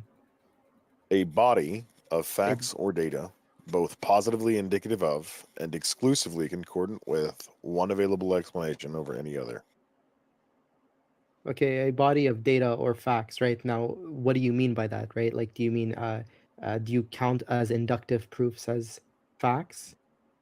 Or does it have to be deductive entirely? Like, that doesn't really answer. Like, what do you need as proof? That's what I'm asking. Observationally true statements about our reality, which when combined are both positively indicative of and exclusively concordant with one available explanation over any other. Okay, so when you say observational, do you mean like empirical data? That's one way of putting it, yeah. Okay. You could also attempt to, I suppose, logically conclude that a god exists. That's another method. But Okay, fantastic. so So, far, everybody who's tried that has failed miserably. But you're yeah, welcome I to do that completely disagree first. with that. If someone says they're experienced this, like it's subjective means nothing, to be honest, in an objective reality. Okay, so do you guys? Okay, I guess I always start off like this. Do you guys believe that something exists? But I believe I exist. That's something, Okay, I that's good. suppose. Well, that's a start. Okay, cool. So now officially, there's an existence of some sort, right? Can we all agree on that? Because something exists. That seems to be the case. Yeah.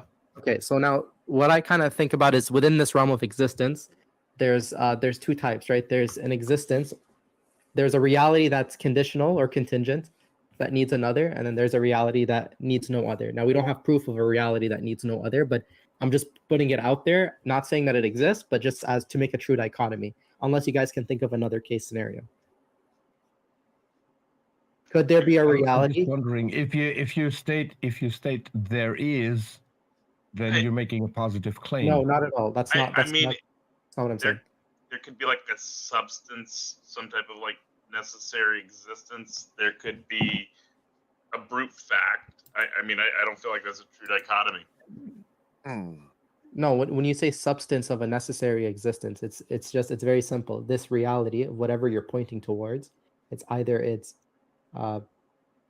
conditional or an unconditional, contingent or necessary.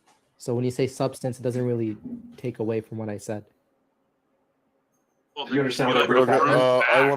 I want to respond to this actually because this argument is something that I've been playing with for a while now.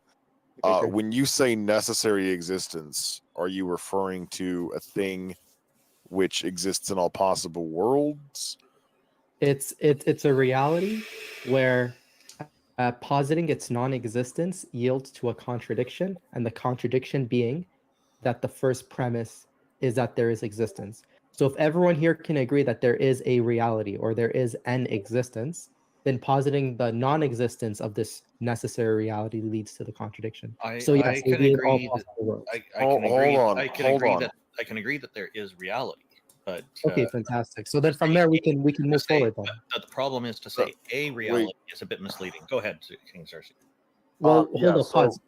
Wait, I just want to address Randolph. Randolph made a good point. Hang on, Moshi. Hang on a Stop. second. Go ahead. Ray. We need to clarify something really quickly because this is going to get you into a lot of trouble if you want to move forward with this argument. Existence is not a property that entities can possess. It is the condition which allows entities to possess properties. So you cannot define anything as existing. That's just incoherent. The only way to say that it would be a contradiction for something not to exist is to say that it is definitional or an essential property of that thing to exist. Yes, it's Okay, a necessary. that is incoherent. Okay, can you explain to me why that's incoherent to say that let's see if there's a necessary Because existence is not a property. Okay, but me saying that let's just see if there's a necessary existence does not imply that existence in of itself is the property. I don't know how you got to that conclusion. In order for something to exist necessarily, you just stated that in order for it to exist necessarily, there would need to be a contradiction to say that it doesn't exist. Well, the only way to say that it's a contradiction for something not to exist is to argue that this thing we're referring to definitionally exists. You cannot define things into existence. I'm not defining things into existence. That's not at all what I'm doing. Okay, so then there is nothing which would you're doing a entail lot a of talking. I'm contradiction not by able to saying explain something doesn't anything that you're exist. saying. Like, you're just interrupting. I'm not sure why. Because Moshi, because he's clarifying, and it requires clarification. But all I'm saying, okay, do you believe that there are contingent things that exist? If by contingent you mean they depend on other things to maintain their current form or function, then sure, I suppose. wait, hold up. I'm very confused now. Do you suppose, or do you know for a yes? Isn't like what are you saying? Do contingent things exist? There's problems with the language employed in these arguments. Contingent, as in something is impossible through itself, and it necessarily exists because of another. It cannot exist on its own. It needs another. Right. It depends Okay, on another. Moshi, this is the problem with the argument. You are equivocating between definitions of necessity. So from the outset of the conversation, I wanted to clarify whether or not you were referring to necessity as merely a conditional relationship between two things, or necessity being an ontological state wherein something exists in all possible worlds, Yeah, I which said would entail that this possible thing it exists by definition. Which the only thing that exists by definition is I'm not existence. No, I'm not saying. Okay, listen. I'm not saying that this thing is. How do I? I'm saying maybe there's something that could exist in all possible worlds. I'm not saying that there is something that exists in all possible worlds. So I'm not adding. I'm not saying it exists based off its definition. I'm saying let's just see. Let's just go down the rabbit hole and see if there's an existence. Let's just see what happens if this existence is filled with only contingent things, and we'll see what happens. Maybe it's impossible, and perhaps there necessarily needs to be something not contingent. That's all I'm saying. Moshi, I don't need to go down the rabbit hole. I have season passes to Wonderland. I have this conversation with people quite regularly. When you say a necessary existence, okay, and when most people use this argument, they are equivocating between two understandings of the word necessary. Necessity in conventional language refers to a conditional relationship between two things, one being necessary for the other to follow. But whatever we would consider necessary within that relationship isn't necessary in and of itself. The necessity of this thing is facilitated by the condition of the other thing existing. So you could say that because these contingent things exist, that something else must exist that's that created all of it. But that one Not thing, created. No, not well, created. or caused it, or substantiated, or instantiated, however you want to argue. Moshi. No, but King, you're assuming what my argument is without even me being able to say it. You just said your argument. I never even said. Moshi, what I am attempting to do here is make sure that you're using a consistent definition of necessity. All I said is the first premise, which is that there is existence, and then you started yapping all the way through, and then assuming my conclusion. Because you said necessary existence, and I wanted you to clarify what you mean by that. You literally just said, literally just now, and everyone heard it, and I'm sure people are recording. You literally just said, "Listen, I'm Moshi, recording. there are great. I'm glad, and I hope people listen to this. It's crazy. You literally just said that. Moshi, there's something. Moshi. Yes, please, I would like it if you could refrain from the pejoratives and things. It's not necessary for this, like the word calling it yapping. No, we're conversing, and this is being streamed on my YouTube channel as well, live. Okay, so great. you can always go back and review it. But go ahead. Okay, I'm glad. Okay, because thank you. I appreciate that, Randolph, and I'm sorry if I got a little bit heated. So No, King, it's okay. So King X, you literally just said that from these contingent things, and there is another. That created it, but I've never once put it in a temporal sense. I've never once said that there is something other than these contingent things that created these contingent things. You're assuming all these things without me being able to do my argument. That's all it is. So why are you fucking assuming? Breath and listen?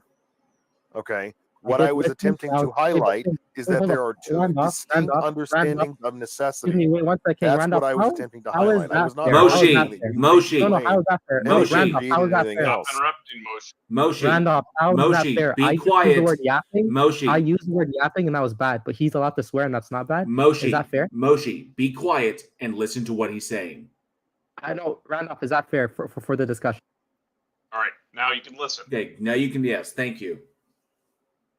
All right, so necessity. There's two distinct understandings of necessity, and people equivocate when they're using this contingency argument, right? If let's, for instance, say that I have a car, right? You could say that the car is contingent upon the existence of some automative structure or a person to build it, right? And so the person would then be necessary for the car to exist. But the person is not necessary in and of themselves, okay? So a thing can be necessitated by some external condition, but that thing itself is not internally necessary. There's nothing that makes it to be the case where this thing must exist or this thing couldn't have not existed, right? And so if you're going to some ultimate necessity, well, then the word changes a little bit, and you're referring to a thing which exists by definition and could not exist. And the only thing which fulfills that concept is existence itself.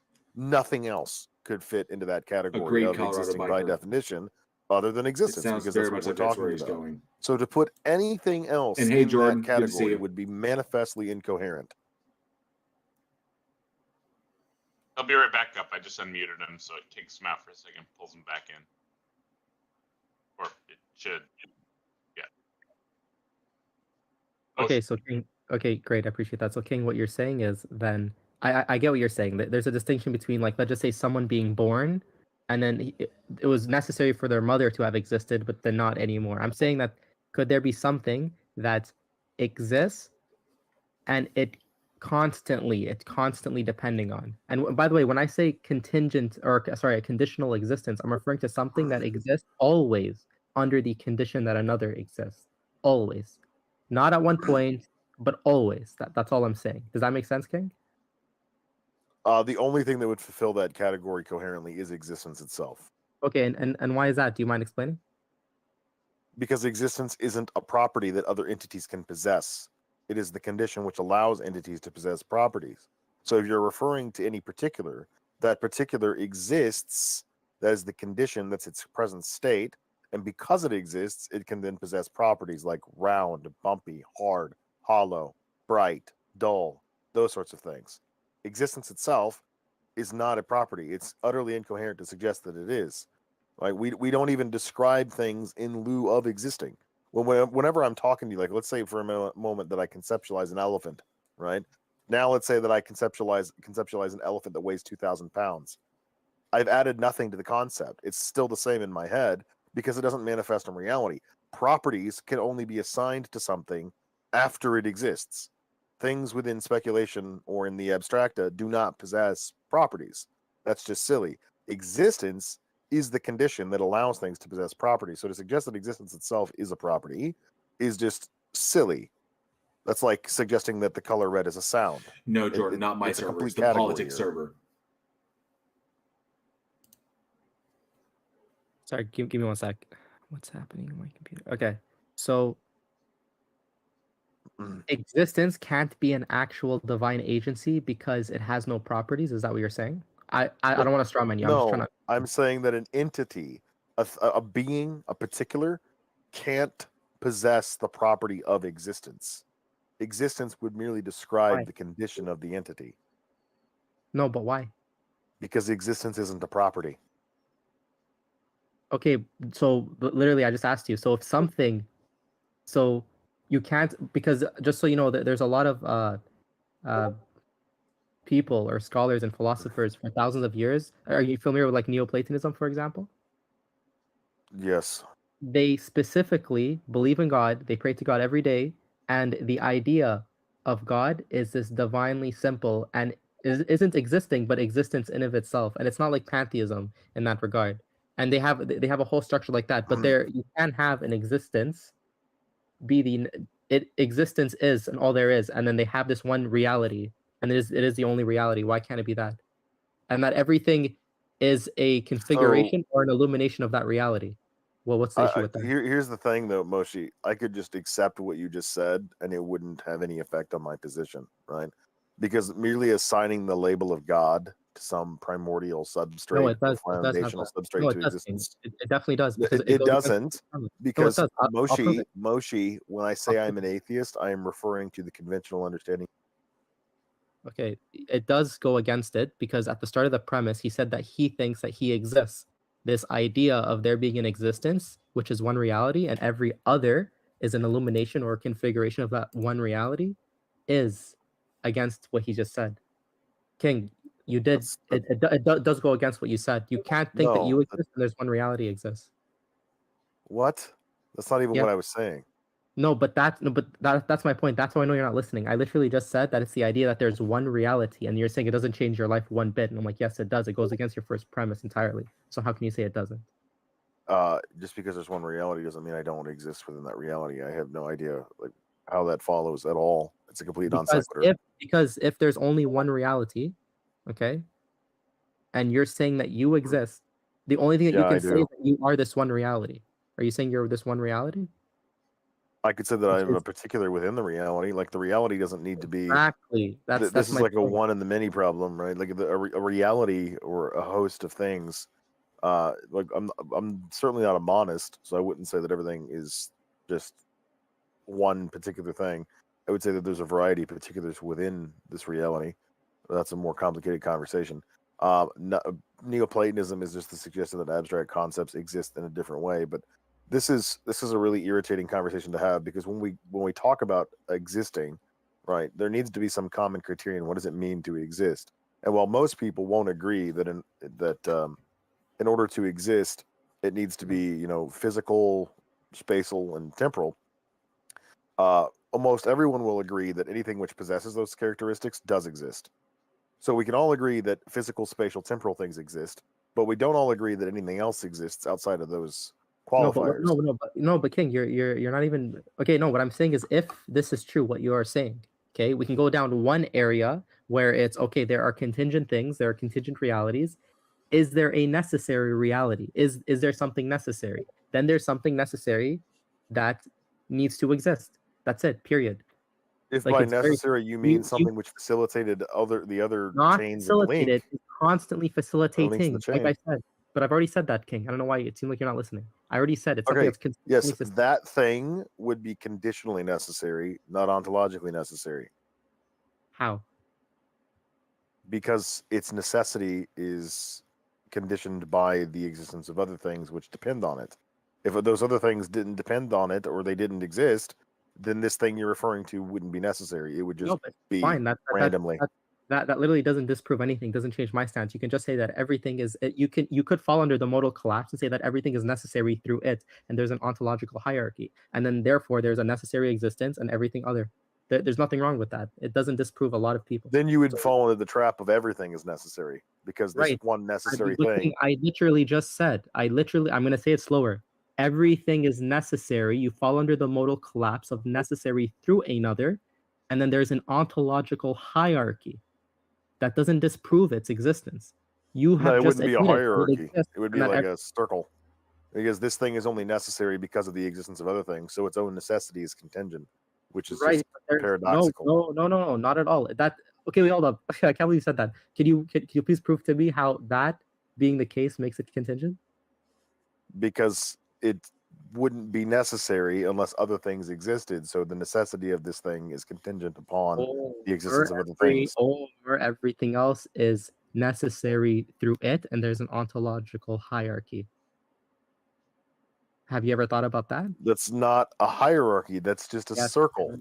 No, it's not. It's not one thing on top of another on top of another. You can have C depending on B. What sense does it make to describe something as necessary if nothing else is dependent on it? Sorry? What sense would it make to describe something as necessary if nothing else is dependent upon it? That literally makes no, but because the definition of something necessary isn't that things depend on it, it's just that it is necessary. Things existing that are dependent is not a factor that is needed for a necessary existence. See, you're the one that made that assumption, and it's wrong. Something that's necessary is something in which its essence necessitates its own existence. It doesn't necessarily need dependent things around it. That routes us back to square one, where you're assigning existence as a property of something as opposed to the condition which allows things to have properties. I'm not saying existence is what is necessary. I'm saying in this particular example, there can be something that is necessary. There could be something, and sure, the conditional propositions that leads up to it will then mean that there's a modal collapse and that everything else is necessary. Sure, why not? I can fall under the modal collapse, say everything is necessary, but only through it, and that's it. And there's an ontological hierarchy. That is not an issue whatsoever. You're the one assuming that there needs to be dependent things in order for there to be a necessary existence, which is wrong. So what now, King? Not at all what I'm assuming, Moshi. You've already made this assumption. You literally asked me. You literally asked me. This is crazy. You literally just asked me. You said what does it matter if there's no dependent things for this thing to, and I just told you there doesn't need to be dependent things. So you did say that. So you predicated the argument. You started out by asking if there's a distinction between contingencies and necessities. Just now, you just told me. You just said, "What's the sense of it if there's no dependent things?" You thought, and I corrected you. I've educated you, and now I'm asking you. No, now you what? didn't. I have just educated you. Moshi, you thought you that didn't in order educate for there me to at be a all. You just necessary routed back existence, to the initial you problem. just told me that in order for there to be a necessary existence, there needs to be dependent things, and I've educated you. No, there doesn't. Now what? What are you gonna say? How can it be necessary if things don't depend on it? What does it mean? What are you describing Because about there something when you doesn't say that it's necessarily necessary? need to be anything that's dependent in order for it to exist. What do you mean by necessary? Something in which its own essence necessitates its own existence. It's possible through Yeah, itself. and Grounded that would through mean that you are defining this thing as existing. You are assigning it the property of existence. Existence is not a property. Therefore, you've committed I'm a not logical saying that. fallacy, and I'm this not thing saying doesn't that exist. whatsoever. I'm not saying that you're just making you're joking. Moshi, I can't you're tell if you're being conceptually serious. I impoverished, can't dude. tell if This you're is being serious. not that This difficult. is actually You funny to hear cannot that. say, Moshi, You're you cannot say that its own essence necessitates its existence. You are defining it as something that exists. You cannot define things as existing. That is silly. All no, right. I'm not. What I'm fact saying of the matter makes it the case Okay. that this thing you're referring to must exist? because here's what you go down this rabbit hole where if you Because say that there's why? contingent, I'm explaining it to you. Just let's Now listen. you're going Actually, back to listen. contingent things, and No, you no, just no. said that you don't need contingent things I'm in order for something answering to be your question. necessary. I'm trying How to is answer your something question. necessary in and of itself? I'm literally trying to answer your question of how. Wait, your question How is is something necessary in and of itself? you just changed the question, but it's okay. Something can be No, I necessary. didn't. Yes, you did, but it's okay. Something that's necessary in of itself is just something in which it needs no other for its existence. It doesn't need no other for its or its own essence necessitates its existence. So what I'm trying to get So to, what you King, mean? No, because hold on. I'm So trying what? I'm Wait a trying to minute, answer your Moshi, question about the first stop, one. dude. This is so fucking juvenile. So a Why are thing you which why are you hold on, swearing? Wait, I'm not allowed to use the word yapping. Moshi, You're allowed to swear. That's very funny. this is so Wait, embarrassing. Moshi, but why are you allowed to let's swear? let's Oh, let's dude, stop. come on. Server's a joke, bro. You guys are a joke. Let's stop pretending, right? Let's stop just using euphemisms. You're referring to Such a God. This joke. is what you're trying to argue for, obviously, because you joined this particular room. So what? Well, let's say that God doesn't need anything else to exist, right? He just exists. Okay. Could it be the case that he didn't exist? Sorry? Could it have been the case that he didn't exist? No, it's a necessary existence.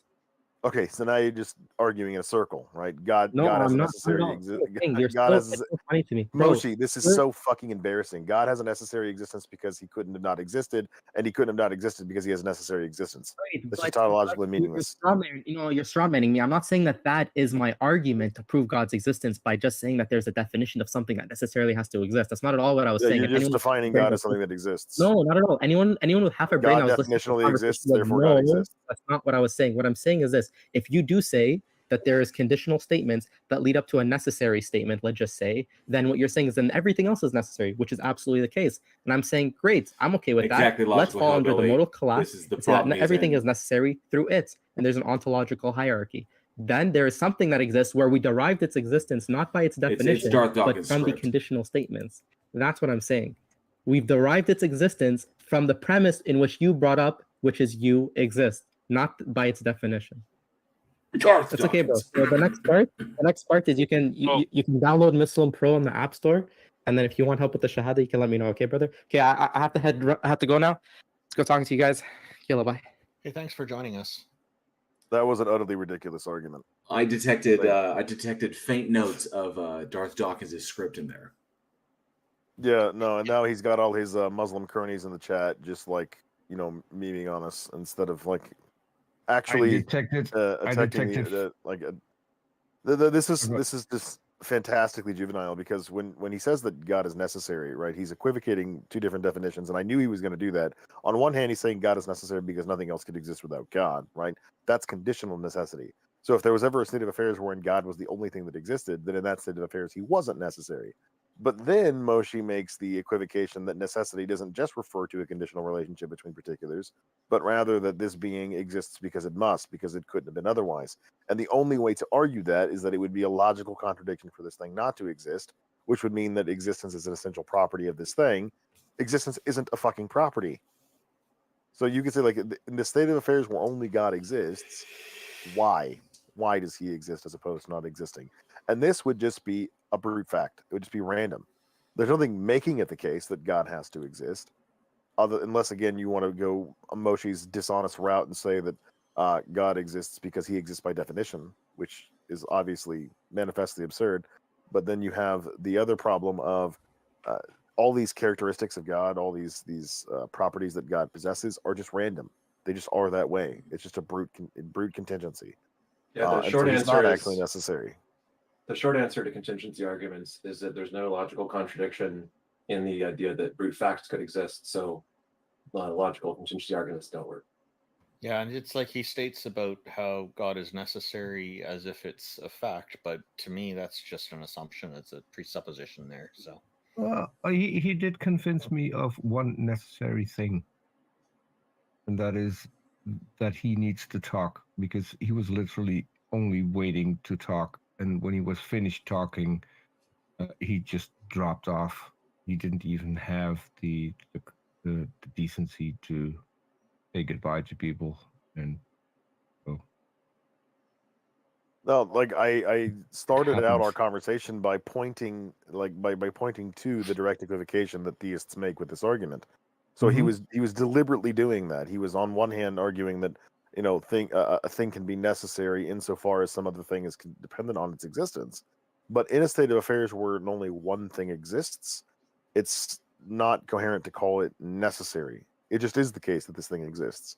There's no fact of the matter making it exist. It just does. I love how you rephrased the question over and over again, and then he said it's a different question. I thought it was good that you were trying to help steer him away from making an error and give him a chance to think about it first. That was good constructive dialogue, in my opinion. Randolph in jail. You guys know how Well, to I pull mean, he's people up here, right? Moshi is a YouTuber, and so he was obviously just trying to placate to an audience, and he wasn't interested in a real conversation. That is what I learned from this. That is literally what I said. I do have He to just head out wanted to talk. now. You can continue doing this if you want. Ping Flaxy if you need anything, but I do have to head out. You guys both know how to pull people up onto stage, right? How to Yeah, invite we people do. up to stage. Yeah. Okay. I'll probably let JL Warren decide who goes up next while I kind of keep recording things. Thank you, Taco, If you need anything, for organizing all of this. No problem. If you need anything, there's mods in the audience, and if you can't get a hold of them that way, just ping somebody and they'll help you. Have fun. I appreciate it. Thank you. Thank you, Taco. Thanks, In case Taco. any other, thank you, Taco. In case any other theists are thinking that they can adopt a contingency argument, the only people I've really heard make this argument seriously are Calvinist necessitarians from the Christian camp. I haven't really heard it from Muslims before, because the Calvinists and that happen to be necessitarians, they're fine with the logical consequence of contingency arguments being modal collapse, and they're fine with literally everything being necessary, and no one has any choice in anything, and so on. They kind of like just accept the double predestination thing or whatever as okay. But most Christians wouldn't be able to accept that argument for God, because it essentially abolishes the reason for Jesus being on the cross and people making a choice, and all of that stuff would be meaningless if God just like has preordained literally everything. One thing that gets me is that, if this entity exists in the way it's described and possesses the properties that people that the believers say that it possesses, then this entity would be fully aware of these arguments ahead of the fact, ahead of creation. It would understand that these are the conclusions it would be coming to, and it would understand the finer nuances of I guess like modal ontologic arguments, stuff like that. So you think it would be able to convey itself or communicate itself in a way that that we wouldn't run into these problems, that all of these little things that we could point out that essentially knock it down or make it irrational to try and justify these things, it would be aware of this and would indicate it could communicate in a way that it would be effective and efficient and would get it across the board with no complication. But apparently it did not have the foresight to do that. So very weird. Let's see. We got 4 people in the chat, 4 requests to speak. We got, I don't know who has been in the chat the longest. So I sent you a private message in our group chat, if that's helpful. I think that might be. I'm operating between multiple devices here. Okay, gotcha. Yep. All right. So let's go with Anwar. Anwar, you're coming up. Hello, Anwar. How are you? And thank you for joining us. Oh, thanks. So, King Xers, whatever your name is. His name is King Xerxes. Okay. So you accused like Moshi of making a ontological argument, because his argument did not have anything to do with like defining things into existence. He did not define God as necessary. He proved God to be necessary, and then you asked him what makes God necessary. He already proved that by proving that things are contingent, that they depend on something that is necessary. So, can you maybe respond to the argument instead of asking, you cannot define God into existence. Existence is not Yeah. a So property, because so that does so one. not have anything to do with the argument. So once again, you manifestly fail to understand the problem. Moshi was equivocating between two definitions of existence. On one hand, he's arguing that because other things exist, they are contingent upon something which would be necessary to the condition of those other things. Like, let me provide you an example. Not what he said. So That's not what he said. let me provide you an Okay. example, and maybe this will help you understand a little bit better. If I'm playing a game of dice and I make a wager that I'll roll a 7, the condition of winning my bet is that I roll a 7. It's necessary to roll a 7 to win my bet, right? But the fact that I rolled a 7 is random.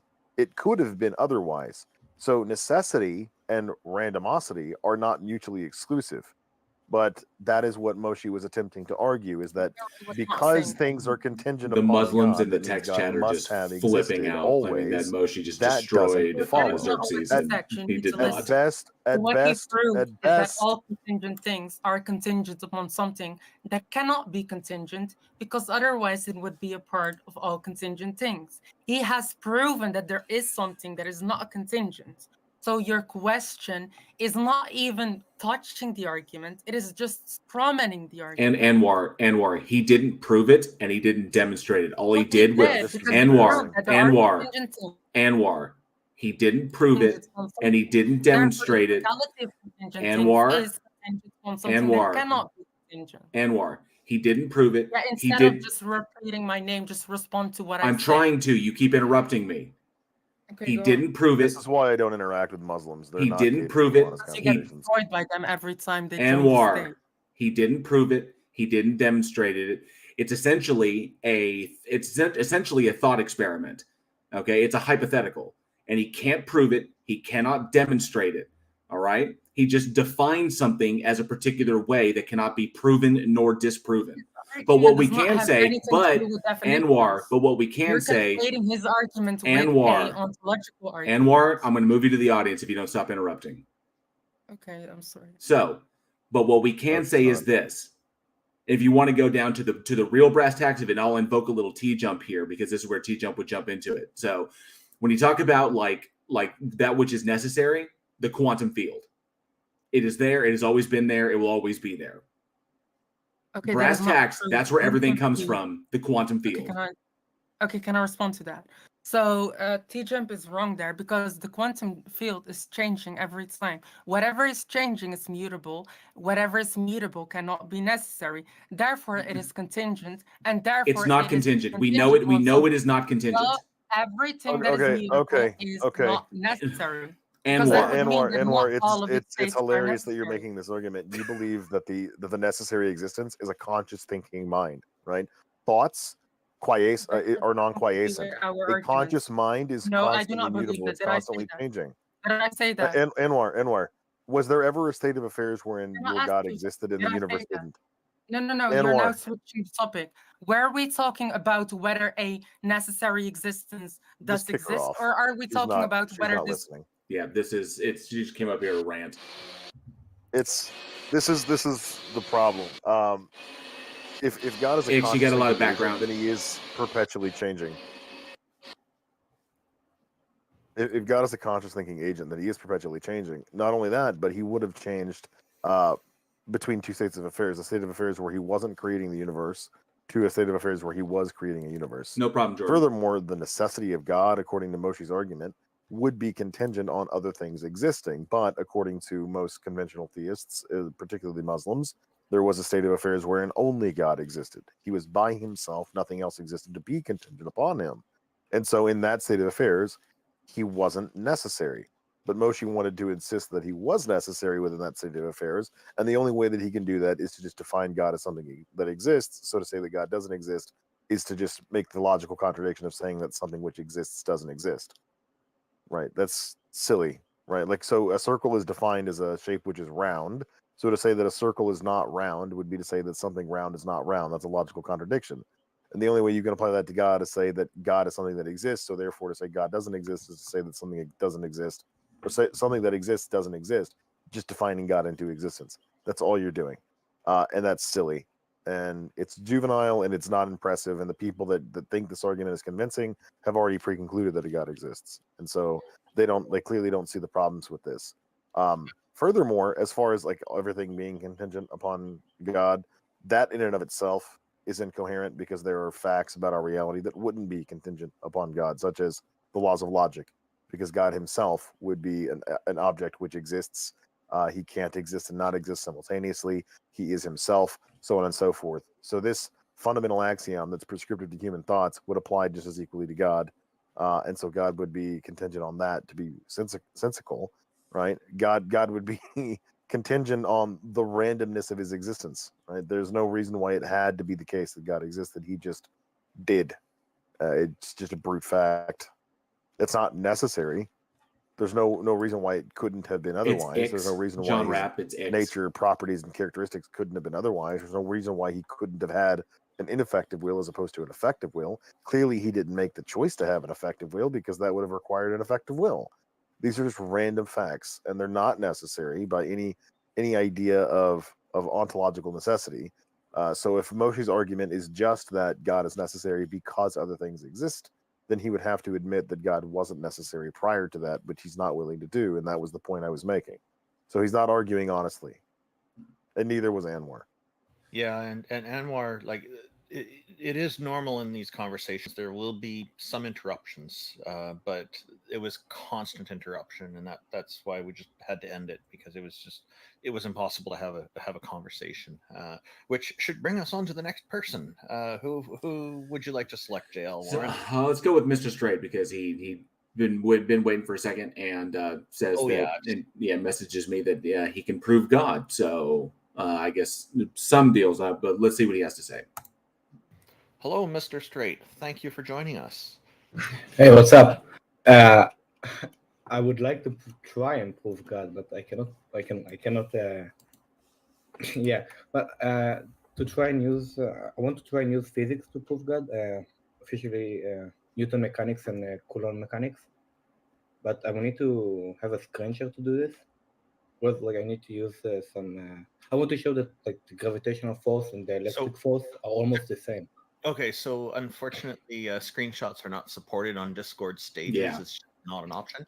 If you have a link that you would like to share in the live chat, I can make sure that gets relayed to the YouTube live chat for you, and then you have access to those diagrams. That'd be fine. But we would also like to try to keep this kind of brief as well. So, I can just try and say it without writing it down.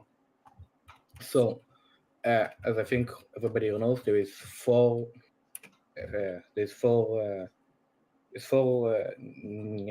natural forces in the universe, like gravitational force, electromagnetic force, and two other forces, nuclear and strong nuclear force and weak nuclear force. But I don't know those, so I want to talk only about like gravitational and electromagnetic.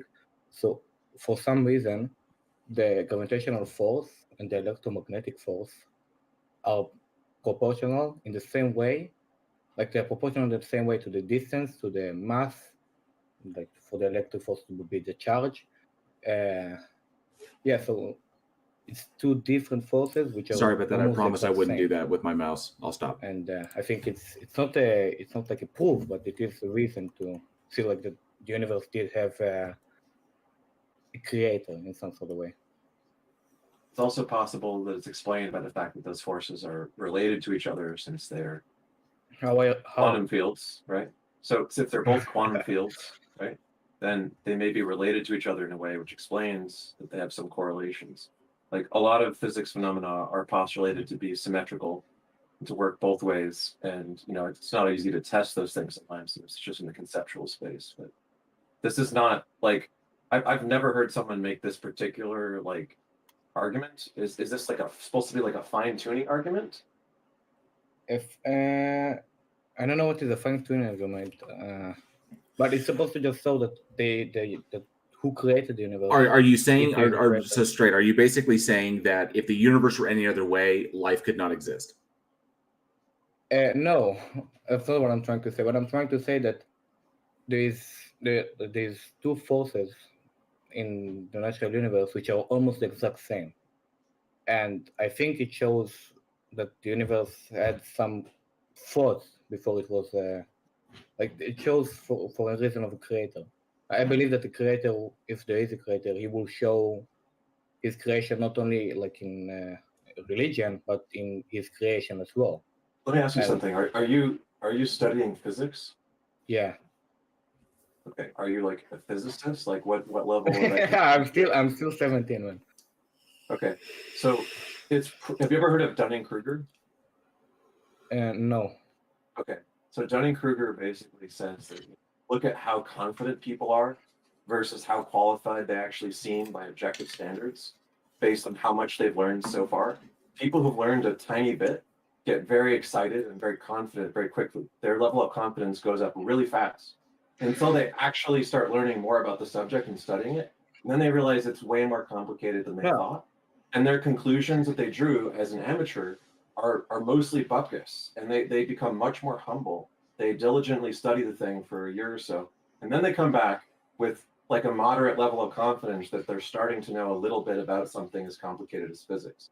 But it's possible that you, in your 17-year-old first looking into the subject, found the secret that the other physicists just refused to admit as evidence. But my guess is you probably should study physics if you want to make claims like that physics proves that God exists. So I get what you're saying. It is true. Like people who are not educated enough can make some sort of assumptions. But I'm learning physics for 3 years, almost 3 years, and this point is not the point that it's not my point. It's the point that my physics teacher told me. You mean high school physics? Yeah, I'm still 17, so that's the only thing I can learn. Okay. That's the reason why I'm talking about I mean, Newton. there's AP. There's AP, which is like pre-college stuff, right? So you could be doing some college physics or whatever. I am not a physicist. I'm not claiming to be one, but I do work in the field with a lot of like AI and physics people that are outside of my own discipline. I wouldn't make a claim like two forces being similar is evidence that God exists without studying it. But it's not similar. Like it's taking it and putting it in the smallest category you can make it. They're the same. They're almost the same proportional to the distance, to the mass, to the charge. So it's and like you have it's no like, argument. You have no argument other than saying that they're similar. So you have a premise and then you have a conclusion. You're not making a valid inference based on any expertise in the field about why that would suggest that God exists. Well, why would it suggest that God exists? That's what you want me to say? I assume that was your claim initially, right? You said that this is some evidence that It God doesn't exists. prove. Yeah, it doesn't prove God's existence.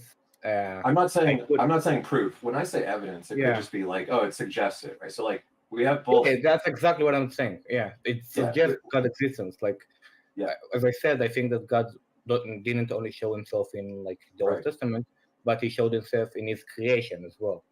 Right, and but a physicist might say that's evidence of symmetry or something, depending on how the forces seem to be related. Man, those are two different forces. We're talking about like it is the gravitational force and the electromagnetic force. There is no. It's like a human and I don't know bacteria. Like you might I don't know. I don't have a good example, but they don't have any connection between them. There's no connection. That's your claim. That's your claim. I'm curious if you want it. I'm curious how you're jumping the gap from the four fundamental forces of the universe to God. Yeah. How are you doing? How are you doing that straight? I said I want to add on to that because you have forces and then you go from there. You go straight to creation, which implies intent. And the force doesn't have any intent. I think he. I'm sorry. Yeah, okay. So straight. Look, So I think if you were going to make like some really weak, like Bayesian kind of claim, oh, this slightly increases probability, because I just don't have an explanation for why that would be other than a creator, which somehow you've ruled out all the other possible explanations, which I gave. No. I'm not ruling them out. I'm not ruling them out. You can seem to think that you can evaluate their likelihood as less than the likelihood that your religious belief is true, right? I came with the assumption that all of you already know like the Old Testament and heard about all of the prophecies. Like I don't want to repeat something that already has been said.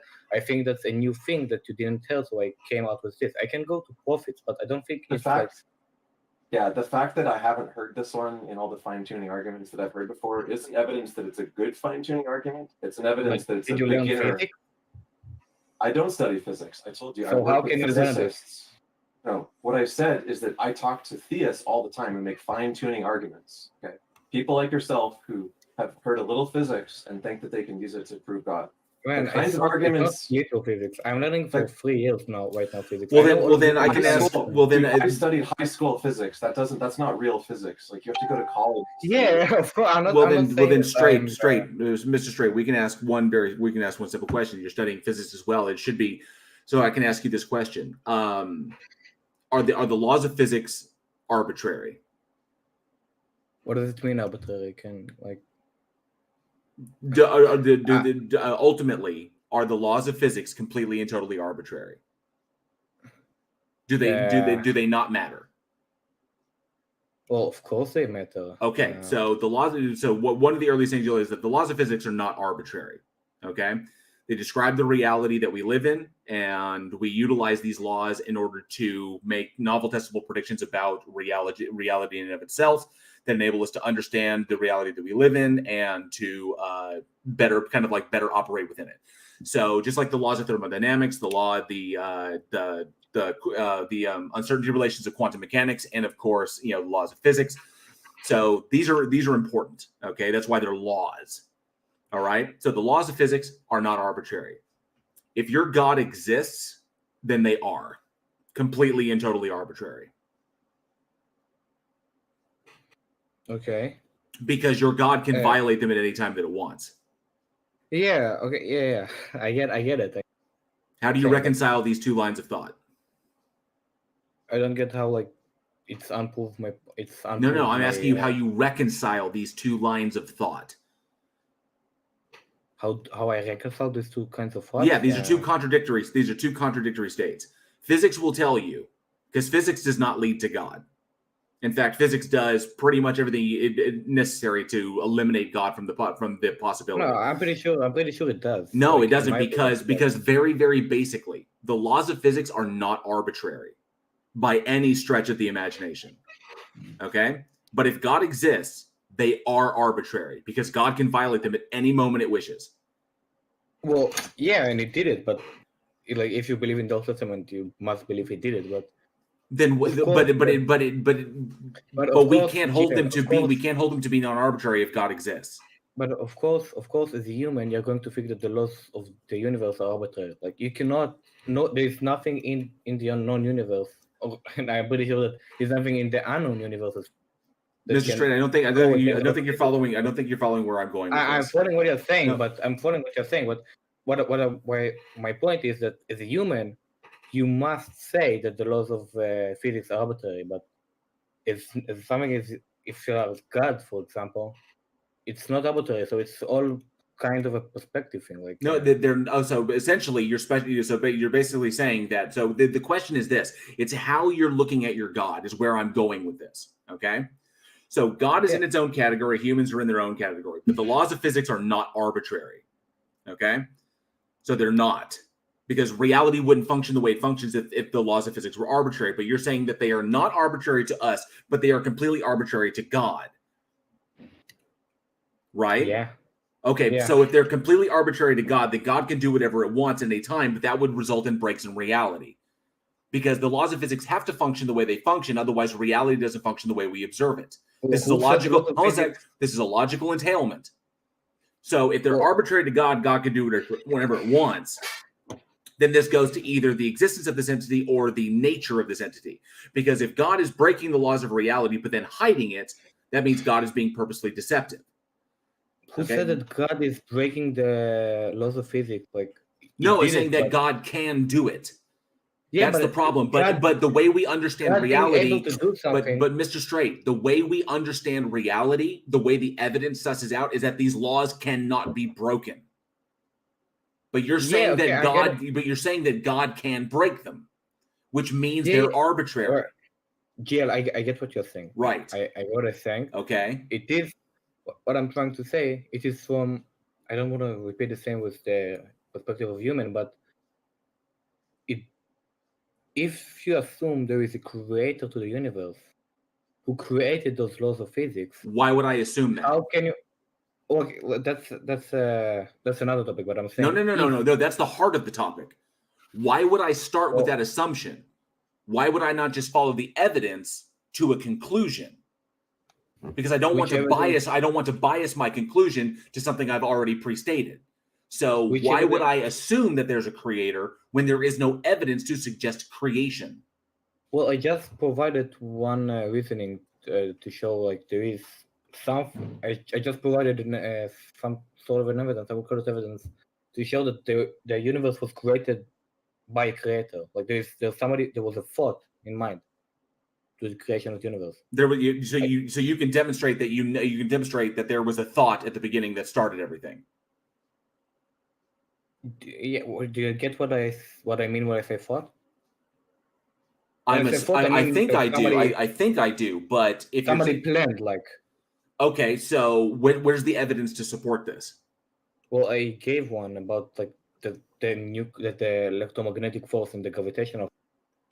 But there's no way we can demonstrate that was a god and not just a result of natural process. You can say it happened by chance, like. What do you mean it happened by natural process? It is the natural forces. You cannot say that the natural process is created by the natural process. The laws of the universe are the natural process. You cannot say they were created by themselves. It is a logical fallacy.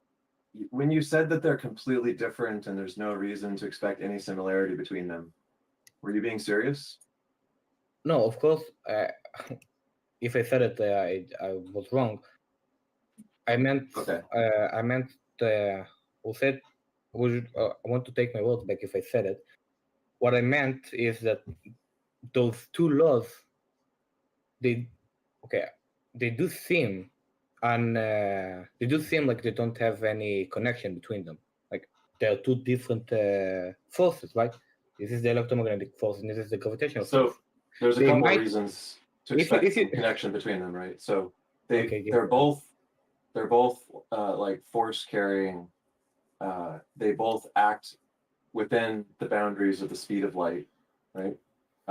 They both can say about anything in the universe, like they're both transmitting waves, right?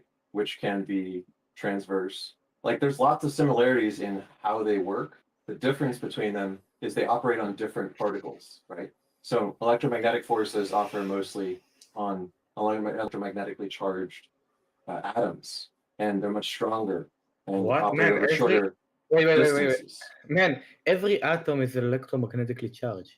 You understand that every atom has a nucleus, and in every nucleus there is a proton, and every proton is electromagnetically charged. Yeah, did you hear what I said? That the electromagnetic force acts most strongly on certain types of atoms over shorter distances. And we observed that gravity operates much more weakly over longer distances. But they both operate within the bounds of the speed of light in conveying force. They both they're both conveying transverse waves. So there's lots of similarities between them. But you just posited that can you repeat no the same thing? No, I'm not saying that there is no connection to them. Maybe if you have a doctorate in physics and you know quantum. I'm not claiming that. I literally just Googled it. I get to see what the heck you were talking about.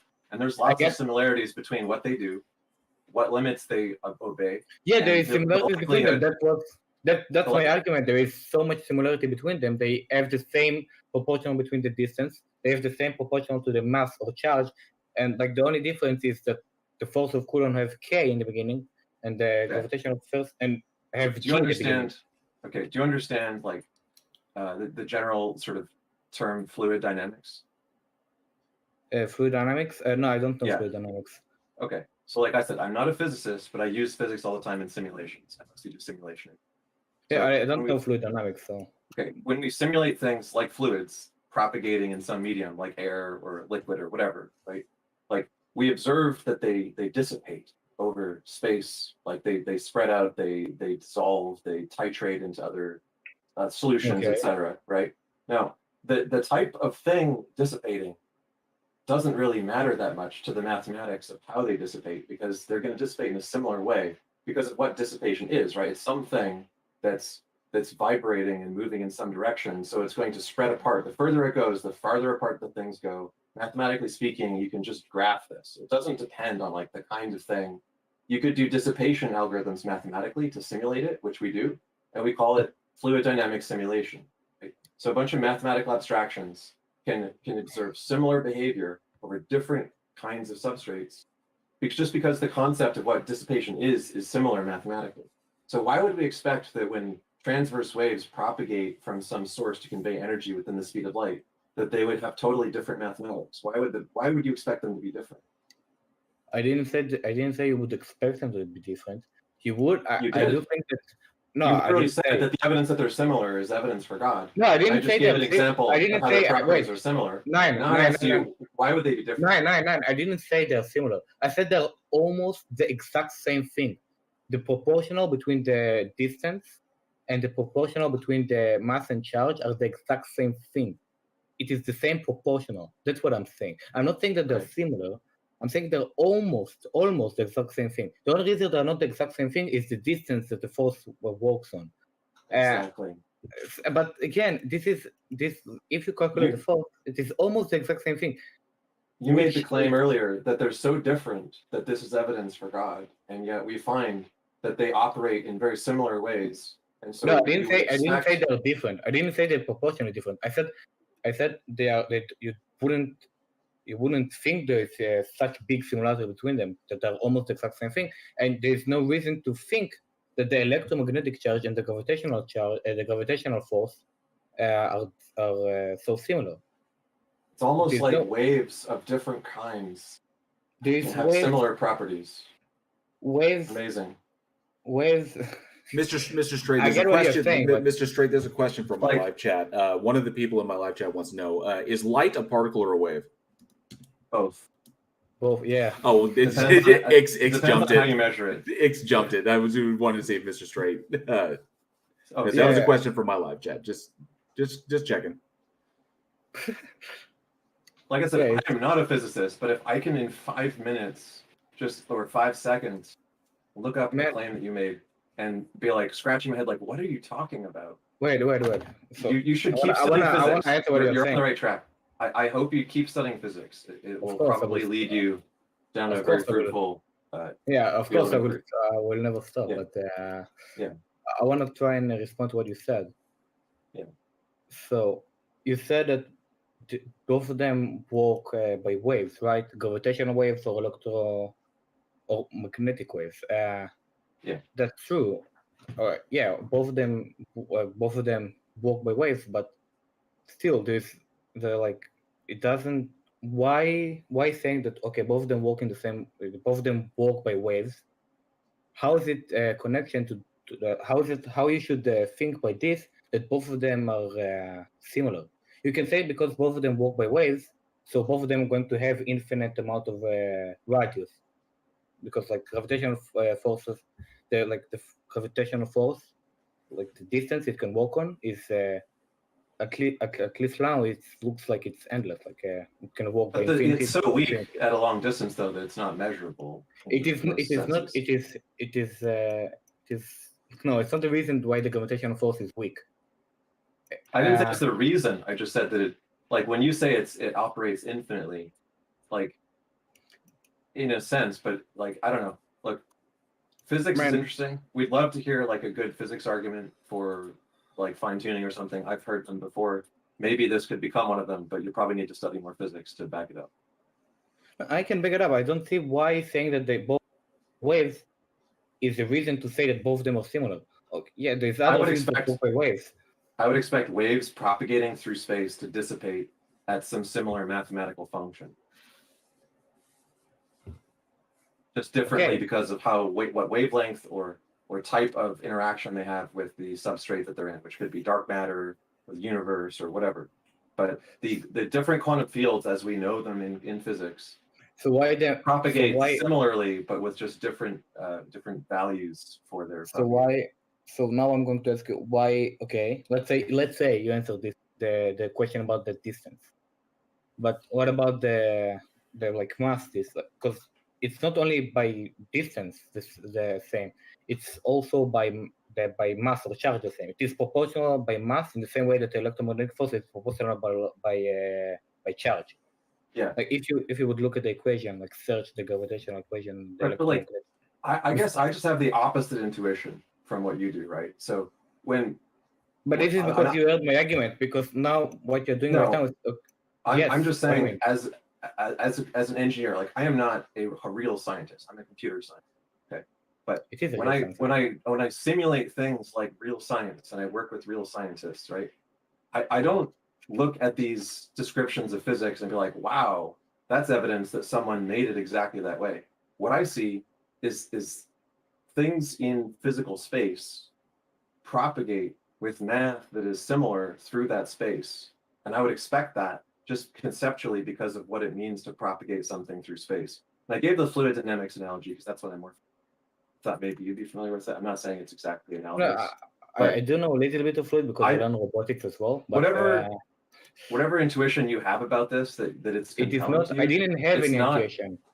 Nine. Well, I didn't have any intuition on this subject.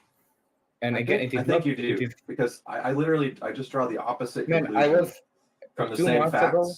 and I gave reasons. 2 months ago, I was atheistic. Like I became believing in God. Like I believe in God for something like 2 months. Is it because of this? Not.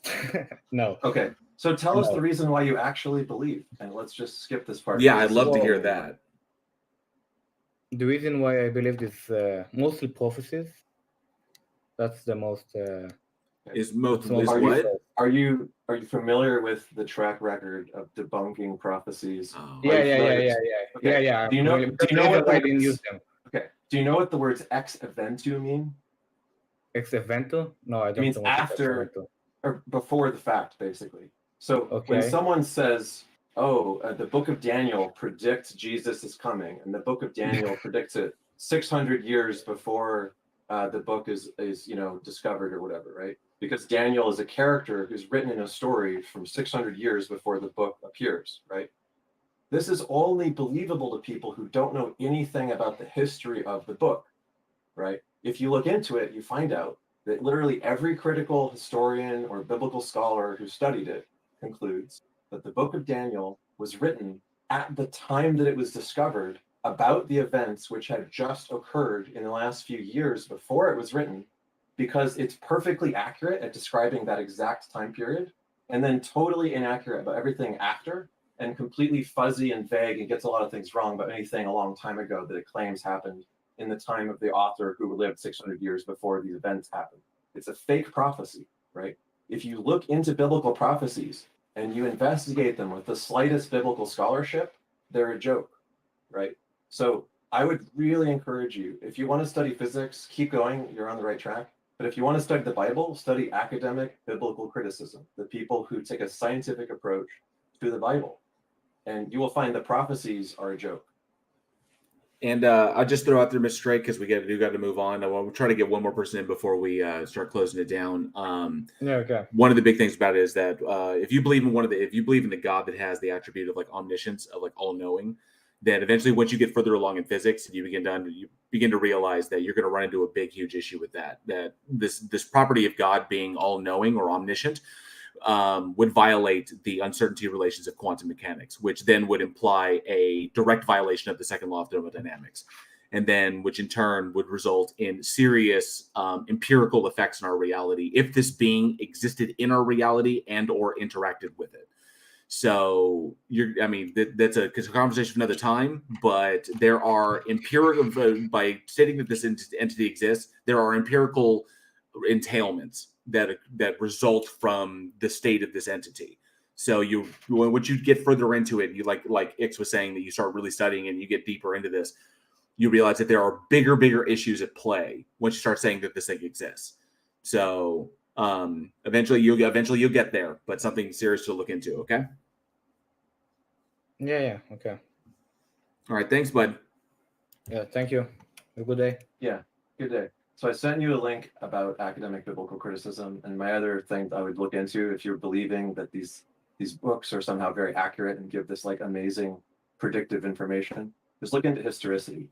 Because if you look at the historicity of the Old Testament, especially, it claims that an exodus of somewhere between 500,000 or several million Jews happened, which would have been like somewhere between like a fifth to a third of the population of Egypt at the Hey, time. I hate frauditors. And yet no fraud physical tards. Good to evidence see you. can show that that happened. And it claims that they conquered cities, which physical evidence shows were conquered hundreds of years before by other people or collapsed.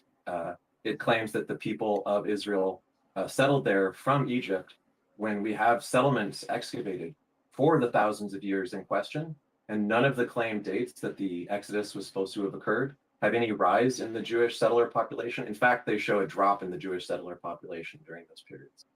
So that's not an absence of evidence that like, oh, we're going to find the evidence the Bible was true someday. Well, That's a I'm not- preponderance of evidence that it's indefensible from the archaeological record perspective to say that the Exodus occurred. It makes the whole book a lie. Okay, I get what you're saying. It wasn't the evidence that it wasn't the prophet that got me convinced. I can give you an example of a prophet that got me convinced. Well, that like I said, we do have to move on in that respect. But okay, take what he said I and get do it, it. yeah. Take what he I'm said. trying and to do give you it. some stuff like I consider what you're saying. Yeah, I'm Okay. I figure you're going to do research. So I'm just giving you some places. Yeah, I will do it, of course. Thank you, Have a dude. good day. Good talking. All right. And somebody sent me a message. JL. Somebody sent me a message. JL. Said, hang on a second. So it said, science is provisional. If laws of physics don't come from God, then where do they come from in your worldview? So the laws of physics are not prescriptive. They are descriptive of the universe. So it's not that they come from somewhere. It's we have devised them to describe what we are observing. So they're not prescriptive, they're descriptive. That's the first mistake you're making. And while science in itself, when you say that it's provisional, the problem with stating that all of science is provisional, science is, like anything that we state scientifically, is we can improve upon it, but that doesn't make it arbitrary. Okay, it means the science provides the best explanation we have for what we currently observe. Now, just because we can refine it in the future doesn't mean that it's wrong now, because we just assume that we don't have all the information because we're intellectually honest, and we assume that we don't have all the information and it could improve in the future, that we could get more data and more evidence that improves the models that we utilize. We will never ever assume that we have the absolute 100% correct model to describe anything. Now, that precludes the possibility that maybe we do. We could have the absolute best understanding that we will ever have, and it will never get any better, and this is it, and we fully explained it, but we'll never assume that we do. So when you say the science is provisional, it's not a weakness, it's actually a strength. It just means that you don't really understand science. So I'll just go on from there. I just wanted to address that real quick. And let's see who is... here. So go ahead, Peter, what were you saying? There's a guy, Abu Amir at Tunsi, who's the guy who's in the audience, the yellow guy in the avatar. He claims that he can demonstrate hell. I'd be really curious if we could pull him. He can demonstrate hell and how it doesn't violate the first law of thermodynamics. I'm very curious about this one. Yes. He can demonstrate hell and how it doesn't violate the law of conservation of energy. I'm very curious about this one. He claims that he knows that hell exists, and then I told him, if that's the case, then you will be able to demonstrate that it exists, and he said yes.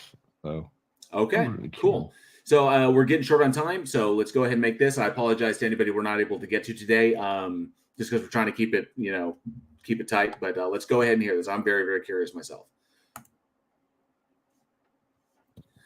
Abu. Assalamu alaikum. Hello. What you got for us today? First of all, I say to everyone, hello, good evening. I got things to talk about. One of them is the thing I told Peter. I will prove hell exists, okay? And most important, I will talk about natural dissipation, okay? Let's stick to the part where you said you could demonstrate hell exists.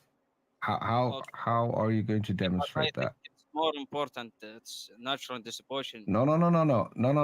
You asked me to have you pulled up because that is what you wanted to do. Okay. I asked JL to pull you up. It's easy, okay. But listen, do not interrupt me until I finish. I know you're gonna interrupt me and then. Okay. Bismillah. Basically, Yeah, I figured as much. Because that's pretty much what the Muslims got, and I hate to use that as like that, but that's what we run into a lot. And It is a problem. The whole point is to try and disrupt the stream and get things. Luckily, my live streams are not monetized, so I don't have to worry about it. But this is what they do. So I mean, I just assumed that wasn't even a Muslim, but wow, that would be pretty shameful if a Muslim actually did that. Oh, yeah, it's true. I did kind of jump to the conclusion. It's just that all the experience I've had on these stages is that it's Muslims who do that. So you could be right. I just haven't had a lot of experience with them yet. I just missed that. That was a really quick call. They were just trying to make trouble. Pretty much. It's pretty much just trying to disrupt the stream because they know that we're live streaming, and so the objective is to try and get us in trouble on live streams or like that. And no, it's actually Anwar. I know that you're running your mouth in the live chat. And no, this not the first time I've ever encountered that. That happened a long time ago when the Muslim delivered their first death threat against me on live. So, I'm used to this kind of stuff. How many have you had? So far I've had 3 death threats, 3 death threats, all? and with 3 death threats and 1 doxing. Oh, okay, I've had about a half a dozen doxing attempts. All have failed. And I've lost count of how many death threats I've had over the years. Yeah. So, I hear death threats here on the stages. So about the stages I've done, I've gotten like, I think, I'm up to 3 death threats and 1 live doxing, but they doxed me with old information. So I laughed at that. It was funny. I think we can get one more person in before we run out of time. Let me see real quick. Someone who's been waiting for a second. I've only been doxxed once, and apparently I am an older college professor with probably a couple of PhDs. So here we go. go. I'm glad I was doxxed. I'm glad I was doxxed. Do you want to bring Fluzzy up next? Yeah, let's bring up Fluzzy real quick because Fluzzy's been waiting for a minute. Hello, Fluzzy. Welcome. Hey guys. I don't really have a whole lot to say. I just wanted to ask what's how do I ask? What's the best source that you guys would recommend for studying up arguments against the cosmological argument from Aquinas? So, there's a website called religions.wiki, which is specifically kind of like a debate prep wiki that was originally created by Matt Dillahunty and worked on by tons of atheists to expand on it. There's lots of other sites, but that is just literally just all condensed argument prep for debates. Yeah, that's a very good one.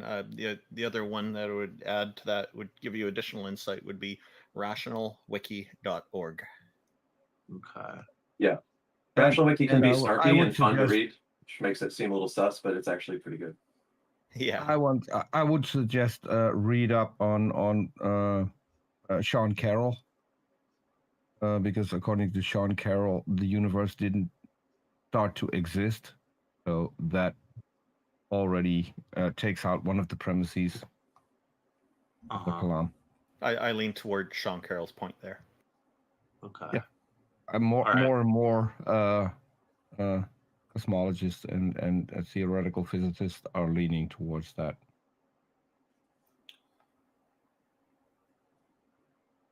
Cool. Thank you, Fluzzy. Cool. Thanks, guys.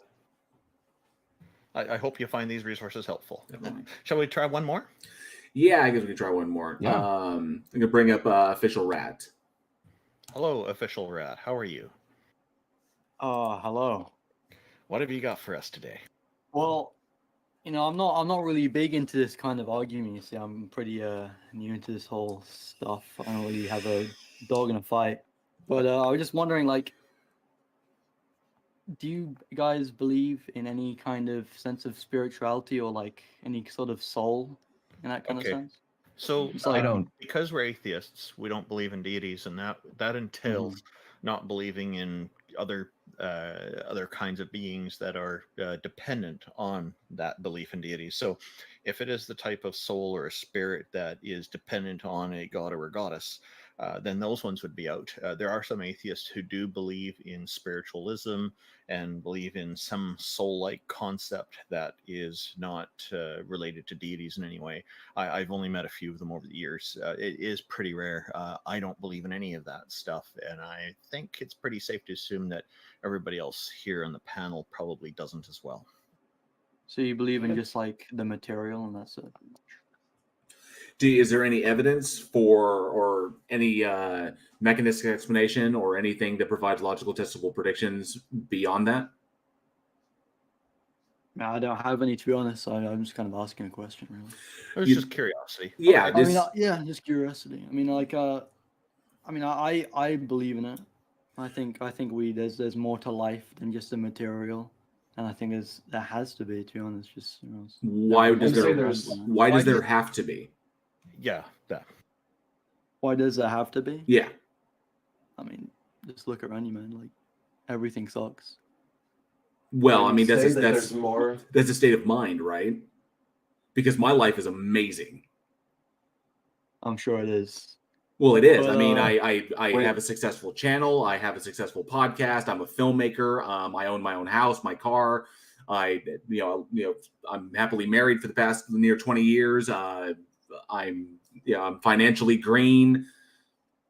I've color changing beard. I have a color changing beard, but I mean, I'm just saying that's I can't speak for everybody, but that's my life. So obviously, everything sucks is like arbitrary. It's like it's subjective. So, and I know that there are people out there that have had extremely difficult lives. And I won't say for a second, I mean, yeah, my life is great right now. It doesn't mean it couldn't change, and it doesn't mean it wasn't in the past. I've had extremely dark moments. I've been low, but it shifts and it changes. That's essentially what it is. So it's ebbs and flows, peaks and valleys. Whenever you're down, you never think you're going to be up again, and whenever you're up, it's never enough.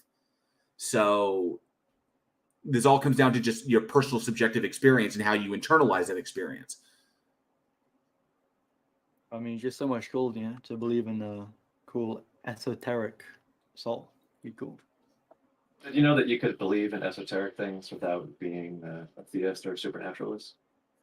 I would look up, if you want to get into like esoteric stuff, but not be woo-woo to the extent that you actually believe in the supernatural, take a look at Alan Moore.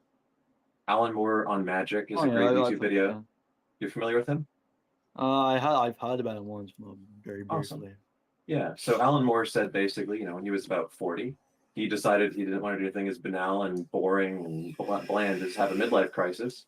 So instead, he embarrassed all of his friends by declaring himself to be a magician. And he ended up discovering that he was one because he realized that art and magic were just the same thing, right? His research into the occult led him to understand, from an artist and a writer's perspective, being a comic book writer, that what the shamans and witch doctors and occultists do is tell stories that are very powerful and very compelling to the human mind, and which can be very valuable to people, which a lot of writers would say the same thing about their work, that they try to be valuable. They try to have a good impact on people or to provoke their readers, much like a shaman might try to provoke their members of their congregation to help them out of a funk or to help them overcome a great malaise or problem psychologically, right? And what he concluded, and you can watch his video for yourself and see what you think, is that a lot of the terminology that is used in the occult is much better understood to be a metaphorical language that writers use, like a shop talk. So for the layperson who reads the story, it doesn't matter much to the writer whether they literally believe in the story. Like when you read fairy tales to kids, the fairy tales to the kids are real until a certain age where they start to realize they're not. And that's what a lot of religious talk is like when you've been a writer before.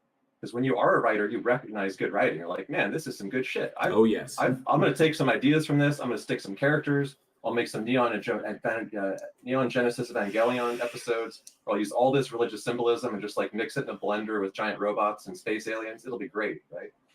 And that's the kind of value that it has to us. Is it's hugely inspiring to have like stories that are compelling to us. And you can call it spiritual stories, and you can construct a meaning for your life that's very valuable to you. No one's saying it's worthless, right? It's just that when you cross the line where you believe so strongly that you come to conclusions against strong evidence against these beliefs, like people have delusions or schizophrenia or whatever, where they think something everyone else thinks is crazy, but they're just convinced of it. There's a line you cross from thinking you're a Jedi because you love Star Wars and the Force and the way of the Jedi code or whatever, and like literally thinking that you can levitate and jumping off a building or something, right? So there's a Yeah. line that we cross with our fiction being valuable and inspiring, and then we take it too seriously on a certain level where we think it's real and we can hurt ourselves and other people. And that's kind of what Alan Moore says advertising and marketing and all of that does. It's a way of using this kind of power to influence people, but used for evil and profit and selfishness. And that kind of makes people sad and miserable. And no matter how many TV shows you watch, it only just makes you feel worse at the end of the day for some reason, right? I'm curious. Yeah. Someone messaged something to me directly, official rat, that may be pertinent to this. So when you make the comment that like everything sucks, okay, so it doesn't necessarily mean that everything is bad or like everything is just negative all the time. It may be that, are you referring to that there is no discernible objective purpose to everything, so that means Yeah, I everything guess, sucks? Is that yeah. what you're talking about? I guess. I mean, yeah. I guess, but I do also have another question. Just wondering. Well, Like okay, the but before you jump to it, I mean, because that goes down a line of thought. So, like Uh-huh. objective purpose. So there's a problem with that when we're talking about when it seems like everything is purposeless. There is no such thing as like purposelessness. Okay, purpose is either you can describe it as either one of two things. There's either objective purpose for everything, or everything has subjective purpose to it that is either determined by others or determined by itself. So human beings can determine their own purpose or their own meaning to their lives. Like, this is what I want to do. This is the purpose of my life. This is how it will continue on. It's determined by me. The value of it is subjective to my determination and to the determinations of others. It doesn't have any inherent value, but it has subjective value to me. So no objective value, but subjective value. Just because it's subjective doesn't mean the value doesn't exist. It just means it's what I determine it to be. It's subjective. If there were an objective standard of value or purpose or meaning to anything, even if there was a God, then that God would then appeal to that objective standard. It would be objective and exist regardless of the existence of a God. Okay? So but the way God is defined, the way it's described, it doesn't appeal to anything. God is the where the buck stops. So that means that whatever the purpose is determined to be is subjective to God's determination. It's whatever God decides, because God is the big Billy, the big bad, or the bad Leroy Brown on the block. There's nothing bigger, nothing stronger. So God determines what the purpose is, which means it's subjective to God, and that can change, because God could change the purpose of mankind if need be, if it wanted to. So it's either subjective to us or it's subjective to God. If it's objective, then God is irrelevant, because we just need to appeal to the objective standard. But that there is no objective standard that can be ascertained, so we have to appeal to the subjective nature of it. So you're left with this quandary. Do I determine for myself what my purpose is and my meaning is, or do I allow something else to dictate to me what my purpose is and what my meaning is, regardless of what I feel? In essence, I'm completely irrelevant. Only this can provide meaning for me, which eliminates, legitimately down to brass tacks, eliminates identity. So is my identity my own, or is my identity supplied to me by something else? And that's a very scary proposition, because if I can't be me, then what am I? Am I literally the construct of something else? And everything that's valuable about me is literally defined by something external to me? Or do I determine the value of my own life and my own purpose and my own meaning? And I pursue that until I can no longer pursue it anymore, until I'm either dead or I'm unable to do it. And then hopefully, if I have kids or whatever, then I say, I try to have an impact, but ultimately I'm going to die, and it's going to be arbitrary, just like the trillions of human beings that have died before us. Everything they did was completely arbitrary, and their subjective determinations about their value just doesn't mean anything to us. We don't remember any of them, except for a scant handful that made real big advancements. Maybe you want to be one of those people that makes a huge advancement. Then when you die, you're remembered on from there. But it's not necessary to have value to you, because then if you do feel that you need to have a huge advancement in order to be remembered, therefore your life has value, you're still basing the value of your life on what other people, what things external to you are determining. What's important is, does it matter to you in determining your own value and your own purpose and your own meaning, and not having it dictated to you by something else? Because that's one of the biggest problems that I have with this line of thinking, is that it literally strips people of their identities and doesn't allow them to determine who they are, what they want to do, what their own purpose is, what drives them. It takes all of that away and says, it has to be this. Regardless of what you feel, want, think, or desire, you have to eschew all that in favor of this thing if you want life to be good. And I can stand here and tell you, but my whole point was, no, it doesn't. That's not the case. You can determine your own value, your own purpose, your own meaning subjectively, and your life can be amazing. Yes, but yeah. Well, Okay. again, on also on the soul thing, I'd say you can achieve a level of like immortality through your children and through passing down your lineage and your genetics. I think that if there was a soul, if there is a soul, which I believe there is, that probably has to do a lot with your soul. So you're passing down almost a part of yourself, your soul, down to your children. Moving on to them. It's like a record of history or something. It's not immortality in the sense that I think most people think of it as. Immortality would be still being alive and conscious and oneself rather than somebody else. Right, but the concept of spirit in the English language has a non-supernatural version. So it's sometimes used to refer to something like the spirit of the law, team spirit, school spirit, whatever. And when we use the concept of the soul loosely, like to mean something other than like the classic, like Christian or Platonic afterlife or whatever, the Egyptian afterlife, I think that's because we're hinting at that second meaning, which is just talking about the essence of something. So if I were to say that, like, by raising my kids and them having a lot of similar characteristics to me, that like people who see them, who remember me, are like tear up because they're like, oh, you're just like your father or your mother in some critical ways or whatever. Like it's stored in genetics as well. I could say that not just genetically, but that mannerisms and like upbringing and culture and like, there's a connection that people would feel with my kids, even if they never met them before I died. They or whatever, just because they knew me, they'd be like, oh, you remind me of your parents, right? And we would say that there's some essential characteristics that maybe remind them of them, and that the parents are going to be happy that their kids are around when they're dying. That all makes total sense. And those are really good sources of meaning and value that help most people, I think, make sense of their lives and accept the death. Is that, hey, you were here because your parents gave birth to you and everyone helped them and everyone helped each other and we cooperated, and you're leaving the world in a little better state than you found it. And that's to me, I think, one of the sources of meaning that I think most people care about. Like legacy, lineage. Yeah.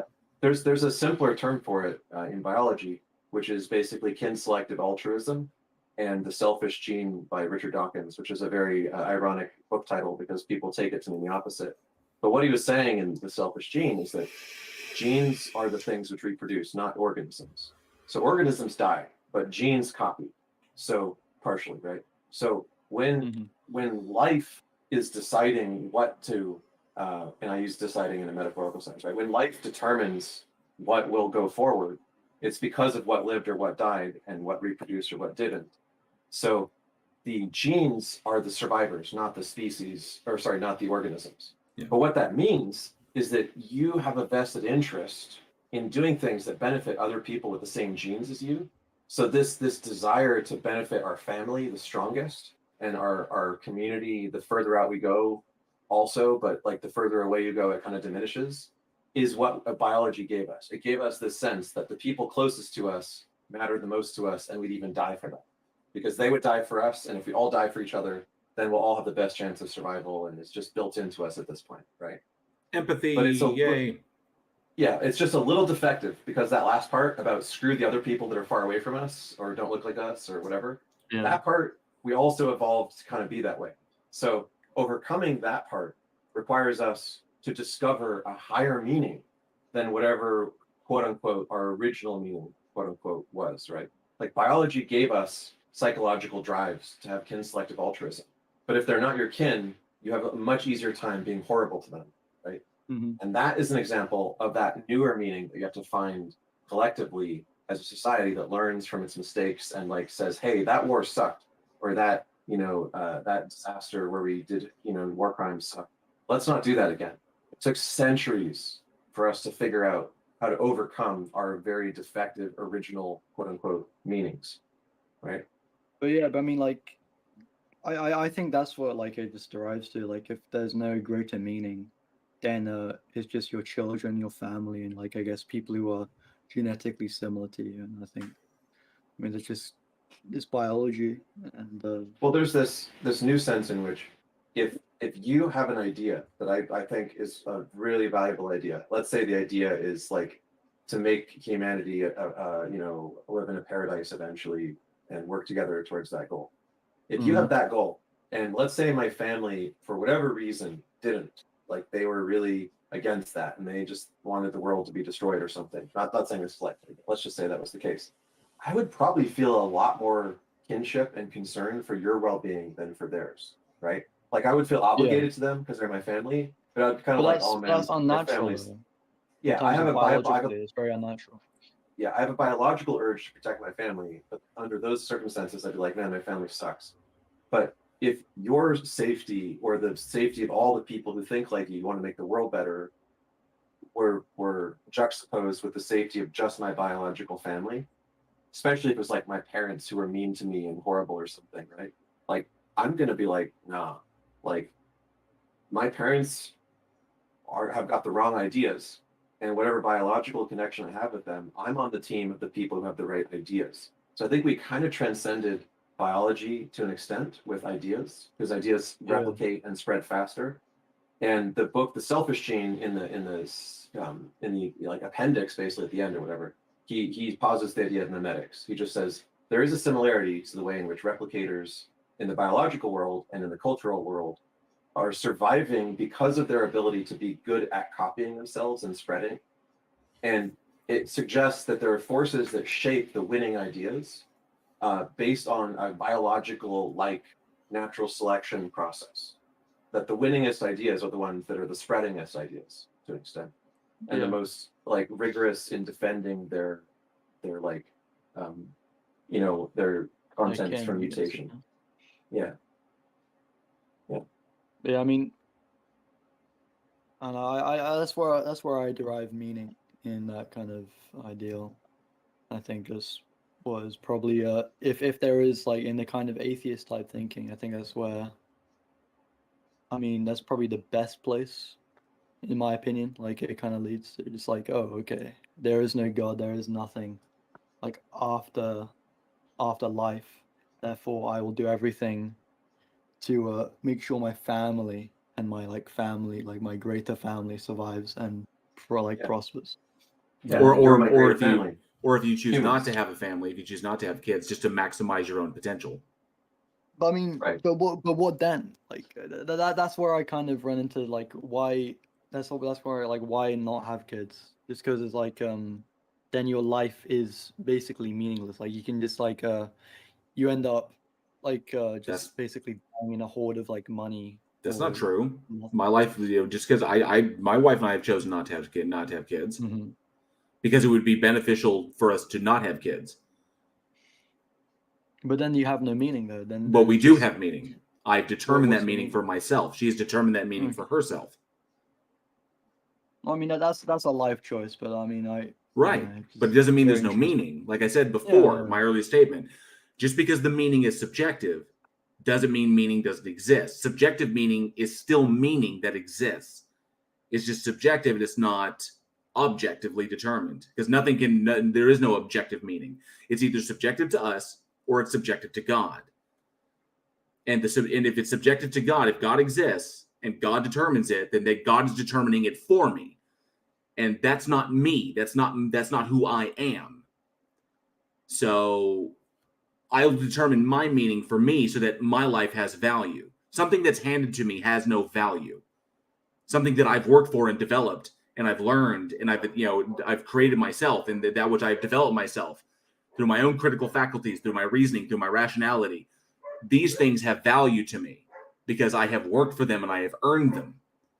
So yes, it is subjective. It's subjective to me. And when I die, it'll go away unless I leave something behind, if that's a concern of mine, which it really isn't. But the only concern I have for myself is to maximize my own potential if I want to. And that happens to be something that I want to do in my lifetime. Not so that I can leave some indelible mark on reality or on the universe, but just maximize the time that I have. Mm-hmm. And that's just a personal decision that I made. It's a personal thing. Yeah. I mean, surely having children, just like leaving an imprint on the world it's just like the most noble thing you can do. Well, not really. Not if you're in a position, but not if you're in a position where having kids would be detrimental because you can't provide for them what you should be able to provide for them. Because if you bring children into the world into a state in which they do not have every opportunity, and you bring them in at a disadvantage, then you've done them a disservice. And just loving them is not enough. Just making sure they survive is not enough, because then you're putting the onus of all their disadvantage on them. And that's not fair. But then what's the goal? Just maximizing just like personal pleasures? For some people, yes. For other people's, no. Like I said, that's a personal determination. Some people may want to go completely hedonistic and say that they just want to like live through life, experiencing all of the pleasure that they can and avoiding as much pain as possible. I accept both. Yeah, I accept both pleasure and pain as a part of life and a part of experience, and that both will come along. And I'm going to forge the identity that I want, that is myself. So I think that when he says it's detrimental, like he's assuming something like, what if everybody did that? Which is kind of I'm trap. just assuming like there's no fundamental like institutions or anything that kind of like tries to enforce morality or anything.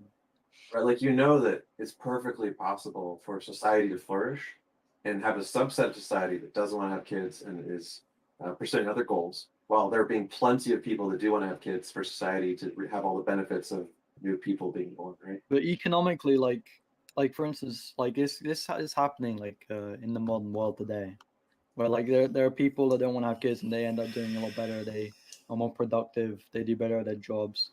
And then it becomes a competition between people who have kids and people who don't. And people who don't have kids are going to do better. Therefore, it discourages people having kids and makes it more economically viable to not have kids. And that's a result of that's a result of the system that we live in. Unfortunately, that's an unfortunate result of the kind of. That's why I think there should be almost a societal pressure just to have children. Just there so is. It makes it easier. Like there definitely is. There should be an institutionalized version. Well, there are in many cases. So there are all kinds of things like tax credits for families and such, right? So there's tons of incentives, right?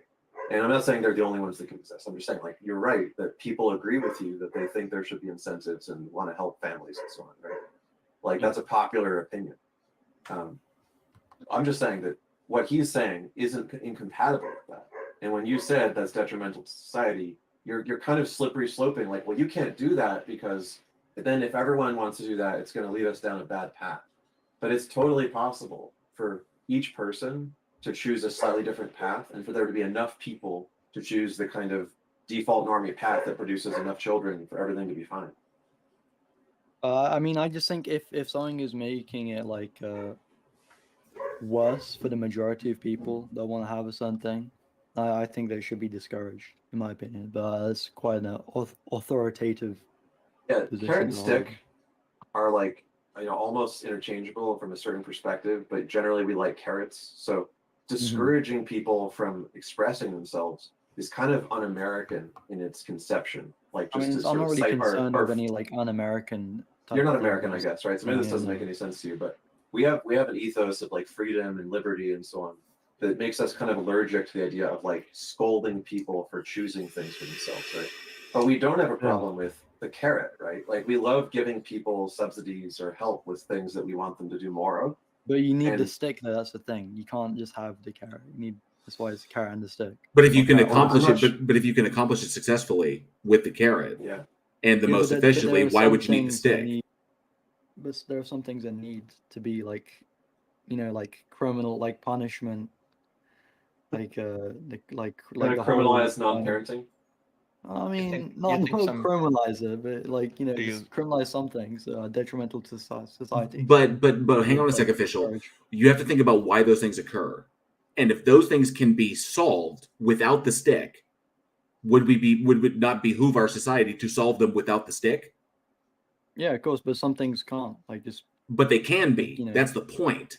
if things are damaging other people, and it's not like But but why do they We'll damage? give you a carrot if you know. No, but you look at why do these things happen? So what is it that the person is missing that is driving them to go and do something against somebody else? It's because of a failure somewhere in the system. Whether it's whether it's like raising, whether it's like in the way they were raised, or whether it's in the system itself, whether it's what they have access to. Okay, so you will look at it and you say, if a person chooses a selfish action to harm another person or take something from somebody else, it's because that person doesn't have and the other person does have, right? Mhm. So we can solve these problems and people won't need to steal if people have what they need and people have access to what they want. Okay? But I feel like lots of people's needs and fulfillments will never be like fulfilled.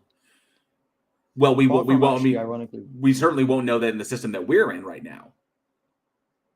But obviously, that there I are don't think- I don't failings think across the. There are, utopia can't be achieved. Like you can't fulfill everybody's needs always. So trying to accomplish that is just gonna kind of destroy everything, or just make it worse for a lot of people. maybe that's a hypothetical, yes, but we don't live in a world where everybody's basic needs aren't met, and at least I think, as a species, we should at least strive for that. But we live in a world where, like, the vast majority of the human race, their basic survival needs are not met. We can't even cross that bridge yet. So, I mean, just like again with I don't think the kind of utopia, because I mean, even making sure, like, I think everybody on Earth has like a minimum survival like mental, like just like is bare existing is kind of utopian. Like I don't think that can ever be achieved realistically unless like massive technological improvements are made. Like I think you should just focus on your own, I guess, families and countries and whatever, and then if some places can't do that, then that's unfortunate for them, and just how things are. Yeah, Well, that's fortunately, it's quite selfish, but that's just how I think the world works.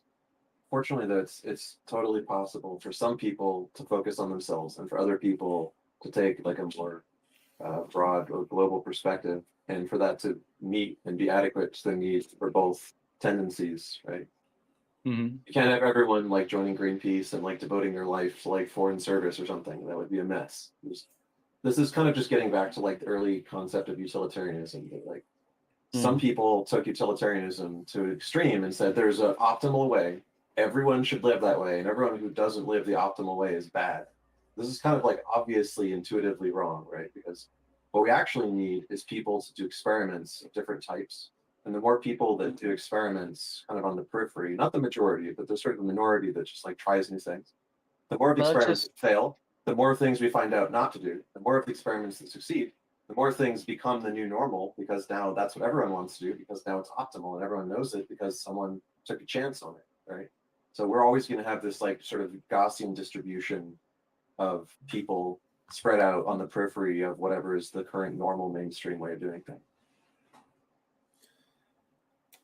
I mean, I don't know. I mean, I kind of disagree with that just because it's the idea of just chasing pleasure, and I think it'll just end up harming a lot more people than it will benefiting it all. In terms of like, I mean, personally, and I think a lot of people agree with me, like that the most natural state of being is probably when you're the happiest.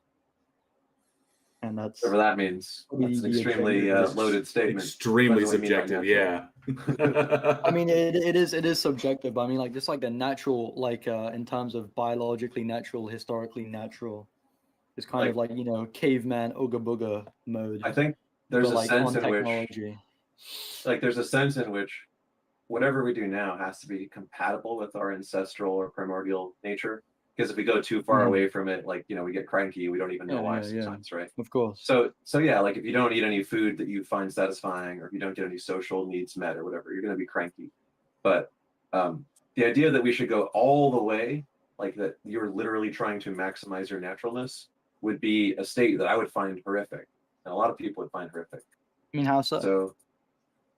So when I say like you could make the modern way of doing things compatible and within the bounds of what's acceptable for our ancestral nature that we evolved, that's different than saying what you said, which is we should be as natural as possible, full stop, right?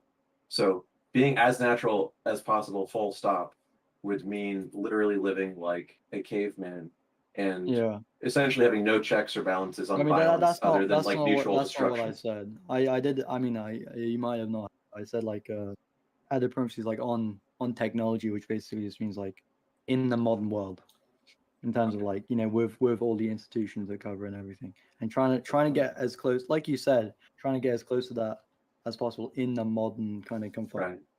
But we're going to But, find that in our traditional ancestral environment, we had diversity, which is how we evolved, right? Just as we do now. Hey, Yeah. this has Yeah, I been a mean- long conversation, Yeah. and Yeah, you've raised a lot of fascinating issues and questions. And thank you for joining us. If you wanted to have another 30 seconds to finalize your thoughts, we'd be happy to entertain that. Oh no, it's fine. It's fine.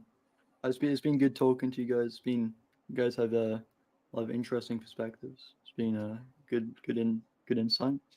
It's been a pleasure. JL Warren, I guess we have somebody else to go on, but before we do that, I just want to comment about something that came up in the chat. The problem has come up where there's been a couple of people in the chat are conspiring to use the N-word, and so we will not be taking any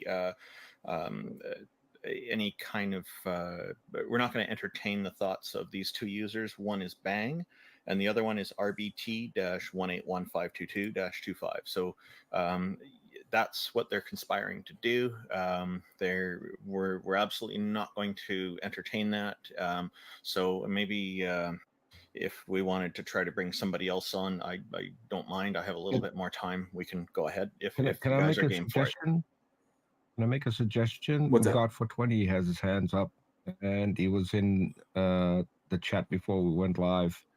He already was on, and so Bamia has been waiting, and Tovarish is another one I see, and Cold. So I think Bamia has been waiting the longest. He dropped off and said that he would come back when we were live because he didn't make his point. No, God 420 was in on the live discussion earlier, so he's had a turn already. Oh, I missed that. Yeah. Okay, so here we go. Bamia. Hello, Bamia. Thank you for waiting so patiently, and we're getting near the end of our show, but what have you got for us today? I'm starting the timer for the next 3 minutes. Yes, so you guys are making this very complicated, and you're diverting from the original point. I'm sorry to interrupt, Bamia. Could you turn up your volume a little bit? It's hard to hear you. Okay, good now? Yeah, you're good. That's excellent. Yep. Yeah, so the problem is you guys are diverting so much from the main point. So I'm gonna try to be as fast as possible, okay? Sure. So basically... Alright, already got it. I That saw was it. fast. I saw it coming. That was fast. Yeah. The minute he was like, I'm going to try and be as fast as possible. And then he paused. I'm like, nope, already saw it coming. Wait a minute. I just got convinced that a god exists because we have an omniscient person in the panel. Is he part of the crowd going to use that bad word? Okay. I guess we've got Cold and Tovarish. Don't tell anybody, Peter. I'm actually trying to stay incognito. I won't. I won't. I will worship you. I will worship you. I won't. Thanks for jumping on that, Dale Warren. That was good. No problem. We don't want the bigotry in here. So, Cold or Tovarish have been waiting a while. Those are the last two that I see in the list here. I see him. See if we can punch through Cold has him. been around a little bit longer. So, Cold, come on up. Hello, Cold. Oh, hi. You could have got him on first, but it's whatever. I basically came on to talk because I feel like most of the stuff you guys are saying, like, they make sense. However, I feel like they're not like fleshed out enough, or you like almost over-explain things that don't need to be over-explained. So maybe it's like a little more, it becomes a little more convoluted than it has to be. So I just wanted to have a little bit more of a deeper discussion when it came to like specific topics of like why God doesn't exist. As far, because like I'm not trying to make the argument that he does. I don't believe it at all in any sense of the word. You're an atheist. I would say agnostic because I'm hesitant personally to believe or to say something doesn't exist without any proof. Okay, no. So like agnostic is one who doesn't know. An atheist is one who doesn't believe, and a subset of atheism are those who believe there isn't. So that's why. Yeah, I would say agnostic then. Agnostic for sure. Just so because so in that case, you do believe in a deity. I believe that there could be, but I don't believe that there is currently. Okay, So you believe you can give a probability other than 50-50 to it, right? Okay, so you're leaning toward it. You kind of lean in that direction. All right, gotcha. Well, it sounds, just to clarify, it's like I've always stated that you can get to deism. You know, the idea that some sort of sufficiently powerful enough entity kicked the football in the universe and then pissed off with no evidence of its existence. So you can get to that. You can reason to that, and you can't defeat it. It's a totally unfalsifiable hypothesis. You can reject it on the grounds of being unfalsifiable, but that's still the thing that you can get to, is like deism. It's when you start tacking on attributes to the god that it becomes problematic, and then the logical where you're deriving this proof from exactly. Right, and then the logical entailments of those things can actually disprove the god in trying to give it attributes and everything. So it has no theoretical virtues. Right. So a thing which is a do-nothing belief, like dualism or deism, posits. I mean, unless you're like a crazy dualist who thinks woo-woo does it and the brain doesn't, right?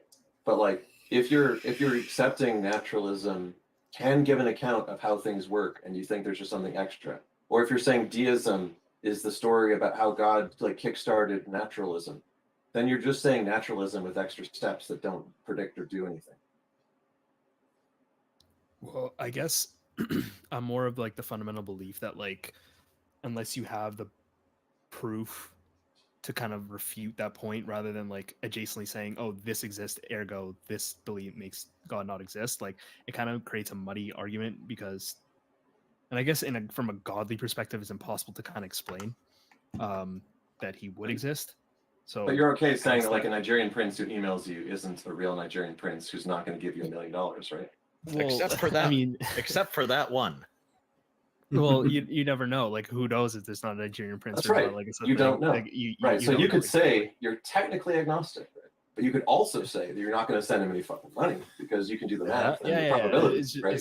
Yeah, of course. That's why I asked about 50-50. Is some agnostics think it means 50-50, like no leaning whatsoever. And others are like, look, I just don't want to overstate my confidence because I'm open to the possibility of being wrong or something.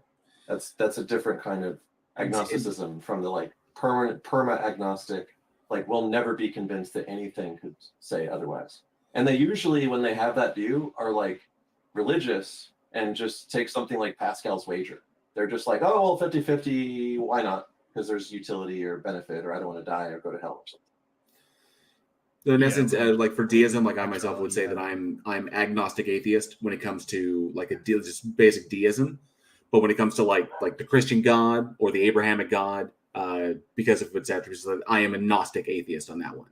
Is I know that thing, by virtue of reality and by virtue of logical entailment, that thing cannot exist because it literally defines itself out of existence. So if you drop it back to like deism, then I'd have to be agnostic atheist on that one. Okay. So then I guess it makes your point a little clearer because I guess I was thinking like, well, I guess you never really said any proofs, I guess, to like the Muslim or like the Christian like arguments But I guess I was mistaken in the context that you guys are speaking to the Christian and to the Muslim, I guess. So my mistake there, but no, it's no problem. Like in essence, like so the Abrahamic God, whereas that God has particular attributes that are derived. So you look at the entailments of it. So the Abrahamic God, supposedly, if it exists, it speaks to us through the Bible. So any attributes that we have about it are derived from the Bible in and of itself. And so therefore, it's essentially God speaking to human beings through the Bible. So God is essentially describing itself in the Bible. So if the Bible is the breathed word of God or whatever. So if you look at those attributes of what God is describing itself as, and then we look at the entailments of those attributes, we realize that they are contradictory. They're logically contradictory. And so the Bible itself is very human. Like it's written in a very human like language. So I for me personally, like I believe it's just human. It's right. Human writing. Well, Like, therein lies its own problem, because that means that God lacks the capacity to communicate with us in a way that's effective that to describe itself. That means that it inspired something, but humans are so like beneath it or like that we can't fathom it, so we wrote it in all completely the wrong way. But that just goes to God not being able to communicate effectively with us. But that's weird, because God supposedly created us and would know that we would have a problem in the way we are communicating, because it made us in a particular way. So why wouldn't God make us in a way that we could understand it clearly? So that again goes, ulterior, but yeah, I see what you mean. Yeah, so that goes to like the nature of the nature of the entity.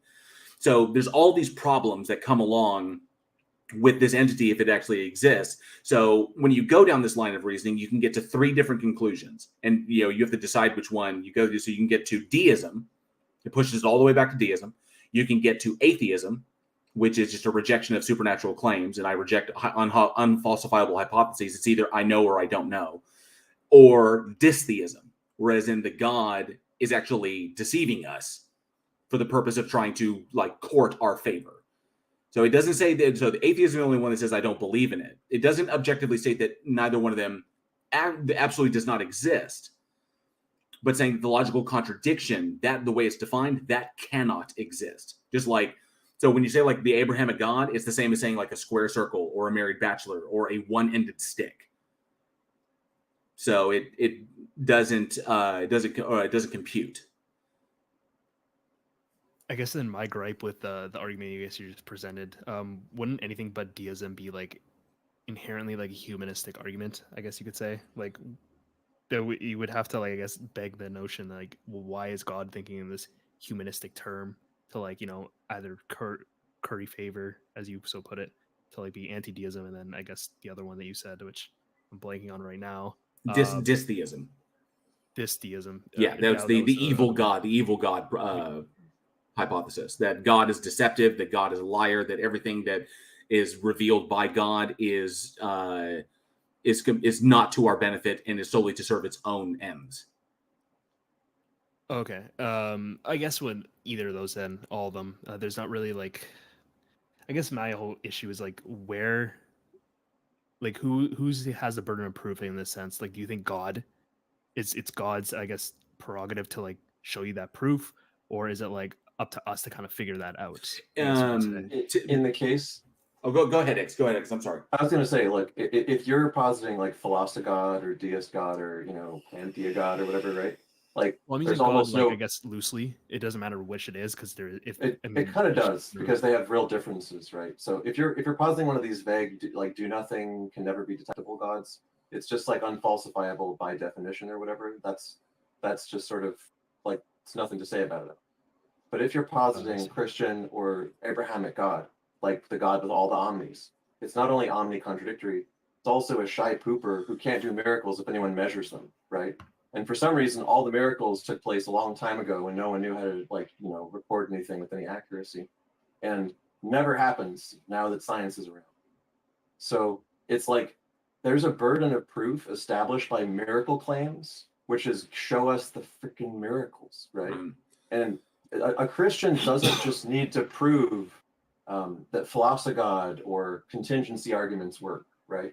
They need to go beyond deism. They need to give us an argument for why are there no miracles in a world which the Old Testament says was full of them, right? But the Old Testament even has a dwindling of miracles as it gets closer to the day in which the stories are written. because they know that they can't demonstrate miracles either, even back then. So they put all their miracles in the past as well. They made up their miracles in the past because they couldn't demonstrate them. And so everyone's backdating miracles to times before anyone can check. The burden of proof is in the camp of the people who make miraculous claims, sadly. I would actually say, and I would agree with Ix on that one. So the burden of proof is always on the claimant. So it is not the person who rejects it is not the burden of proof it does not go to them to prove how it's not the case. So the burden of proof is always assumed by the claimant. If a theist claims that God exists, then the burden of proof is on them to demonstrate how they know it to be true. And if God exists and God's expectation is for us to believe in it, then the burden is on God to show that it exists. Now, if you go by the Bible, that apparently wasn't a problem for God so long ago, but now all of a sudden it is a problem for God. So if God existed and possesses whatever attributes of this nature, then God would know we'd come to this realization, and it would behoove this entity to get ahead of that. But it doesn't do that for some reason. God and the justification of its existence requires the absolute worst mistakes in human reasoning be made in order to justify it. Confirmation bias, begging the question, affirming the consequent. All of these problems, you have to make them to justify this thing's existence. But God would know this ahead of time and would have behooved it. If it wants us to believe in it, it would say, well, then I need to do this in order to justify my own existence. Because I'm creating things and then I'm not showing myself. I'm hiding myself. Or I'll only appear to them when they're in their most ignorant state, when they don't understand. When the vast majority of people I'm revealing myself to, I'm only revealing that they don't even understand that the world is like round. And then there's more land beyond that great vast ocean. And then it turns around and it doesn't appear in the exact same fashion to everyone all over the place. It chooses to appear differently to different cultures. And that's why the concept of God has to be introduced to other cultures, which is why the indigenous Americans readily rejected the Christ narrative because it didn't make any sense. A common joke amongst indigenous Americans when the Christ narrative was brought to them was that why would any man fall for the ploy that she got pregnant by a god? That's just ridiculous. Okay, there's no point. It's like that's silly to them. So why is it this way? Why is the system, if God exists, why is the system so complicated and overcomplicated if the message and the narrative is true? This shines very negatively on the nature of this entity and why it would be this way. So yeah, I guess the master communicator wouldn't really. Yeah. Okay. Right. We're just running really low on time here, and we would like to get a couple more people in. Mock has been waiting for a while. Tovarish, Cold, did you have maybe another 30 seconds you'd like to give us some thoughts before we end this? No, not really. I just wanted to see, I guess, if I could maybe pull out something you guys maybe haven't talked about, a perspective that might have shown some light on why this entity doesn't exist, I guess, and I guess the delineation between theism and the other religions you guys, or deism and the other religions you guys talked about. But yeah, I just wanted more clarification on that. Thank you. Great, thank you for coming on. And Thank you, if you're discussing when we're not as rushed earlier on in the session in a fortnight, that would be you'd certainly be welcome as well. Awesome, thanks. Thank you. Let's bring up Mock. Oh, here we go.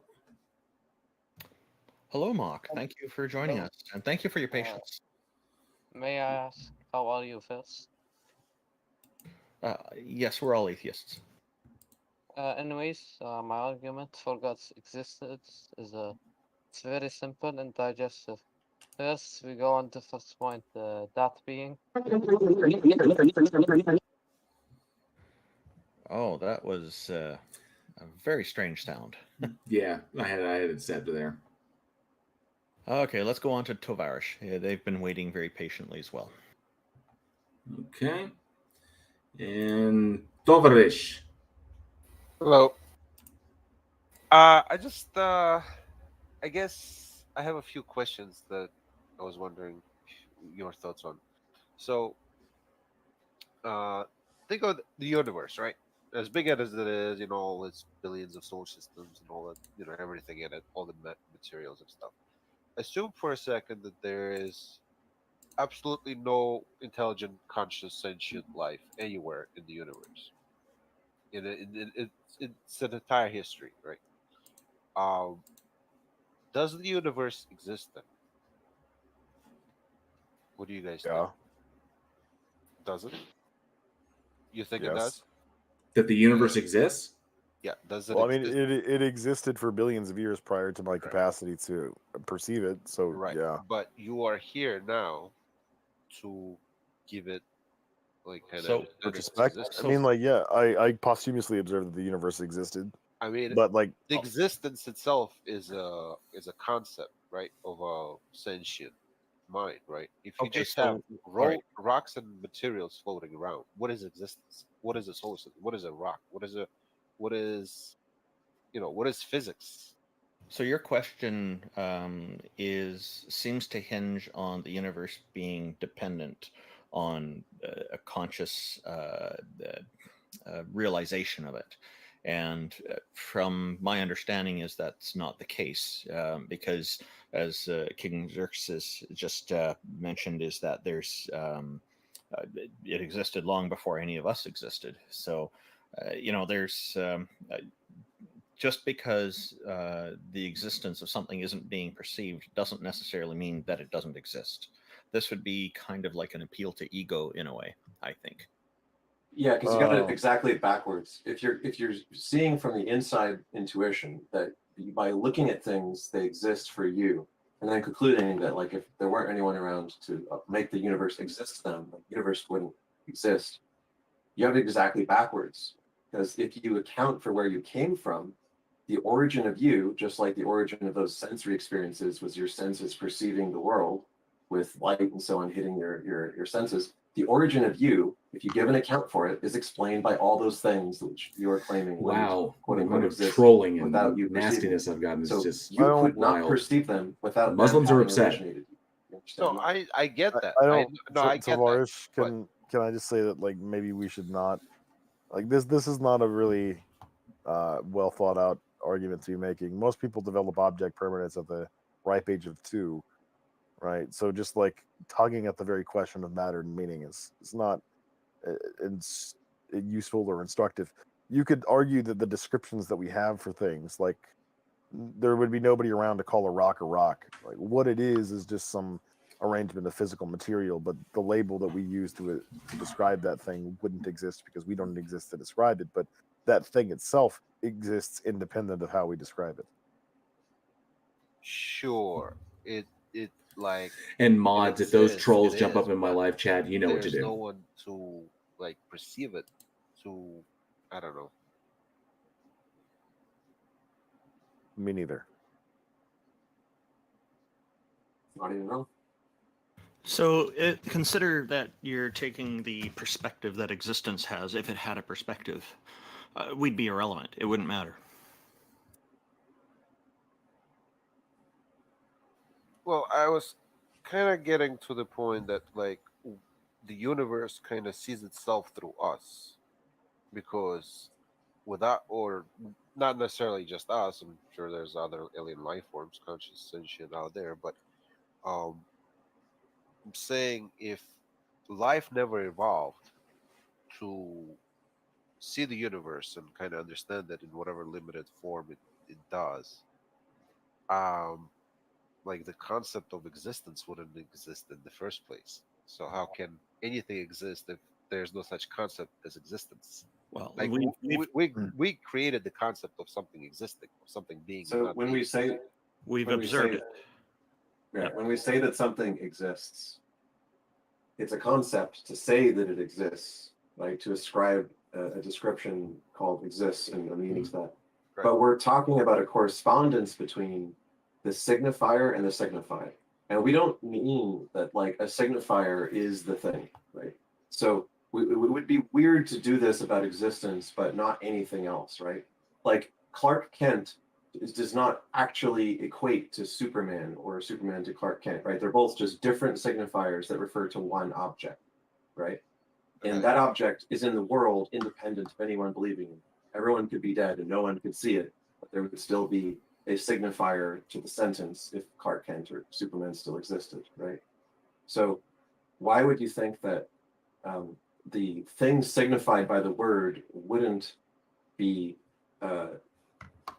operant, essentially, if it's didn't have a name for it? Like, if you found something that you had never named, do you think that it did nothing while you didn't know it existed? Yeah, it's just No, that's not sometimes exactly. the nature Again, of the beast. this is Unfortunately, it's taking it Discord, so we're beyond going to this. get a lot of trolls. So, here's an example what I think you would what you're referring to. Let's say in the early human history, when we didn't know what bacterial viruses is, right? We never saw it. We don't have a name for it. We didn't know it existed, but it still made us sick. It still affected us, right, or whatever. Yeah. So just because we don't know that it exists, it still exists and it affects us. But I'm talking about a more fundamental level of there not being any consciousness at all in the entirety of the universe. And we know that has to have been the case before life evolved, because the precursors for life to start evolving required billions of years of time for stars to form and oceans to form and clay to form and substrates to exist in which life could emerge, right? Yeah, but if it never evolved, if life never evolved, would it? Sure. If there was no concept of existence, nobody. There wouldn't be a concept of existence, but existence is a referent, or it's referring to a referent, and the referent is just the state of affairs. It's like if you study philosophy, there's a lot of confusing terms in this realm, but I think one of the terms that philosophers use to denote like really real reality is the term state of affairs. Maybe someone else who's also studied philosophy can back me up on this, because there's a lot of different terms for like existence or reality or possible worlds or whatever. But when people talk about like something being the state of affairs, they're not just talking about a belief that it's the case. They're talking about the actual thing that is the case, regardless of anyone believing it. Mind independent. Yeah, Turtle Moves. Good to see you. I heard that too in the background. Yeah, think of state of affairs as facts. Facts that do not depend on people to call them such. Yes. Yeah, consider, heat death turns out to be real, and everything in the universe ends up dying off, and there's no life. Universe would still exist, I guess. We wouldn't be there to observe it or to conceptualize it anymore, but it would still exist.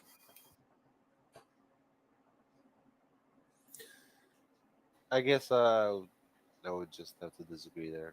Well, if an asteroid came tomorrow and wiped off all and hit the Earth and wiped off all life on here, the universe would continue on.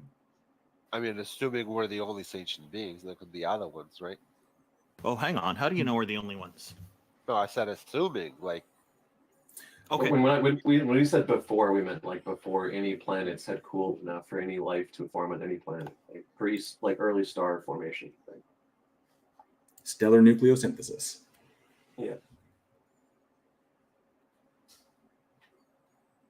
Anyway, like whatever you mean by the word existence, like a lot of times people just have different things attached to a word in their head, and they mean something different than what the word strictly speaking means under any of its like accepted definitions. And that's okay. Like writers do that all the time. They use associations between words in songs and like poetry because words suggest things. And so you can say things that aren't exactly right in poetry and so on.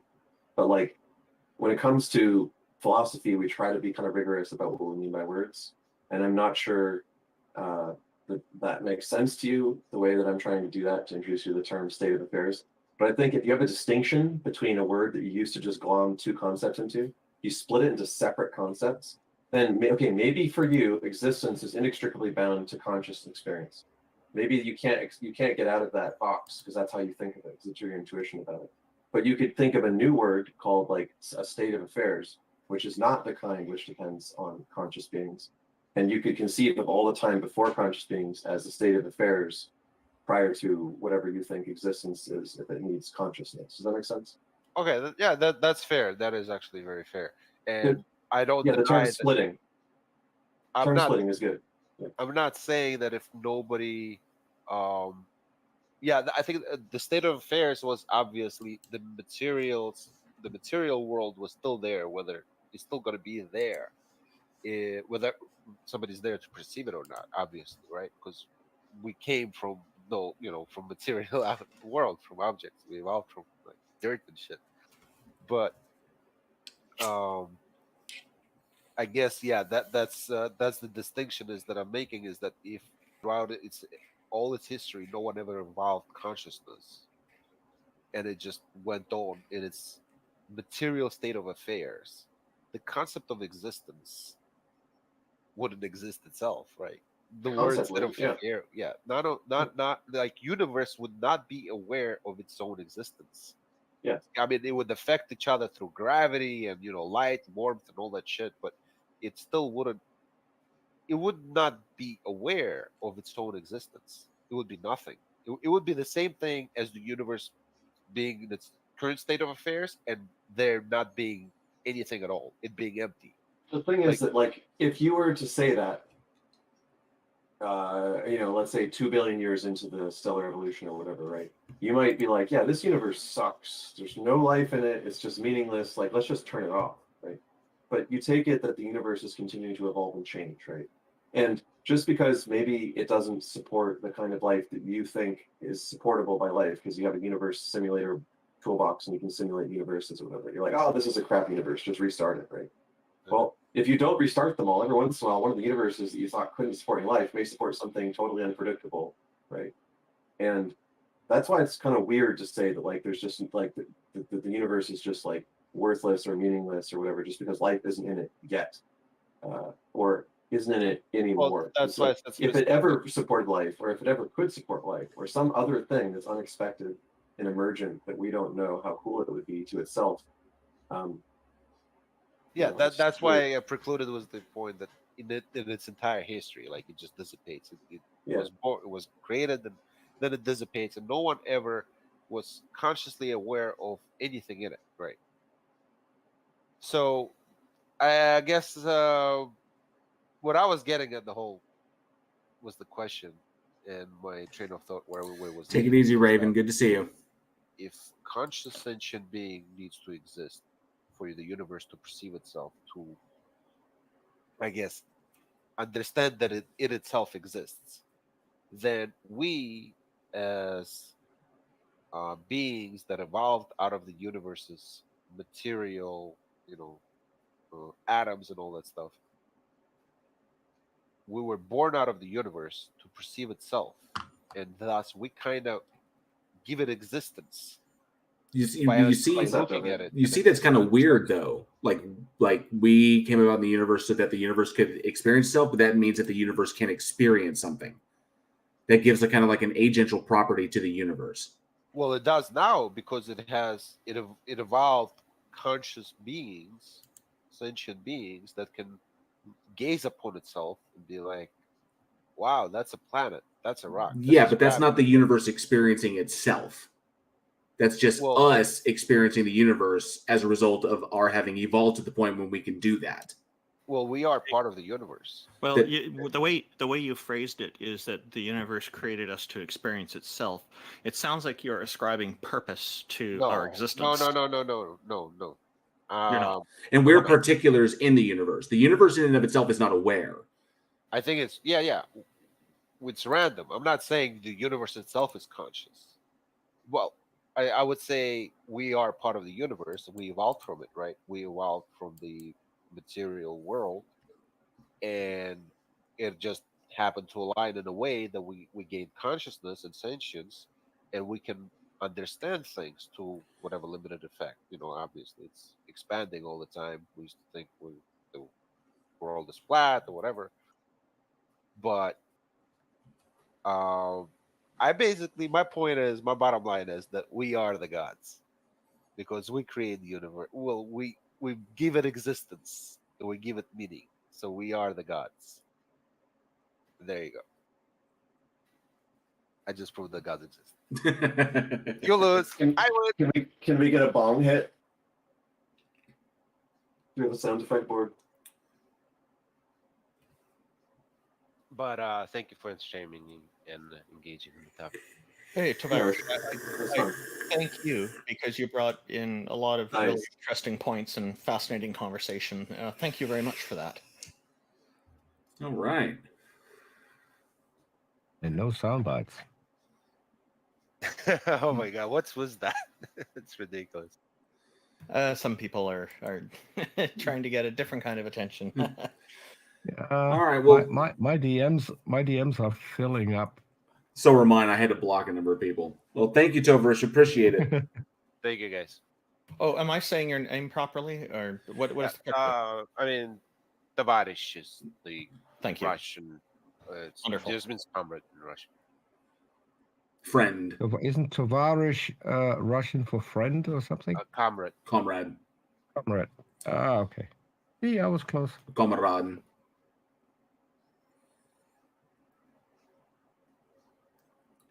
Right, до свидания. I gotta get going. But very Good fun. talk. That's Vidania. All right. Fantastic. So, just to clarify, the dude who changed his name to stop dismissing me, you know why I'm dismissing you. We're not going to bring you up on stage. So, given the stuff that you've sent me in DMs, it's not going to happen. As a matter of fact, I think if everybody's cool, I think we have one more person that could come up, and then I think that's going to be pretty much it, Randolph. That sounds good to me. Okay. So Alabas has been waiting, so we're going to bring Alabas up, and then that's going to be it. Sorry we couldn't get to everybody. I do thank everybody coming out. So Alabas, come on up. Hello, Alabas. Welcome.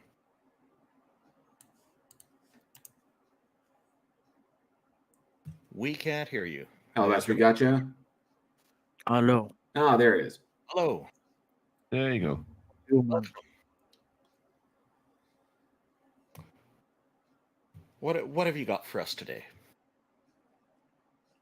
I can't hear you. We can hear you now. You were quiet for a moment. Are you able to hear us now? Can you hear us? Yes. Okay. So what you got for us? Yeah. Welcome. What have you got?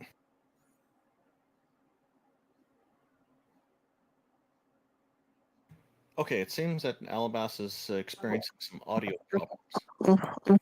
Yeah. Okay. Let's try more. I see Sly was waiting, and let's bring in Sly. This Sly real quick. Okay.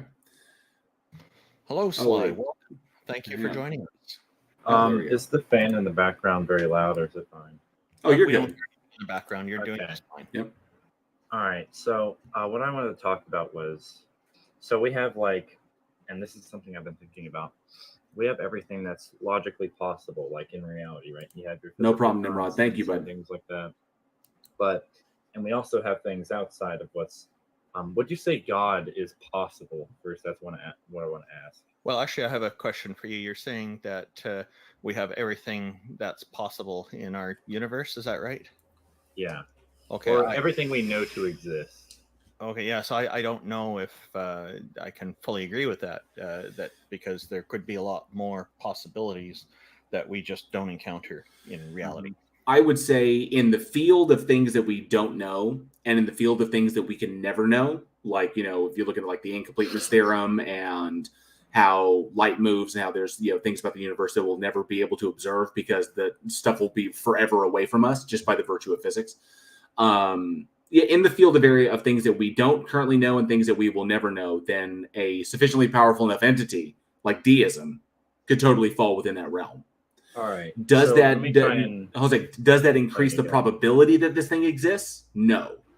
Just because the area of what we don't know is larger than the area of what we do know does not increase the probability that the thing is true. So Okay. yeah, it just determines that we don't know if it's true. It doesn't necessarily mean that it is, but it's in there. You know, it's possible that it's either yes or no. Either way, we just don't currently know.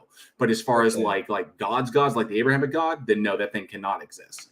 So And yeah. So and just what a I quick wanted note, to I'm just sorry, just go a quick ahead. note for our audience, for people who might not be clear on the distinction between possibility and probability, I highly recommend looking up those two words. Possibility is kind of like a yes or no. It's a proposition. It's either something's possible or it's not. Probability is statistical likelihood on whether something is probably the case. Yeah. So I Yeah, want to I like couldn't properly. answer the question because it's too vague. Because Yeah, if you I need to say, like is it finish it. possible that a god exists? I have no clue what you're talking about. Go ahead, Let me Sly. try and finish these. I need to like properly separate these categories. So we Okay, have well, like we'll let you everything talk. we know to exist. Okay. Instead of everything that like we don't know. And then we have another category which is everything that we don't know to exist. Is this And, the circle things within like, the? Is this the circle within the circle? It's outside of the. They're two different things. Well, you got like the big circle that's everything that's true, and then you got the little circle is everything that we know to be true. I'm just making it one circle, like everything that we know, basically. Okay, gotcha. And then we have another circle, and inside that circle would be like things like God or ghosts or demons or I guess angels too, things like that. You know, very things that are miraculous and things that we can't really fit into existence in the other circle, things that we know to be true. And what I wanted to ask was if we could prove things like, I don't know, if we could logically prove that, I don't know, ghosts existed or something, could that like somehow open a possibility to God? I would say not a possibility necessarily, but more like you could get into some probabilities and start calculating there because, and only because, certain characteristics of what we know to be ghosts share some similarities with God being kind of ghost-like and kind of like invisible, yeah, I guess. But I want to be very clear that ghosts and gods are very different things as well, even though they may share some of the same characteristics. They don't share all the same characteristics as far as I know. Like, for example, I don't consider ghosts to be deities. Although in Christianity, God is described as a holy ghost, and that would be one type of a ghost that is a deity, but a ghost doesn't necessarily have to be a deity. And yeah, they're not mutually exclusive. So, like, if we were to demonstrate that what we interpret as ghosts, if we were to demonstrate them, be like, oh, we understand these things now, we get it, and we've explained it. That doesn't disprove or prove that God exists. So the two of them are not mutually exclusive, just like evolution, abiogenesis, and God are not mutually exclusive either. So yeah, just the comparison of like some of the characteristics could like well, it wouldn't instantly prove God's existence, but you could like do a thing with probability. Yeah, that's basically what I wanted to ask because I don't know. One of my dreams is to like try and figure out if ghosts exist or not. I don't really believe in ghosts as like in spirits or souls or whatever. I kind of believe it as a like how would I put this? A phenomenon that we can't explain yet, I suppose. Well, yeah, supernatural. So, for some well wishes for your dream, hopefully, if it does come to fruition, you meet Casper the Friendly Ghost and not some nasty ghost. I don't know. So one of these days, I'm gonna like go to haunted house or something, use Ouija boards, or try and figure something out. You see, and that's the difficulty in it. See, therein lies the difficulty of the experiment, because if you go to a haunted house, then the expectation is that anything that you experience will be a haunting if you can't readily explain it. Because the house is already labeled as being haunted by somebody else. So you're going in and you have to, then you're tasked with the difficulty of eliminating your confirmation bias, because you're already walking in saying a controlled environment. Right. Basically. So essentially you have to walk into any particular environment, no matter what the environment is, and then try to explain events that go on there without the assumption that you're walking into a haunted place. So it's problematic in that sense. I would say that most likely my best explanation for it would be like it's a combination of, it's essentially pareidolia, in that we see patterns in things, and if the brain doesn't have enough information to complete a pattern, it will fill in the blanks in order to try and make it something coherent.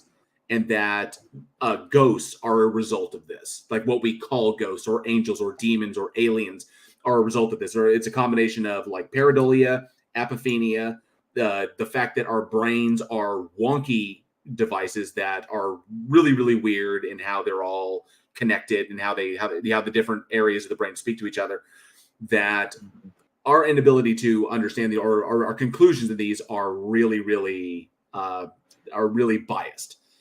just Now, to I a lot do- of so. I do have a suggestion for you, Sly. Before you start engaging in Ouija boards and things like that, I highly recommend that you look into a video series by James Randi. It's spelled Randi, and he examines how a lot of these different tricks. He was a magician, and he became a professional skeptic on television. He even put up a challenge for people to come and try to prove paranormal things. Mm-hmm. And what's great about his shows is he reveals how a lot of the tricks work. And then this way you'll be armed with the right knowledge going into experimenting with Ouija boards and stuff like that to know ahead of time what some of the tricks are, so you can recognize the tricks, and it'll help you, I think, to better discern between the tricks and what's not a trick. Yeah. So I'd say the hardest part for me is when I do come across, if that phenomenon does exist and I do come across it and I can't explain it, I'd have to try and figure out what it is. And since there's no really rational explanation for it, I'd have to come up with some sort of method and try and defend what it is. I have a feeling that the James Randi shows will be quite interesting and fascinating for you then. Yeah. Also, if you look into the research, which was extensive on the paranormal, you'll find that they found that environmental factors, including imperceptible to the visual perspective ones like electromagnetism, could predict the rate at which people claimed places were haunted. Oh, Even that's right, places yeah. which had no history of being called haunted. They just asked people, hey, did you feel any like weird sensations, that you thought it might be haunted? And they had people do a bunch of different places. Places with strong like geothermal electromagnetic imbalances that were measurable, that came from like the Earth's crust or whatever, of the rocks and the magnetic forces, reported a lot more claims of supernatural, hallucinatory kind of phenomena about this stuff. And they find that at many of the places that are claimed to be constant sources of hauntings, they have those strong electromagnetic fields, which are explainable by the Earth's crust, not by the story about a lady who died. But what happens is the combination of the two, the pareidolia, the suggestibility, the like confirmation bias, and so on, is explanatory, right? You have all these factors which can converge, and then you have charlatans who make money off of this stuff, and who charge people to go into the haunted house and make YouTube videos. Those people get wrecked because they're such liars that they get caught doing it really badly when they try to, because the regular occasional woo-woo feeling people get, it just isn't enough for those people, right? So the big high-profile ghost stories usually end up with major exposures and frauds. And that's the stuff you can find extensive documentation on over the years. A lot of times it's little kids that are in on it, where they'll get some like very small child to like hide in the floorboards or in like cupboards where people don't think anybody could be. The best example of this, of what X just brought up, and this was one thing that just got me, was, you're familiar with the show Ghost Hunters, right? That was on Sci-Fi. Yeah, I used to watch a lot of that. Right, stuff. I was a big fan of it, and the reason I was a big fan of it is because the two guys who were in charge of that, I think it was Jason and Grant, the two guys that it started with. Those guys worked for Roto-Rooter. They were plumbers by trade.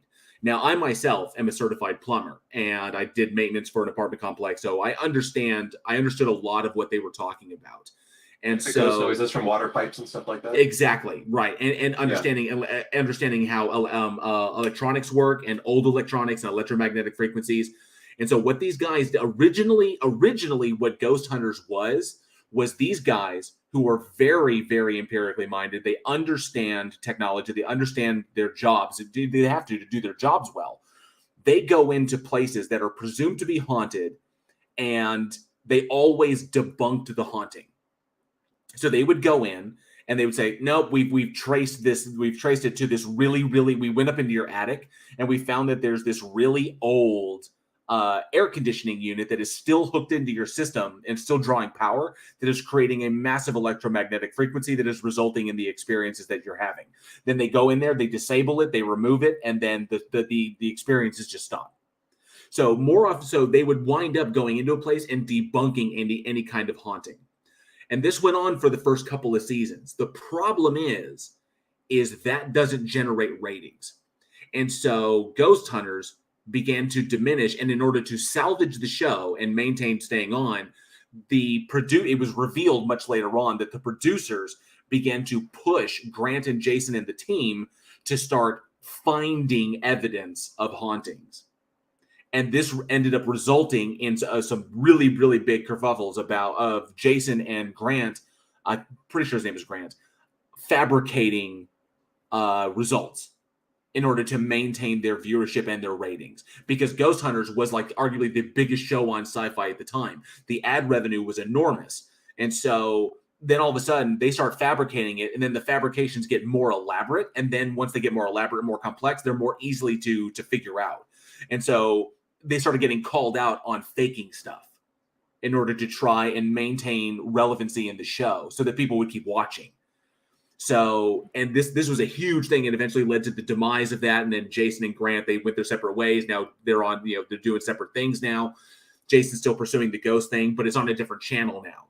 So, but it started out a debunking show, which I really liked. I was like, oh, this is cool. But then gave way to the kind of commercialistic demand or the capitalistic demand. We need to keep the show up. So we start faking our own stuff to try and get it. And it was like, oh, come on. And Yeah. that's where, and that was like the biggest example of where this eventually goes. Go with the debunking because it's awesome. But now they just go and you're just feeding into the delusion or basically feeding into the kind of like hype. And then that feeds into other people's delusion. See, look, ghosts do exist. It's like, no, they don't. It was all fake. So yeah, so you pretty much just like turn a pretty good experiment into like just show that everyone wants to look at what the ghosts are like, right, because people want it to be true. Many people want these things to be true. Proof of like existence of something beyond this. It's very appealing. And if that's on television and we're EVP and all this other stuff, is like nope.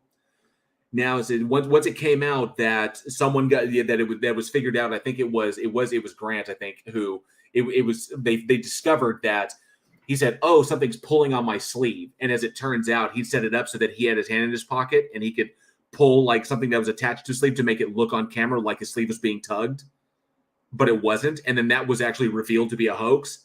Then the whole show lost credibility. And that's where all the came down. I hate fake stuff like that so much because Right. like once people like do that and put it on the internet, you literally can't even tell what's real or fake or not. It's ridiculous.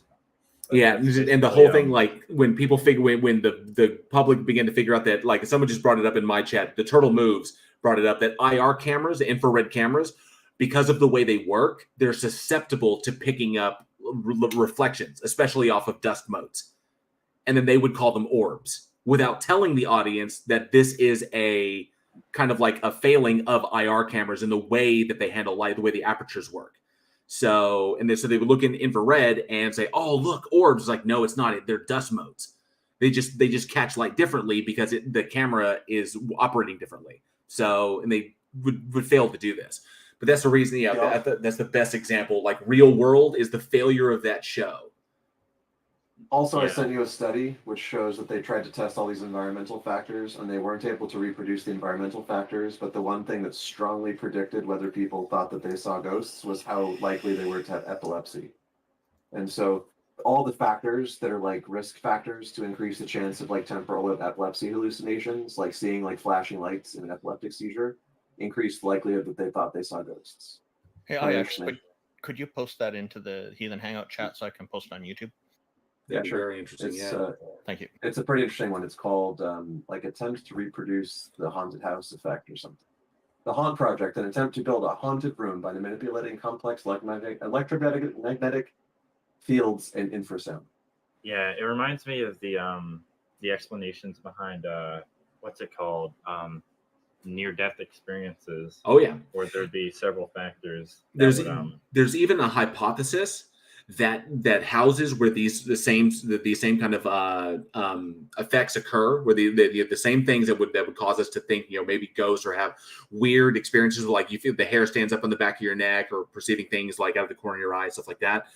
There's a hypothesis that alien abduction scenarios where someone has a memory of lying down on a table and looking up and seeing people hovering over them, that it literally is. It's a combination of remembering when they of a memory of when they were a child, or from when they were young, lying in bed, and then their parents being over them, like to wake them up or something, or possibly even when they were young and when they were still in the crib, and the parents kind of hovering over them, but it's very hazy, combined with having those effects in the house, result in so as a baby or as an infant, memory, the way your brain functions, especially in an infant state, your brain is extremely susceptible.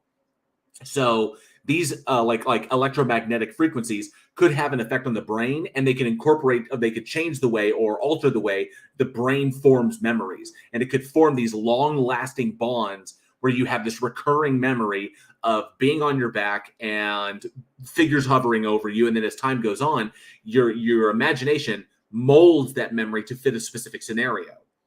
But it wouldn't have happened if these kind of like haunted effects didn't occur in the house already. So that's something that's currently being worked on. I can't remember the university that is currently that has a team working on that, but trying to find this possible that these effects on children, on very young children, could result in long-term memory issues.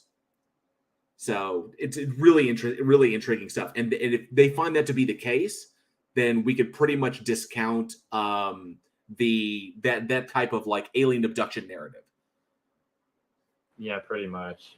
Yeah, my goal is like something similar to the people researching on like the ghosts and stuff would be like to account for like every single environmental factor I possibly could and see what comes up. If nothing comes up, I can discredit it and whatever, like use like several different methods that people have given testimony to working and seeing something strange, things of that nature. And hope that I can do that in the future. And I think that like electromagnetic fields can also produce feelings of dread and uncertainty and anxiety. Yeah, can result in that like crazy stuff. And if you combine if you take a memory, and because infants have really poor eyesight, and one of the people in my live chat, John Norris, was bringing this up at the same time that I was talking about it, was if you take small children or infants and who don't have very good eyesight, because their eyes have not fully developed yet. And then parents tend to lean really close to their children to see them. So then you have this kind of like blurry image of a being above you that is hovering above you, especially if you're lying on your back and you're prone because you're a baby, you can't really move, or you're a child. And so you're hovering, the parents hovering above them, combined with anxiety and dread and uncertainty that is caused by the electromagnetic frequencies in the house. Then you combine those into a memory where I'm prone and I can't move, things are hovering over me, and I feel afraid. Yeah, pretty much. Yeah, and then you have an alien abduction scenario. So yeah, it's very weird how those memories will like transition to your adulthood or whatever, and like you can see things so clearly of testimony and things of that nature, and it's like pretty much the same thing of near-death experiences, but like your brain would be under like constant manipulation, like I don't know, like natural DMT after death or malfunction, seizure, whatever, things of that nature, and you'll get like very complex testimonies. Oh yeah, and I remember seeing a documentary years ago when I was much younger, just a kid, and there was somebody had written ahead of time a word on top of the lights that hang from the ceiling, so nobody in the room can see them. And then they asked people who had near-death experiences that said that they could see from below and they could see the top of the lights, and none of them remembered seeing that word written there or anything written on the top of the lights. It was interesting because they didn't know about it. There's also James Randi does debunk this kind of stuff too. There's also the Houdini event where before Houdini died, and Houdini was really popular with people like Arthur Conan Doyle and Sir Arthur Conan Doyle and his wife, who were big into the supernatural and all kinds of woo-woo stuff. And Houdini was not, but Houdini, because they paid money, Houdini kind of like entertained them. So one of the big things is that Houdini gave his wife a keyword before he died, and said that after I die, see if you can contact me. And so essentially the test was go to everyone you can, and to every single psychic, medium, swami that you can possibly find, whatever, who can contact the dead, and ask them to contact me to give you and tell you what that keyword is. So she's in possession of the keyword. The mystic is the psychic is not. So if the psychic can relay the keyword accurately to the wife, then there's a connection made because it's information she couldn't possibly know. His wife scoured the planet as far as she could go with Houdini's wealth to try and find someone who could do it, and she never found one. Yeah, like experiments like those are pretty crazy. Yeah. Especially when it involves someone like giving their wife a keyword for that. But yeah, I'm definitely going to look into all this stuff, man. Oh, and I strongly recommend you look into the Karen helmet. You ever heard of that? Yeah. No, I haven't. Is that So- like a... It's a device. It's Koren. Also, it's also called the God helmet. And I strongly recommend you look into that and the experiments done with that. It's really interesting stuff. It sounds to me like an Oculus Rift or like a virtual reality or something. It kind of said, but essentially it stimulates the brain. It's a helmet that you wear, that you basically wear, and it stimulates the brain in different areas of the brain. And the objective is to determine, can we replicate certain experiences just by stimulating the brain at the most like rudimentary levels? Just like, can we do this and get effects? Oh, they are wild. It simulates the experience of having a Karen give you a hard time. Very convincing. I'd imagine, because you're pretty much just altering the brain with like manipulation. Right. But You feel this yeah. anxiety and dread, like, oh my god. Brain states, baby. But I'll see you guys later. It's, All right, good thanks, talking to Sly. you. Thank you, Sly. That was a very enjoyable conversation. If only they can all be that way. Oh, many. this- I'd say this- most of them have been quite good. I really enjoyed these sessions with you guys. It's such a delight, and I learned so much from all of you. This conversation made me feel like a very bad person again. He mentioned Ouija boards, and so when I was 14, my neighbor got one, and I didn't know he was in our house, and I was outside, and I heard his wife call his son and say, "Get your dad. We're about to eat in 10 minutes." And he said, "Mom, can I finish this game?" And his mother said, "Yes." So I went in the house where the dad was with the Ouija board, and I joined in.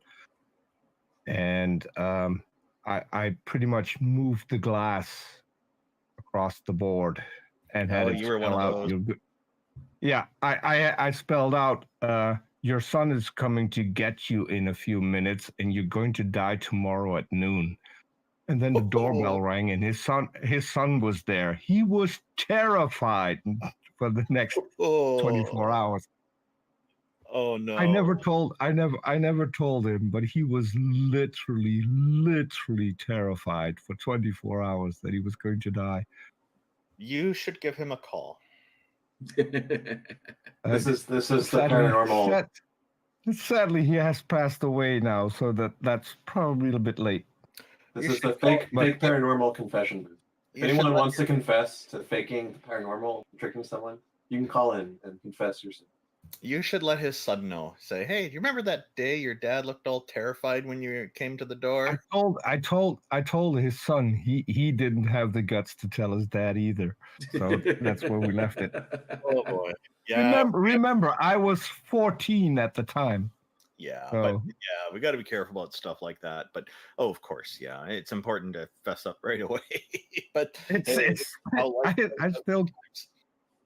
I still consider it one of my best jokes because I found that out later that his wife really hated him going around with the Ouija board to all of their friends, and that pretty much stopped after he came to our house. Yeah, I guess because he didn't die, he's going to have trouble explaining how reliable the Ouija board is after this.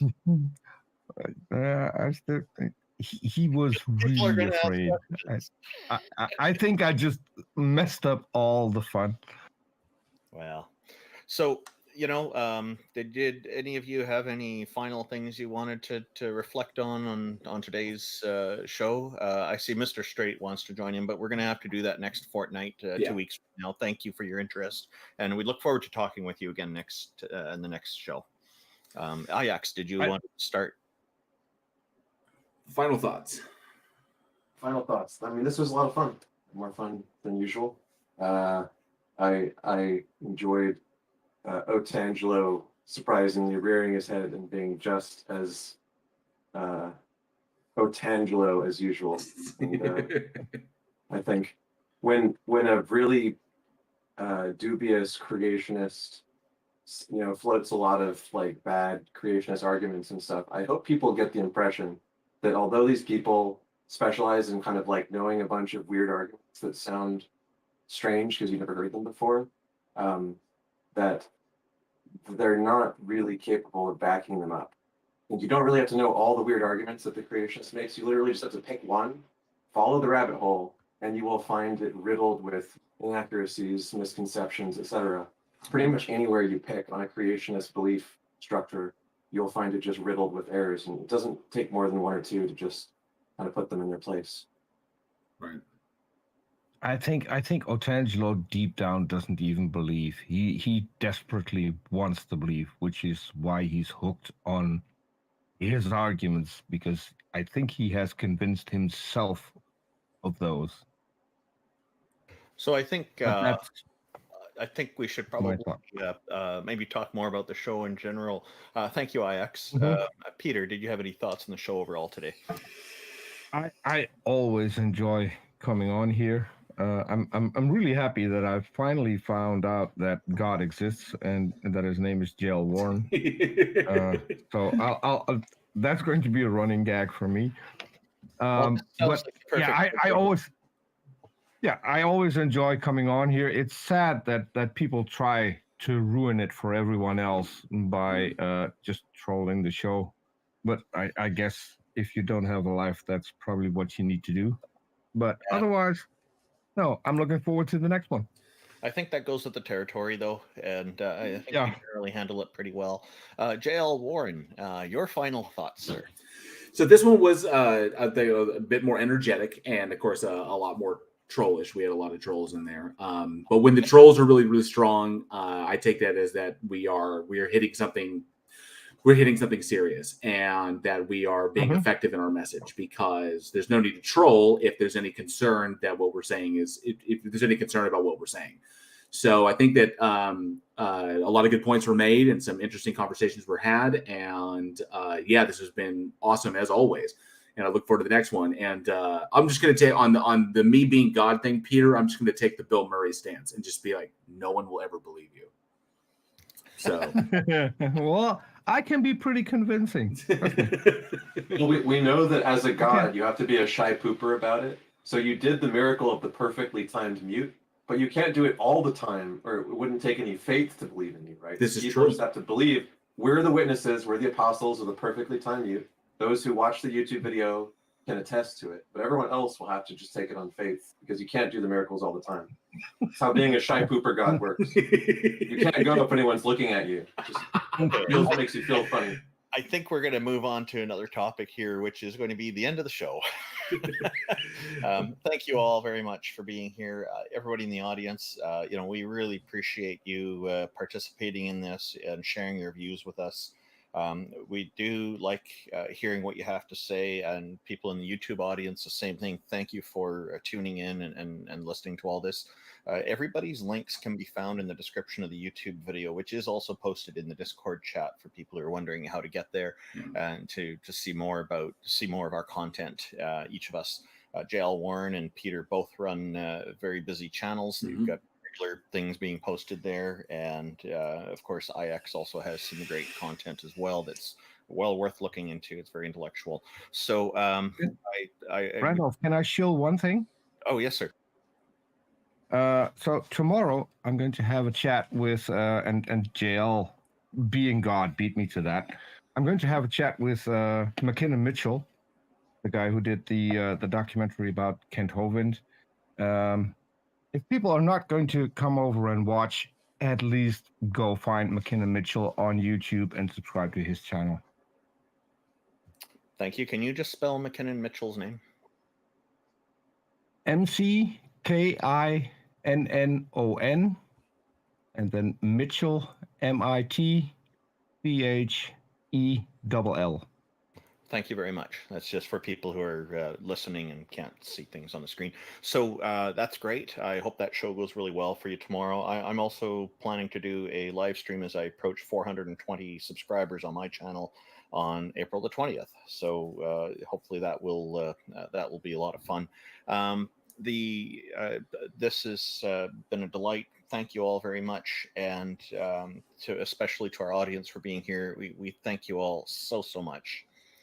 Have a wonderful evening, everyone. It's been a blast. Night all. Merry Easter Bunny Day. Oh, and just to throw it out there, because Kylan is in the chat. He keeps messaging me. Kylan, if you want to continue that conversation, feel free to come over to my live stream, because I'm still live on my channel. So you can pop over there and you can talk to me there. Otherwise, everybody have a fantastic day. Be safe. Be excellent to each other. Thank you. Take care, everybody. Hate chocolate eggs. That's the real meaning of today. Oh yeah, happy Easter. Okay, how do we end this? Which, if anybody doesn't know, that the Easter bunnies are an ancient pagan symbol, and Caesar said that when he visited Britain, they wouldn't eat or kill hares, even though they're an abundant food source, because they were considered sacred as a fertility symbol by pagans in Britain. So that's why we celebrate another pagan stolen holiday, which we made up to be the resurrection by an ancient necromancer. Technically, he's a lich. Right. This is starting to sound like a Dungeons and Dragons game. It's also the answer, which came first, the chicken or the egg? The egg, obviously, because the bunny brought it. Yeah, actually, I can back that up a little better, because dinosaurs were laying eggs long before chickens. So it's the Velociraptor came first. Randolph, you haven't heard the Jesus is a lich? Just this is really quick. This Easter, remember, Jesus was not a zombie. He was not mindless, nor did he consume anyone. Nor was he a ghoul or a wight. Although his soul and intellect were intact, he was not a rotting corpse. He was not a vampire. While he transubstantiated wine into blood, he never drank it from a person. Jesus was not a ghost or a wraith. He was corporeal and still had his wounds. It is clear Jesus was a lich. A lich is created when a powerful magician or king striving for eternal life uses spells or rituals to bind his soul to an animated corpse and thereby achieves immortality. Liches are depicted as being clearly cadaverous, their bodies still bearing the wounds that they received before their death. Liches often have the power of necromancy, which allows them to bring back the dead back to life. Jesus was a lich. Excellent. And with that, interesting. I think with that, we better end this stream. So thanks again, everyone. Have a great night, and we'll see you in 2 weeks, in one fortnight. Goodbye. Bye, everyone. Awesome. All right. So that is it. That is the end of that stream. So, that was a long one. I've been on here, 7 hours. Wow. So this is every other Sunday. This is how I kick my day off, is going to this. I started at 9:30 this morning, and now here we are, almost 5 o'clock in the afternoon. So yes, for anybody who says that YouTube is not a job, this is definitely a job. So, and I've been sitting in this chair the entire time for over 7 hours. Wow. But that was a lot of fun and very, very interesting. Sorry about all the trolling and all the craziness. That was wild. And of course, I got a lot of stuff. Somebody calls. I explained the lich thing, and someone called me a buffoon. But that's just it. It's just something funny. It's a meme that made its way around Reddit. So wow, yeah, that was essentially what we do. We talk with theists, we talk with believers, and discuss the things that they believe, why they believe them, and kind of walk down them. And thank you, John Norris. Yes, the bladder control. I've adapted greatly to this. So. Someone was bringing something up to me, and I know you guys can't see it, but his name was Kylan. And Kylan was bringing up, Kylan was like, science is provisional. We already discussed that. You don't know where the laws of physics ultimately come from. They don't come from anywhere. They're not prescriptive. They're descriptive. We invented them. So it's pretty much what that was. I don't know if Kylan is in the live chat or if he's going to speak, but no, I haven't eaten yet, Sonia. I am getting hungry. He says, I think, so kind of says, you really have low values if you think that you're only valuable if you're known after you die. That's not what I said. I said that personal value is subjective to the individual. So whatever you value is what you value. It's subjectively determined. So if you want to be known afterwards, that's what you base your value on, and that's that person. But I don't think anybody should. But nonetheless, your value is completely subjective. So that's pretty much it. When you're willingly let religion dictate the way of life for you, it's just as much part of your identity. No, because that's the difference. The difference is religion dictates behavior, thought, emotion, and information. So it controls what information you can have. It controls what you can feel, what you can think, and how you behave. And those controls ultimately inform your identity. You're not given the opportunity to develop an identity outside of these things. So if you are fully committed to this religion, so asking questions outside of it, like, there's things specifically in the Bible about not asking questions.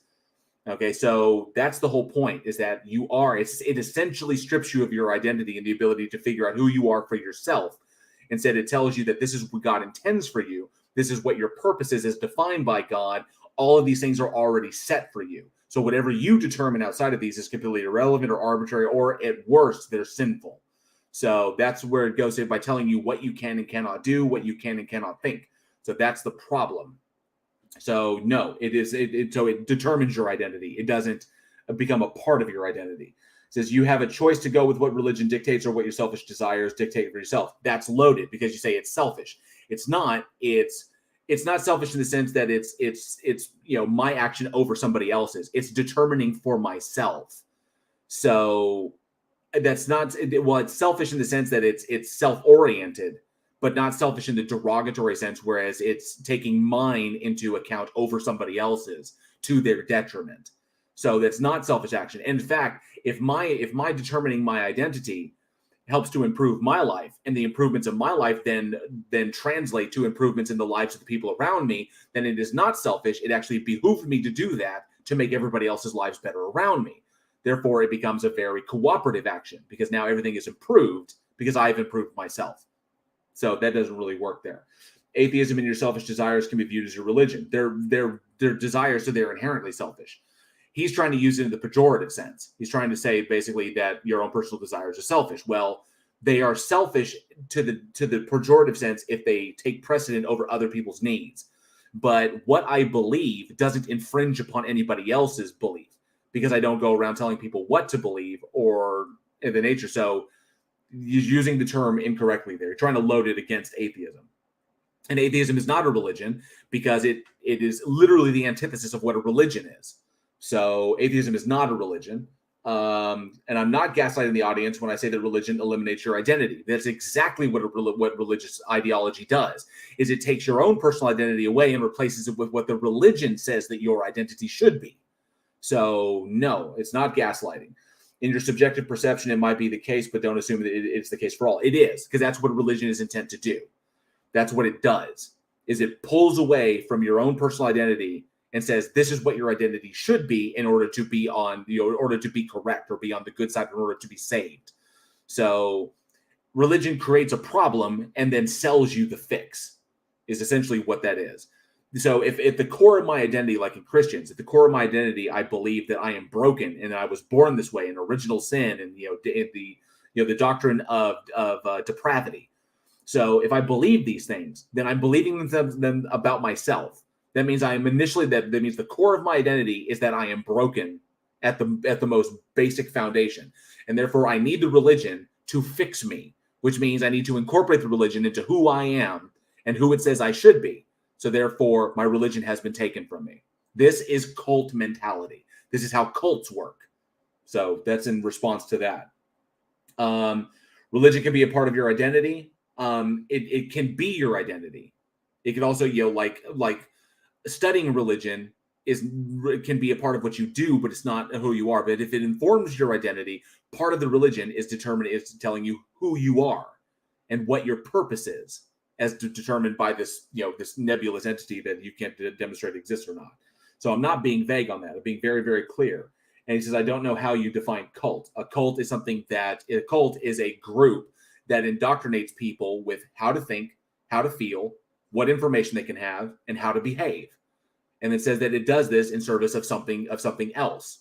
So that's what a cult does. Literally the model of a cult, the BITE model is behavioral control, information control, thought control, and emotional control. That's what those is. That's what those are. Second best Bob, thank you so much for the super chat for 10 pounds. Says, you've been doing this all day? I only got the last 30 minutes, but loved it. Cheers, JL. Thank you so much, second best Bob. I do appreciate it. And also a member of the Godless Army. I do appreciate that. So thank you very much for the support. And yeah, I kind of every other Sunday, I kind of make a Sunday out of this whole thing. And what a perfect Sunday to do it, the Sunday of zombie Jesus. So let's see. For some people, atheism might be a cult, which suppresses your identity. No, that's the exact opposite of what atheism does. Atheism doesn't give anything to cover your identity with. Atheism demands that you go and find out what your identity is. Because how could you determine your place in anything if you don't know who you are? And atheism doesn't tell you who you are or what you should be or make any determinations as to where you're going or where you came from. So you need to go and determine those for yourself. So it literally is telling people to go find themselves out, to determine these things for themselves. So that's literally helping someone on the path of determining their own identity. So that's completely backwards. Let me see. What do you say? Just because you think, it does not mean this case for everyone. For some people, atheism, no, that's wrong. Also, you don't have the objective standard on which to make a claim for all people. There is no objective standard. We know this. So there are absolute truths that we can know. Like an absolute truth is that I don't possess all knowledge. That's an absolute truth. Okay. So is there an objective standard? No, there can't be an objective standard because we would appeal to that because either the objective standard exists and we would have to appeal to it, but there is no objective thing out there. So we can't determine it. So we can determine that objective standards of things don't exist. And that if God exists, it would just appeal to those objective standards. But if God exists, it would mean that those objective standards, by definition, those objective standards don't exist. So if God exists, there's no objectivity. There's just the subjective determination of God. And if God doesn't exist, it's subjective to us. It's pretty much all it is. Very simple. You can only speak for yourself in your subjective atheistic worldview. Everybody's worldview is subjective. And yes, there is a great deal of overlap, but everybody's worldview is subjective to them and their experiences. Nimrod, thank you so much for the 20 sex. I'll always take more sex. What the hell? JL, you're fantastic. Bravo. Thank you so much, Nimrod. I appreciate that. And I'll always take sex, especially on a special Sunday. Thank you very much. And John Norris says, I've never met a non-curious atheist. Agreed. We're all pretty curious. Absolutely. Says the fact that science, then he brings up the fact that science is provisional would be a weakness and not a strength when you bring it up as an argument against the existence of God. It's like, no, science being provisional is a result of intellectual honesty. When you claim that you have all the knowledge, then you're being intellectually dishonest because if new information comes along that changes your perspective, then you remain unable to change because you already believe that you had all the knowledge. So we may have attained all the knowledge regarding something. So when it comes to, so say there's a field of information about one particular thing, and there's so much information we can attain. Say we've attained it all. We know it 100%, and that's it. Done. We'll never assume that we did. We're being intellectually honest because we're always making room for new information. So we can always ask questions. That is literally the strength of science. It's always trying to improve itself. But we may be trying to improve something that could never be improved because we've already figured it out. But we'll never assume that we did. This is a strength, not a weakness. Because if we never improve it, then the model will remain the same. That's the best explanation. We've already achieved it. See? This is just intellectual honesty. That's all it is, Kalen, if you're listening. There's literally anything can be changed in science when new evidence comes up. Agreed. But then again, if there is no new evidence, then it will never change, and we've already achieved it. So you see the point there. It's really, really simple. Because it assumes that there could be more information. It doesn't necessarily say that there is more information. We just keep looking for more because we're constantly looking for the best explanation. So if we have all the information and we don't know that we do, but we could, then we've already arrived there. And it will forever be the best explanation. That's it. So it's just absurd when you claim that it's a strength when you bring it up as an argument against religion. It absolutely is because it asks questions that religion doesn't want to ask. And it looks at things like logical entailments. And the reason why these beings like this entity cannot exist. That's the point is it's inquiry. This is why truth is very, very important. Like a philosophy of truth is very important. And like my own personal philosophy of truth is essentially how to describe it is oh dang, I've lost the word there, because there's multiple theories of truth, and my correspondence. Sorry, I lost the word. Ugh, I kept thinking coherence. So my correspondence theory of truth. So I hold to the correspondence theory of truth. That which comports with reality is that which is true. And so my correspondence theory of truth is pillared upon coherence and pragmatism.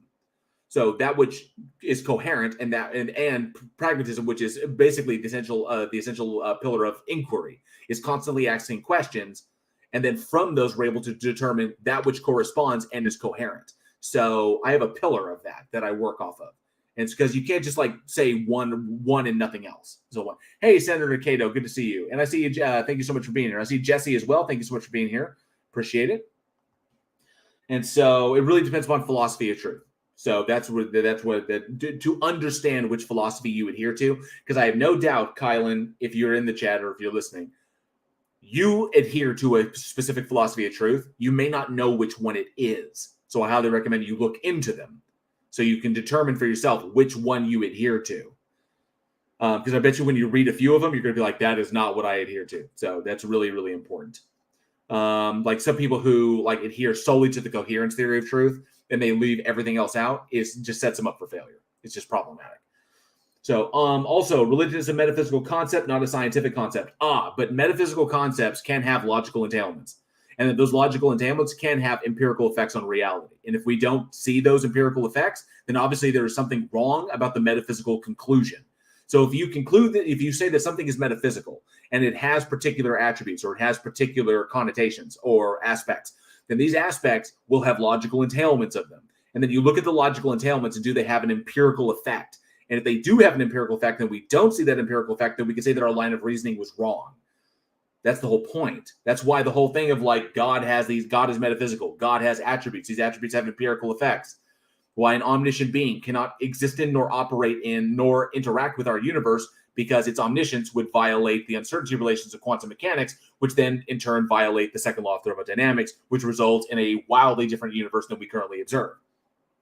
And so it either exists in a way that's outside the universe, doesn't interact with us, or it's affecting reality in this way, and it's hiding it, using its power to hide it, which says that this is a dishonest and dystheistic God.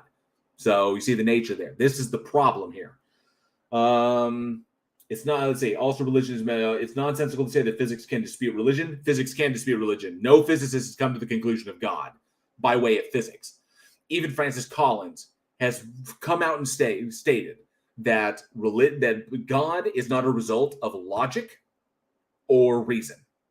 It's a result of faith. That's all it is. That even Francis S. Collins, one of the leading intelligent individuals out there, who's also a Christian, has come out and stated that you don't get to God through reason and logic. You get to it through faith. And Senator Cato, thank you so much for the super sticker. I appreciate that. I have to see what super sticker it is, because let me see here. Oop, jump ahead. I don't see what super sticker it is. Oh, dang, a lot of chat. Oh, yay, thank you. Oh, it's very cute. For the $3 super sticker, I appreciate that, Senator Cato. You rock, dude. Thank you so much. That koala bear on the mic just winked at me. He's adorable, isn't he? I love him so much. Thank you, Irish Demon, for that. I love that little gift. Let me see. It's nonsense. Let's see. That's like saying science can disprove philosophy. Two different things there. They don't equate. Is that it depends upon the philosophical concept, but philosophy is really more down to its brass tacks. Philosophy is about asking questions about things that we can't readily know. So that's why I'm not a big giant fan on people who are like, oh, I have a PhD in philosophy and everything, because PhDs in philosophy are pretty much just repositories of philosophical history. Everything from proto-Platonism all the way up to postmodernism. And they can walk you through the whole steps and how the lines of thinking came along. But ultimately, philosophy doesn't provide any new explanations about anything. It doesn't make predictions about reality. It doesn't explain anything mechanistically. It just posits things that are essentially thought experiments. which is the whole big thing about philosophy and why it works to kind of like get the gears rolling, but it's science that's ultimately going to get us home is the whole point.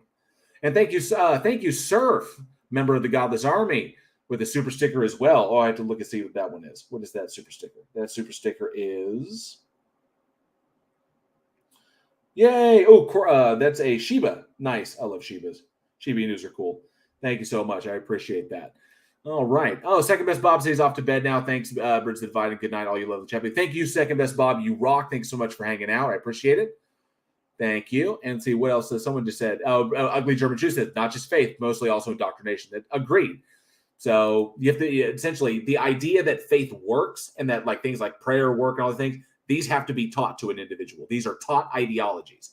And so that's where it's problematic, is it's teaching people to immediately off the bat, teaching people to reason incorrectly and to ask the wrong questions.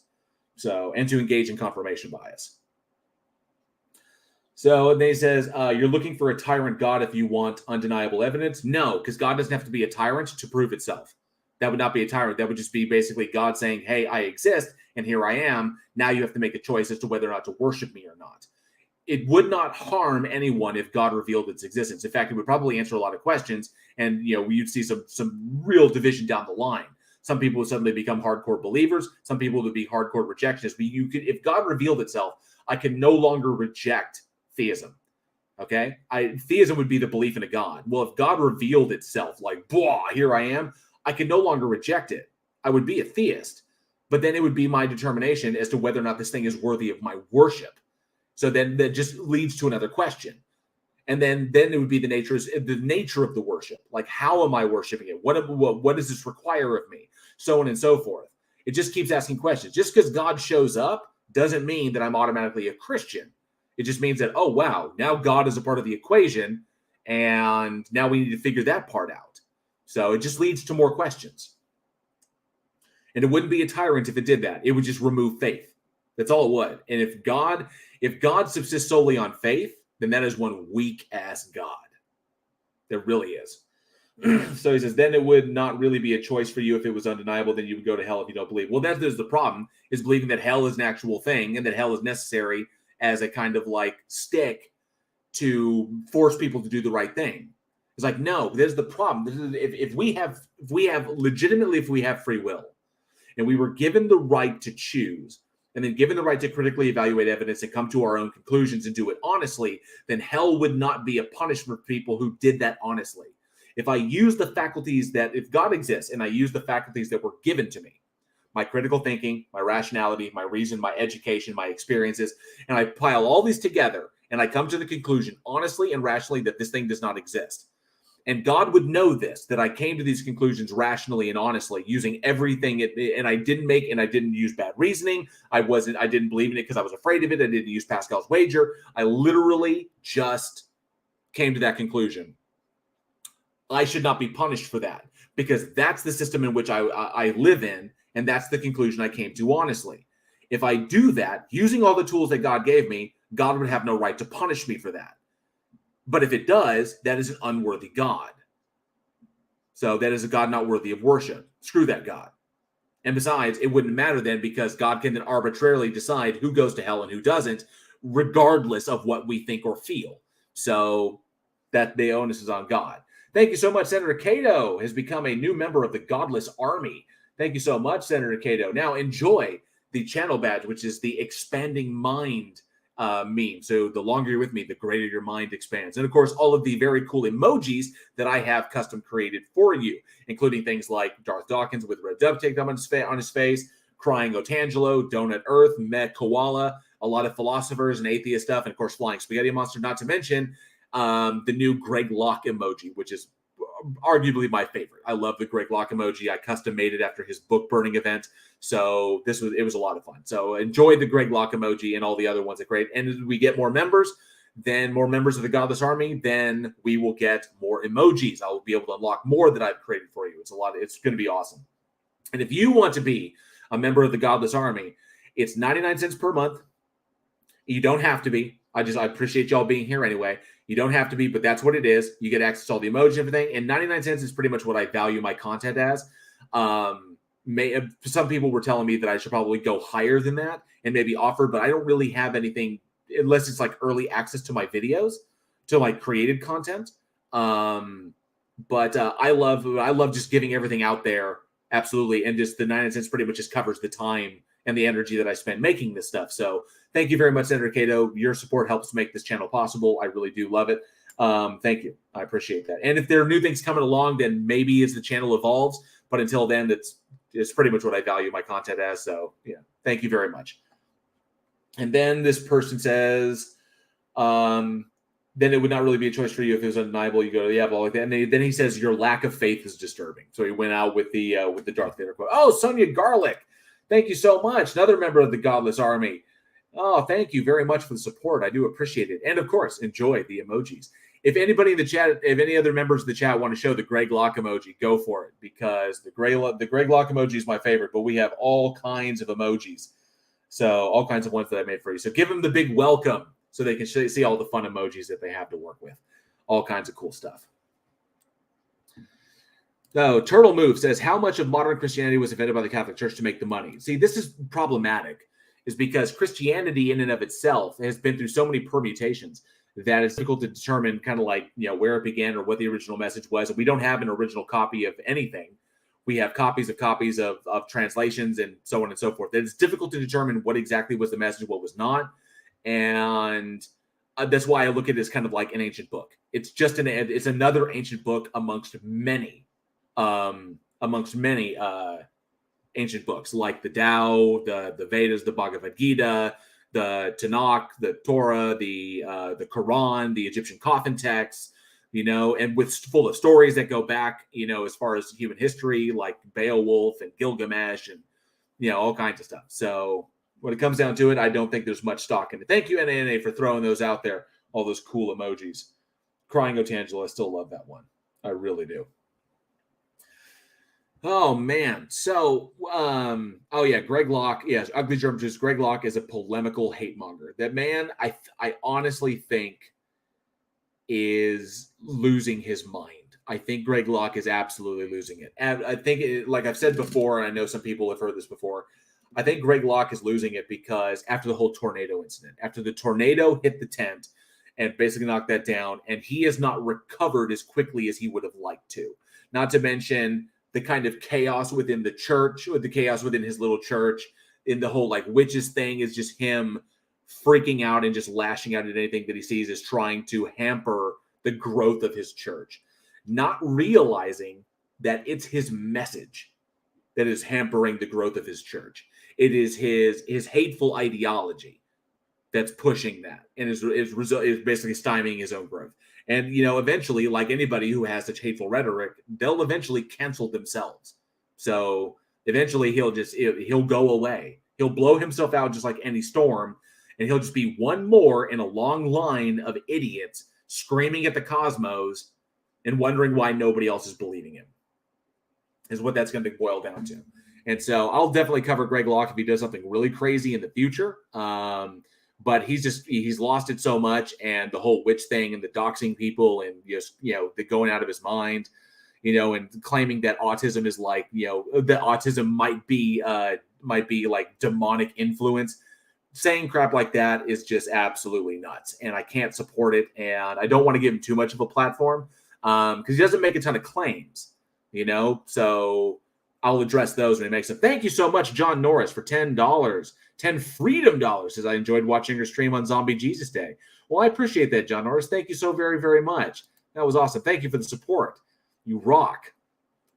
Yes, he's just right about witches. And we know who you are. We have your addresses. Yeah, that dude is a lunatic. He's completely like dropping the ball. It's just strange. While we're here, and this is interesting. I came across a video that, let me see here. I came across a vid that I was really interested in, and I think I might pop this up. Let me see here real quick. I was thinking about doing a video on this. I'm currently finishing up my next created content video, which is a big thing about atheism and meaning, and like this guy who can from Apologetics Press who completely screws the whole thing up. It does the whole like objective subjective thing and totally like screws up the Euthyphro dilemma. So just essentially he does what all evangelists do when they're faced with the Euthyphro dilemma, is that he just throws it out the window. That's how they deal with that. And just he's not familiar with Socratic dialogue at all. So, and I will share this because this is kind of weird. So this is a weird video. I'm giving you the heads up, and I want to take a look at it with y'all. So let me see if I can share this here. Nope. I want to share a video file. Share a video file and go here. And this is why. Okay, so essentially, I don't know who this guy is, and I didn't get any further details on this. I hadn't done my research. I was busy on the other video. But I want to share this with y'all. Apparently, this guy is, I guess he's a pastor, and he's sitting in his car, and he's explaining why people are atheists, or why he thinks people are atheists. So, and I want to kind of do this. So before we dive in, let me make sure. So this is weird. It's got this big giant subscribe thing going on here, but you can hear his audio. So before it actually cuts to him in the car. But he's got like 10 reasons why people are atheist. And I'm really kind of curious about this. Actually, let's go here. So I'm a little bit more visible.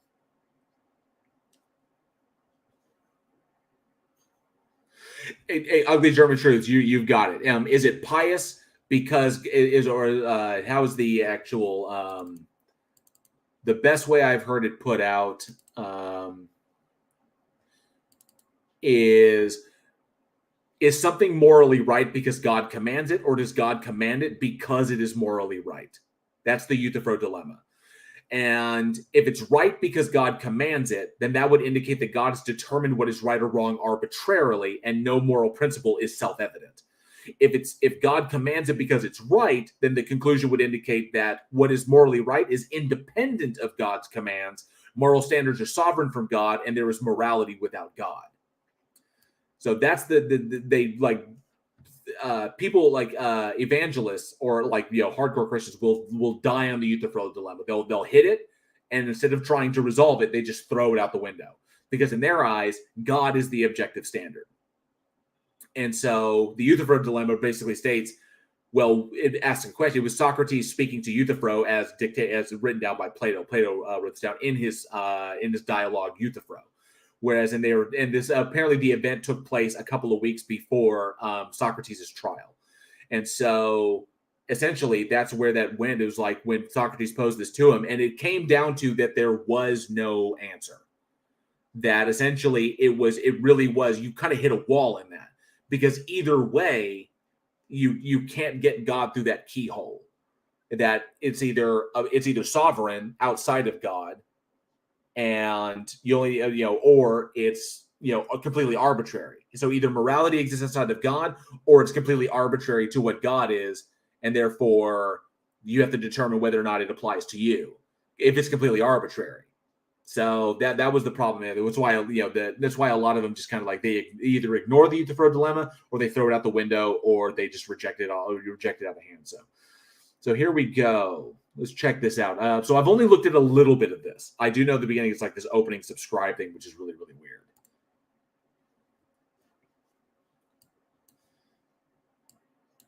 Being. Yes, 10 reasons why people are atheists. What is an atheist? A person don't believe in the supreme being. True. He's right about that. Atheists are, don't believe in a God or gods. He's correct. A person don't believe in the supreme being, which is God. Okay, well, I mean, yeah, the Christian God, from his mind, the Christian God, but I don't believe in any supreme being, so. Which is Jesus. Glory to God. Oh, yeah, okay, so he's a triune. He's believing the triune thing. God, Son, Holy Spirit. God. Psalms 14 verse 1 say, the fool have said in his heart, there's no God. There's no God, yes. Okay. So going to the Bible to prove God, obviously, I know all of y'all understand that. If you're trying to demonstrate that God exists, going to the Bible does not have that circular, because the Bible is the claim. So if you say, well, God exists, what's like the Bible? I have the Bible, and is the Bible true? The Bible is true. How do you know the Bible is true? Because God said it. And it's like, well, how do you know God said it? Because it says so in the Bible. So it's circular reasoning, and ultimately it's like you have to assume that God exists in order for all of this to occur. So it's begging the question, but so it's logically fallacious. They are corrupt. They have done abominable works. I don't think any of the works I've done are abominable. Some of my appearances on Week in Horror were pretty bad because, either I was tired but I don't think any of the works have been abominable. There's none that doeth good. Fool, the Bible and mention the fool, the rich fool, and those people that was going to Matthias and Jesus Christ say, "Oh, foolish of heart."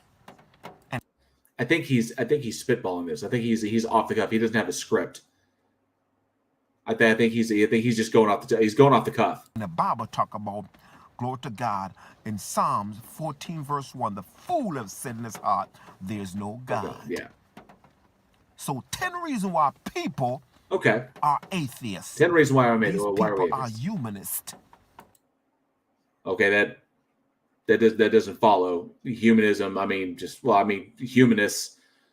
I guess I don't see how that follows. And the number one, they've been hurts in their life. Oh, so atheists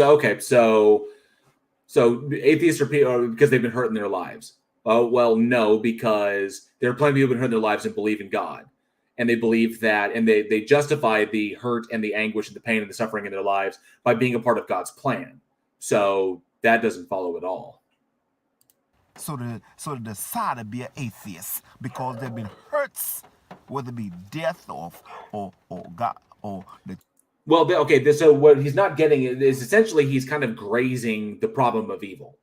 Is that, and there is the Christian doesn't have a solution to the problem of evil. The problem of evil is that if a just and good and loving God exists, then why does evil exist? So then why does it allow, and it has control over, why does it allow evil to exist if it didn't have to allow it to exist?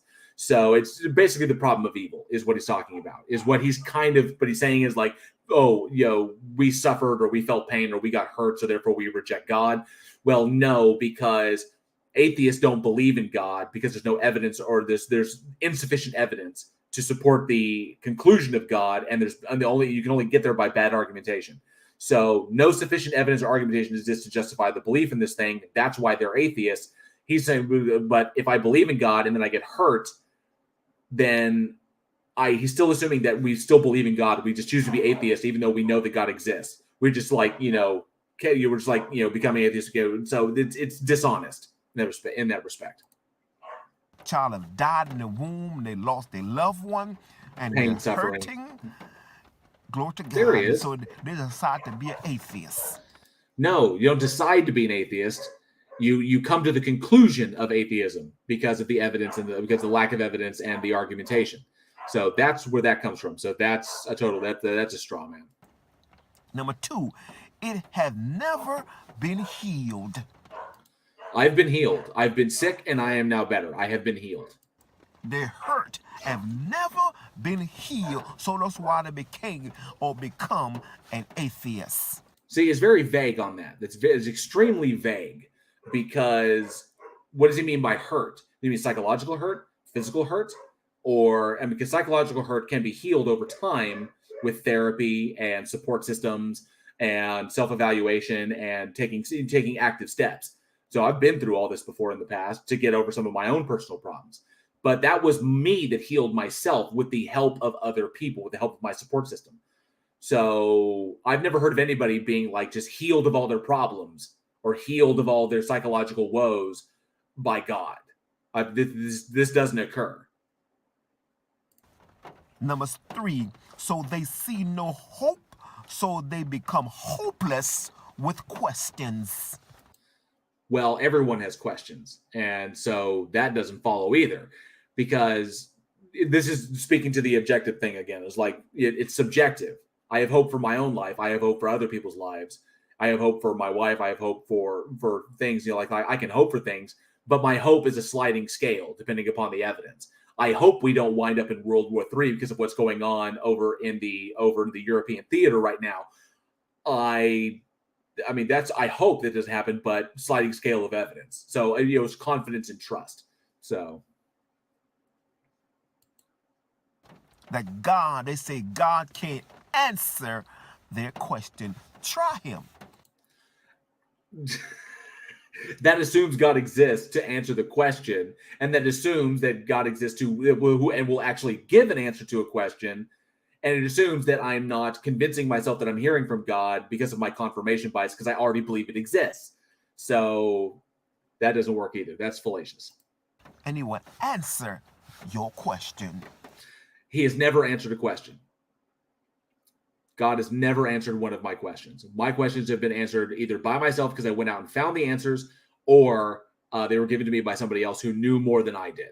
So, and I've spoken with lots of people who do a lot more than I did, studying, work. That's how questions get answered. Go out and find the answer. God's not going to give you an answer. That's just straight away. Hey, Randolph Richardson's in the house. Good to see you. Yep, Charlie Welch still going. Going to take a look at this video, and then I think we're gonna close it out. But I wanted to hear this one. Let me see. So, did I miss something, Sonia? I apologize if I missed something. And Anna, you're correct. Sounds like this guy needs a God to be a decent person. It's one of those, yeah. And Ilya, I did not know that Pelagia interviewed him some time ago. I may have to check that out. So, hey, Vesta Freya, good to see you. Thank you so much for being here. Awesome. See, Senator Cato, God cannot answer questions. God has never answered a question for me. Oh, it's always a pleasure, Randolph. That was fantastic. That was a lot of fun. Number fourth reason. Turn to humanistic or human for ideas. Return to human for ideas? They go to Pluto's or Socrates or philosophy. It's not Pluto, it's Plato, but that's beside the point. Philosophies. Well, yeah, we're asking questions about reality. So if you're talking about going back to pre-Socratic method and then all the way up to postmodern, this is just philosophy is all it is. And there's a philosophy of religion. There's a philosophy of religion. There's a philosophy of science. There's a philosophy of mathematics. There's philosophies of everything. So where do you think this all starts? You have to start with yourself asking questions about reality without assuming anything to be true. And so you can determine what is true. But you start with, it's basically what it is. You start with the questions. So, and I'm the one asking them. So yeah, but this is just weird. God, hallelujah. Which bungs up with a lot of questions they have for God. If God exists, I do have a lot of questions for him because it doesn't make sense. It's all kinds of messed up. So it's just wrong. So I'm kind of curious about that. So to turn to humanistic or human with or philosophy. Well, yeah, because all the questions I've ever had answers all came from people. They all came from the fellow human beings around me. If I have a question, I go and ask the person. Like I said, God has never answered a question for me, ever. In fact, God has only created more questions. So just putting it into the mix just muddies everything up. Hey, glory to God. Number fifth reason. They see God as helpless in their life and situations. It's because God doesn't do anything. So if I assume that I still have to presume, this is still circular reasoning. It's still begging the question. To presume that God is having an effect on my life, I have to assume that it exists. If I don't know that it exists, then I can't presume that any effect on my life is as a result of God's interaction. So it's still, so this is a problem. He's demanding fallacious reasoning to get the result. You have to believe in it first before you can see the results, which is literally confirmation bias. They see God as helpless in their life. Not helpless, not there, ineffective, non-interactive, that it doesn't do anything. And situations. Number 6, they become haunted, so they blame God. I'm haunted? Haunted? What am I haunted by? Ghosts? Ghosts are just alternative energy. Or non-existence. No, these are existential questions. So now he's referring to the utility of God, that God can ease that existential dread of things that don't like things that seem to not have any like objective value to anything. or like what, like, oh, I'm going to die and I'm not going to exist anymore. Oh, this existential dread that everything is impermanent and that things are transitional and that you will not survive to see everything and that there is nothing after the fact. This can cause existential dread in people. God can ease that existential dread, but the utility of a thing does not mean that that thing exists.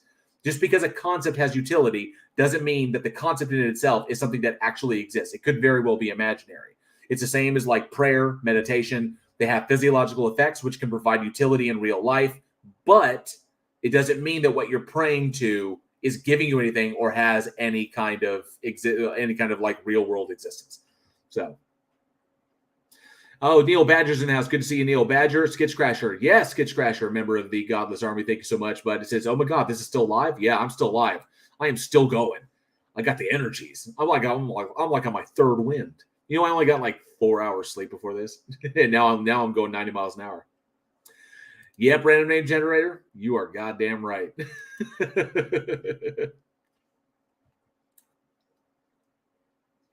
Nimrod says, God's servant told me to not follow like a sheep and to not believe if I don't want to. That young priest was moved out of my parish right quick. I get that. Absolutely. And yeah, and Annie, I agree, as does Sonia Garlic, that God is a myth. That we created, essentially God's our creation of men creation of humans to explain things that we couldn't readily explain. Action Squad says, I went to bed at the beginning of the stream, now halfway through a workout. That's how we do it here. Hey, glory to God. Hallelujah. They become haunted, my friend. I'm not haunted by anything. Hey, glory to God. So they blame God or a non-existence. I'm not blaming God for anything. God does not exist for me to blame anything on. This is the assumption. It's just logically fallacious. Skitch Crasher for $2 freedom dollars. Thank you so much. Says hello, JL. Hello, Skitch Crasher. Thank you so much. I appreciate that. Wrote no last name. Says JL is trying out his new catheter. So thank you, Skitch Crasher, for the super chat. I do appreciate that. Thank you. Number 7 reason. Seventh reason why we're atheists. Well, 10 reasons why people are atheists. Number 7, they heap why God does not exist by death, pain, baby down daily. The list goes on. What was that word? I got to back that up. What was that word? The list goes on. No. Number 7, they heap why God does not exist by death, pain, baby down daily. Baby down daily. I don't like that, but apparently, what the heck? I think he's saying heap up ideas of whys. I don't know what I don't know what he's saying there. That's weird. So this goes on. Well, some elucidation would be fantastic, dude. Instead of you sitting in your car. So I'm kind of like, I was like, wow, I don't know what he means by the heap up idea of whys. Maybe this is questions again. Is he kind of reiterating something that there are questions that God can't answer? I'm not 100% sure. So they heap up why God don't exist. Oh, okay. So the ideas of why babies dying daily. Thank you. I didn't hear that. Let me see this again real quick. Or a non-existence. Number 7 reason. Well, 10 reasons why people are atheists. Number 7, they heap why God does not exist by death, pain, baby dying daily. Baby dying daily. Okay, I got you. The list goes on. It's a problem of evil again. Pain, suffering. Why does this exist if we have an omnibenevolent God who is in control of everything? Why does pain and evil exist? So technically, this is just a copy of a previous one. So he's not at 10. He's actually at 9 because he's just repeating himself at this point. This is, again, the problem of evil. So they heap up why God don't exist by death and pain and baby dying daily. The list goes on. Yeah, it's called the problem of evil. But the problem is that even if God, the problem of evil doesn't disprove God. The problem of evil just says that God is not omnibenevolent and God is not all loving. That's the whole thing. And if God is not all loving, then God is not worthy of worship. So that's all it's positing. The problem of evil just states that the loving God doesn't exist. or God does not have the attribute, or God chooses not to be all loving. So that's what that's positing there. So that wouldn't be the problem of evil would just justify one aspect of saying that this thing does not exist. That's why the problem of evil is one in a number of arguments that go against this. You got everything from the problem of evil to Averroes' paradox of the stone to the empirical, to the empirical reality, logical entailments. All of this goes into the bag as to why the conclusion is atheism or deism. Do you believe God? No. Hey, glory to God. Why? I don't believe in it. And you can drop a line on my box and I'll answer any question you have. I doubt that. About God. I seriously doubt that. Number 8th reason, they've been in a sexual relationship and have been hurt by women. They become homosexual. Oh, he's one of those. Okay. He doesn't believe that homosexuality is a choice. He thinks that I guess guys become gay. What about women who are gay? That they were hurt by men? No, that's not it, because I knew that I was bi before I was ever in a relationship with anyone. And pretty much I think anyone on this planet who is gay would acknowledge that they knew they were different when they were children. And it's not a choice. So he's a bigot. He's one of those. Gotcha. Creation of another origin of 2 men in the Garden of Eden. Oh, it's the whole Adam and Eve, not Adam and Steve thing. Oh, wow. So this guy's one of those cats. So yes, agreed. John Norris, this guy is just pandering to his church members. They desperately need reasons to continue their membership when they have a lot of doubts. Imagine you're agnostic but go to church regularly. Yeah, this is essentially what he's doing. This is not, a lot of the videos that come out like this are not intended for atheist critique. And the reason for that is because we'll easily dismantle this for the harmful rhetoric that it is and how ignorant it is. The videos that are made for atheistic critique, you'll notice they don't rely on the Bible. They don't rely on bad logic reason. They basically go to philosophical concepts and they push God to the metaphysical realm where God can either be proven or disproven. That essentially that's where God has been pushed to. It's been pushed like so close to the board, to the edge of the board. In some cases, it's off the board completely. But when it comes to God, that's where God exists now, is in the metaphysical realm. Because we know it's no longer a physical concept or anything like God's walking the earth or God's up in the clouds. That doesn't exist. We understand the universe and reality well enough that these explanations we understand them without God. And God is not necessary to explain them. So now God has been pushed into this area where it's like this nebulous metaphysical concept that grounds everything, that's out there, and is the reason why you can make distinctions between things, or why anything can and cannot be if you want to go the dark darkness route. But it's all circular reasoning. That's really all it is. But this whole thing about this anti-rhetoric about how gays are made because they were harmed in relationships, please. Yes, ugly German truths. An ever-receding pocket of scientific ignorance is where God was pushed into. Exactly. They've been hurt in sexual relationship. Oh, I've been hurt in sexual relationships, and I still love women. Yeah. And guys. So, because I'm bi. So, believe me, my bisexuality is not a result of me being hurt. Some would say I have been told that it's because I'm greedy, but it's not. It's just I see the attraction both ways. But I can't be in a relationship with a guy, which is wild. I just can't do it. The carnal desire is there. And the attraction is there, and I recognize it, and I can say, "Wow, I could be attracted." But long-term, I can't see it. It's never worked in the past, and I don't know why. There's always some sort of personality conflict, or like two bulls butting heads. It always turns into that, which maybe it was because I was young, and it's been over 20 years since I've been in a relationship, and I've grown a lot more. But I just never been attracted to the idea of being in a relationship. But with a guy, but I've always been seriously attracted to being in a relationship with a woman. So it's kind of weird like that. Like I said, sexual orientation is a wide spectrum, is a very wide spectrum.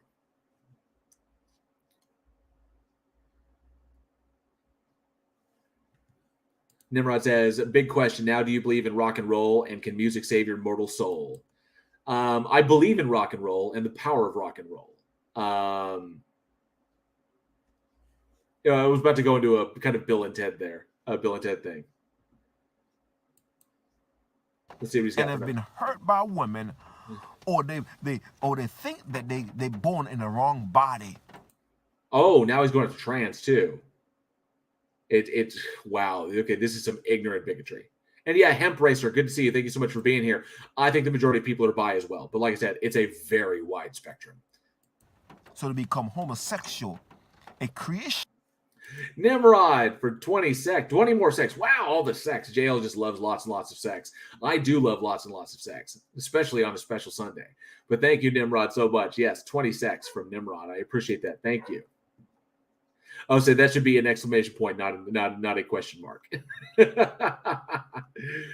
John Norris says the key to having a hurtful BDSM sexual relationship is a unique safe word. Yes, mine is Bananarama. Of another origin of two men in a garden of Eden. Really doesn't like the LGBTQ community. He does not. Hey, JH Ostrich, thank you so much for being here. It says only 8 hours late. It's all good, and it'll be there for your perusal. And in the description, I'll put the timestamps in later for when different speakers came up. So I'll make sure that those go in there so people can jump right to specific speakers like Otangelo or John or what was it? The worm guy. So Colorado says, not the 80s pop band. See, that's the point. Colorado, you think Bananarama, and it's just like, oh, and then people just stop. That's the whole point. So that's how you mean, just stop. Let me see, wrote no last names. Oh, thank you so much, wrote no last name for $2. $2 super chat says, glory to God, more blood for the blood God. Yes, blood for the blood God, bones for the bone God. I appreciate it. Thank you. Charlie Welch says, my safe word is, I mean it. Fucking stop. Absolutely.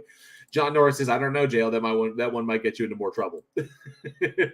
And Colorado Biker says, try saying Bananarama with a ball gag in your mouth. What was that? More? Oh, Hemper says, now I have Cruel Summer in my head. Absolutely. Jordan says, what kind of cesspit have I stumbled upon? Yeah, some wild stuff going in here. Absolutely. Ugly German Truth says, do you walk like an Egyptian if you have a giant inflatable banana in your backyard for a Bananarama? Walk like an Egyptian. I love that song. It's such a shame that song broke that band up. It really is. Let's get to number 9. Number 9th reason. There are haters of God. Because they behind mask with a cross. What the hell does that mean? Yes, yeah, that was the Bangles. Yes, and how that the music video for that song ultimately resulted in the band's breakup because the focus was on the lead singer and not on the band as a whole. And because that whole like side eye, she was looking around like that, the camera loves you. And so the focus became on her instead of the band. And that created dissension within the ranks. And eventually the band broke up, which is a shame. Yeah. Thank you. What was it? Hollywood True Stories for on the Bangles for explaining that. I don't know what hater of God in a mask with a cross means. I don't know what that means. Let me back this up. Make sure I didn't miss anything. Number 9. Number 9th reason. There are haters of God behind mask with a cross. I don't know what that means. They become haters of God behind the mask with a cross. I don't know what this means at all. I don't. Like, hater of God in a mask with a cross.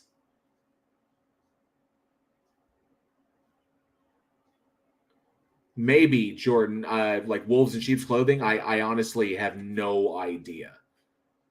Ugly German 2 sounds like a Japanese manga. Or manga, sorry. I don't know what this means. I don't. I'm talking about the KKK, my friend. I'm talking about people that hate God. Now, if you hate... Oh, okay. So people who... So he is talking... I think he's talking about people who hate... Like people who say that they represent Christianity, but they don't. And that, so like the KKK say that they're Christians, they represent, but they're not. And so we have a bad idea of what Christianity is and what God is because of extremist beliefs, like his anti-LGBTQ thing. Yeah.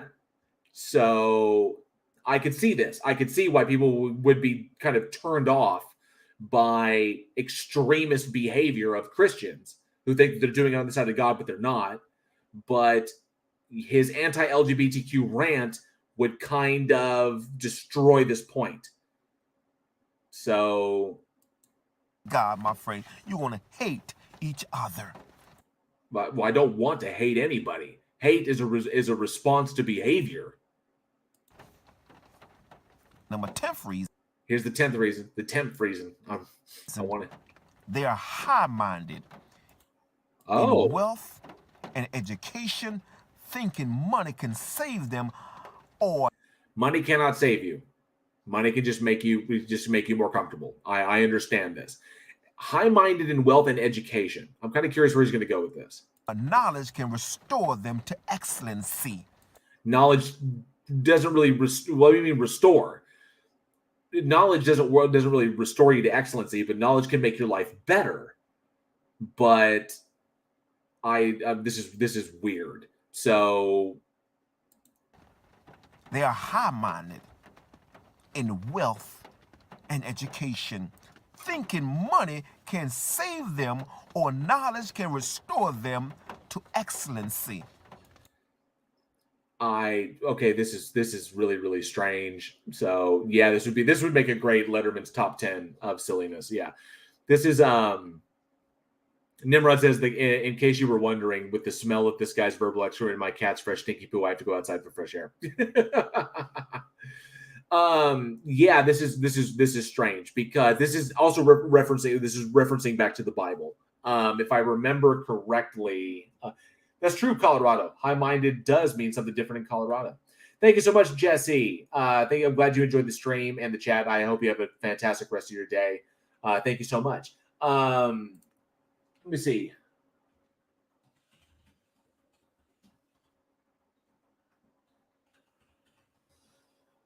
So I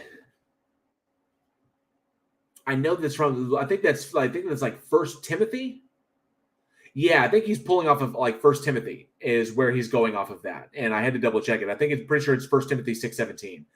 Charge them that are rich in this present world that they be not high-minded, nor have their hopes set on the uncertainty of riches. Essentially, make sure I get charge them that are rich in this present world that they be not high-minded, nor have their hopes set on the uncertainty of riches, but on God who giveth us richly all things to enjoy. So in essence, like basically that's talking about, it's essentially talking about, thinking that money and knowledge and power and all that will give you what you need. And it's assumed, like I said, it also assumes that God exists in order to give you something better than that. But I also kind of agree with that, in that, like, don't think that money can't buy happiness is essentially what it's saying. And I kind of agree with that. It can definitely make your life a hell of a lot more comfortable and allow you to be happier. But ultimately, happiness is going to come from yourself. And I kind of get that, but I don't agree with the idea that these things can't get you happiness and you can't get happiness from yourself, that you need God to be happy. That's just indoctrinated thinking. So yeah, and education is bad for religion because essentially religion tells you what to think and education teaches you how to think. So 10 reasons why people are atheists. Number one, their hurts. I think he's gonna reiterate himself. So that's just not necessary to look at. So yeah, he's just straight up wrong. Just wrong across the board. Like all 10 reasons is either logically fallacious, making bad arguments, no evidence presented, and completely strawmanning atheism straight up. Like that's not why people are atheists. So if he was able to provide an argument or evidence or something that would support it, but Colorado Biker's right. Money can't buy me love, but you can sure rent it for a while. So yeah, I was actually thinking about doing a video on that, doing like a video response, but it's so chaotic and weird and he's kind of all over the place, but definitely not intended for atheists to critique. It's really more intended for believers to basically say, like, atheists are so bad. They're missing all this. Don't be an atheist, because then you're losing out on all this without demonstrating that the thing that they're claiming actually exists. So, because they already believe it.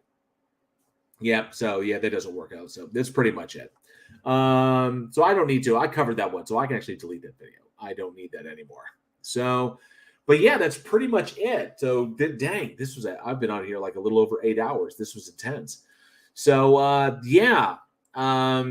I do. So pretty much, what do we got going on? So I do have another video coming up soon. Another created video coming up about a particular theist, a guy named Eric Lyons from over at Apologetics Press, talking about how there's no meaning to everything, but he gets really wishy-washy and gets really, really kind of deceptive in his terminology. So I'll be taking a look at that. That's my next video coming up. And of course, the live streams, will continue as well. Conversations here.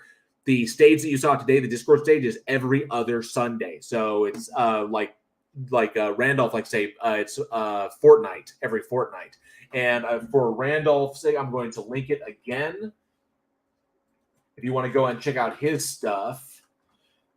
So I want to get everybody over there so you can take a look at the work that he's doing over there, up there in Canada as president of Canadian Atheists. This is the link to Randolph Richardson's channel. Feel free to jump over there, take a look at his stuff, hit and smash the subscribe button. It'll really help him out. But he is where his primary goal is working on normalizing atheism in society, which is very, very, very important. So he's doing fantastic work over there. Of course, we have the streams. The link to that Discord is in the description. You can go check that out. Not to mention, April is Autism Acceptance Month, and they're interested in supporting that or learning more about it. The link to that is in the description. Not to mention, if you'd like to support relief efforts in Ukraine until that situation gets resolved, a link for that is as well. That goes to an NPR site that you can then find ways that you can legitimately help them and make sure that any efforts get into the right hands. So I've got all that in the description below. I'll add timestamps for all the people when I get the first opportunity, so you can jump directly to whatever conversation you want to hear. But yeah, so I got my new created content coming up. I will do continue doing live strips in the future. Not to mention, we've got Week in Horror, the horror film podcast that I do with my filmmaker friends every single week. That's coming up this every Wednesday, 7 p.m. Central Time. You can hang out with us there over on the Week in Horror channel. And as a matter of fact, and I know that that link is in the description as well. So let me do this and just make it easy for everybody. Boom, got that in there.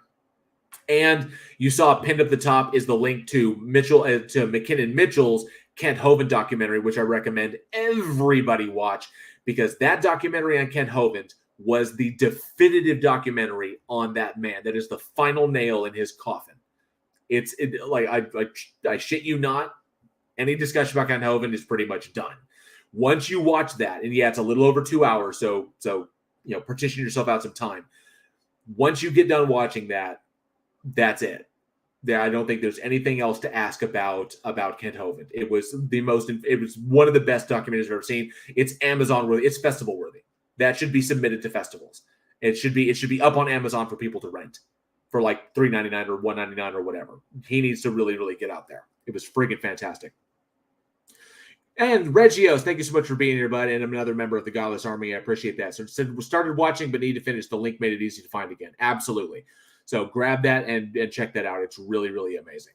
So other than that, that's pretty much what's going on over here. So a huge, giant thank you to everybody on the panel, to Randolph, to Ix, to Taco, to Jack Burton, to King Xerxes, to everybody that hung out, and to Gonna Go For It, to Peter. Thank you all so much. That was an absolute blast. Love hanging out with you guys every other week to have those conversations. It's awesome. It's just a lot of fun. I know you guys love it as well. This has been a hell of a long stream. And thank you to everybody in the live chat who hung around and laughed it up and checked it out. It was a blast. Thank you all to my channel members. You all are amazing. I hope you enjoy the channel, of course, the badges, and of course the membership badges, and of course all the emojis I make for you. The more members we get, the more emojis you'll get that I've made for you. So I'm looking forward to debuting more of those, because a lot of them are a lot of fun.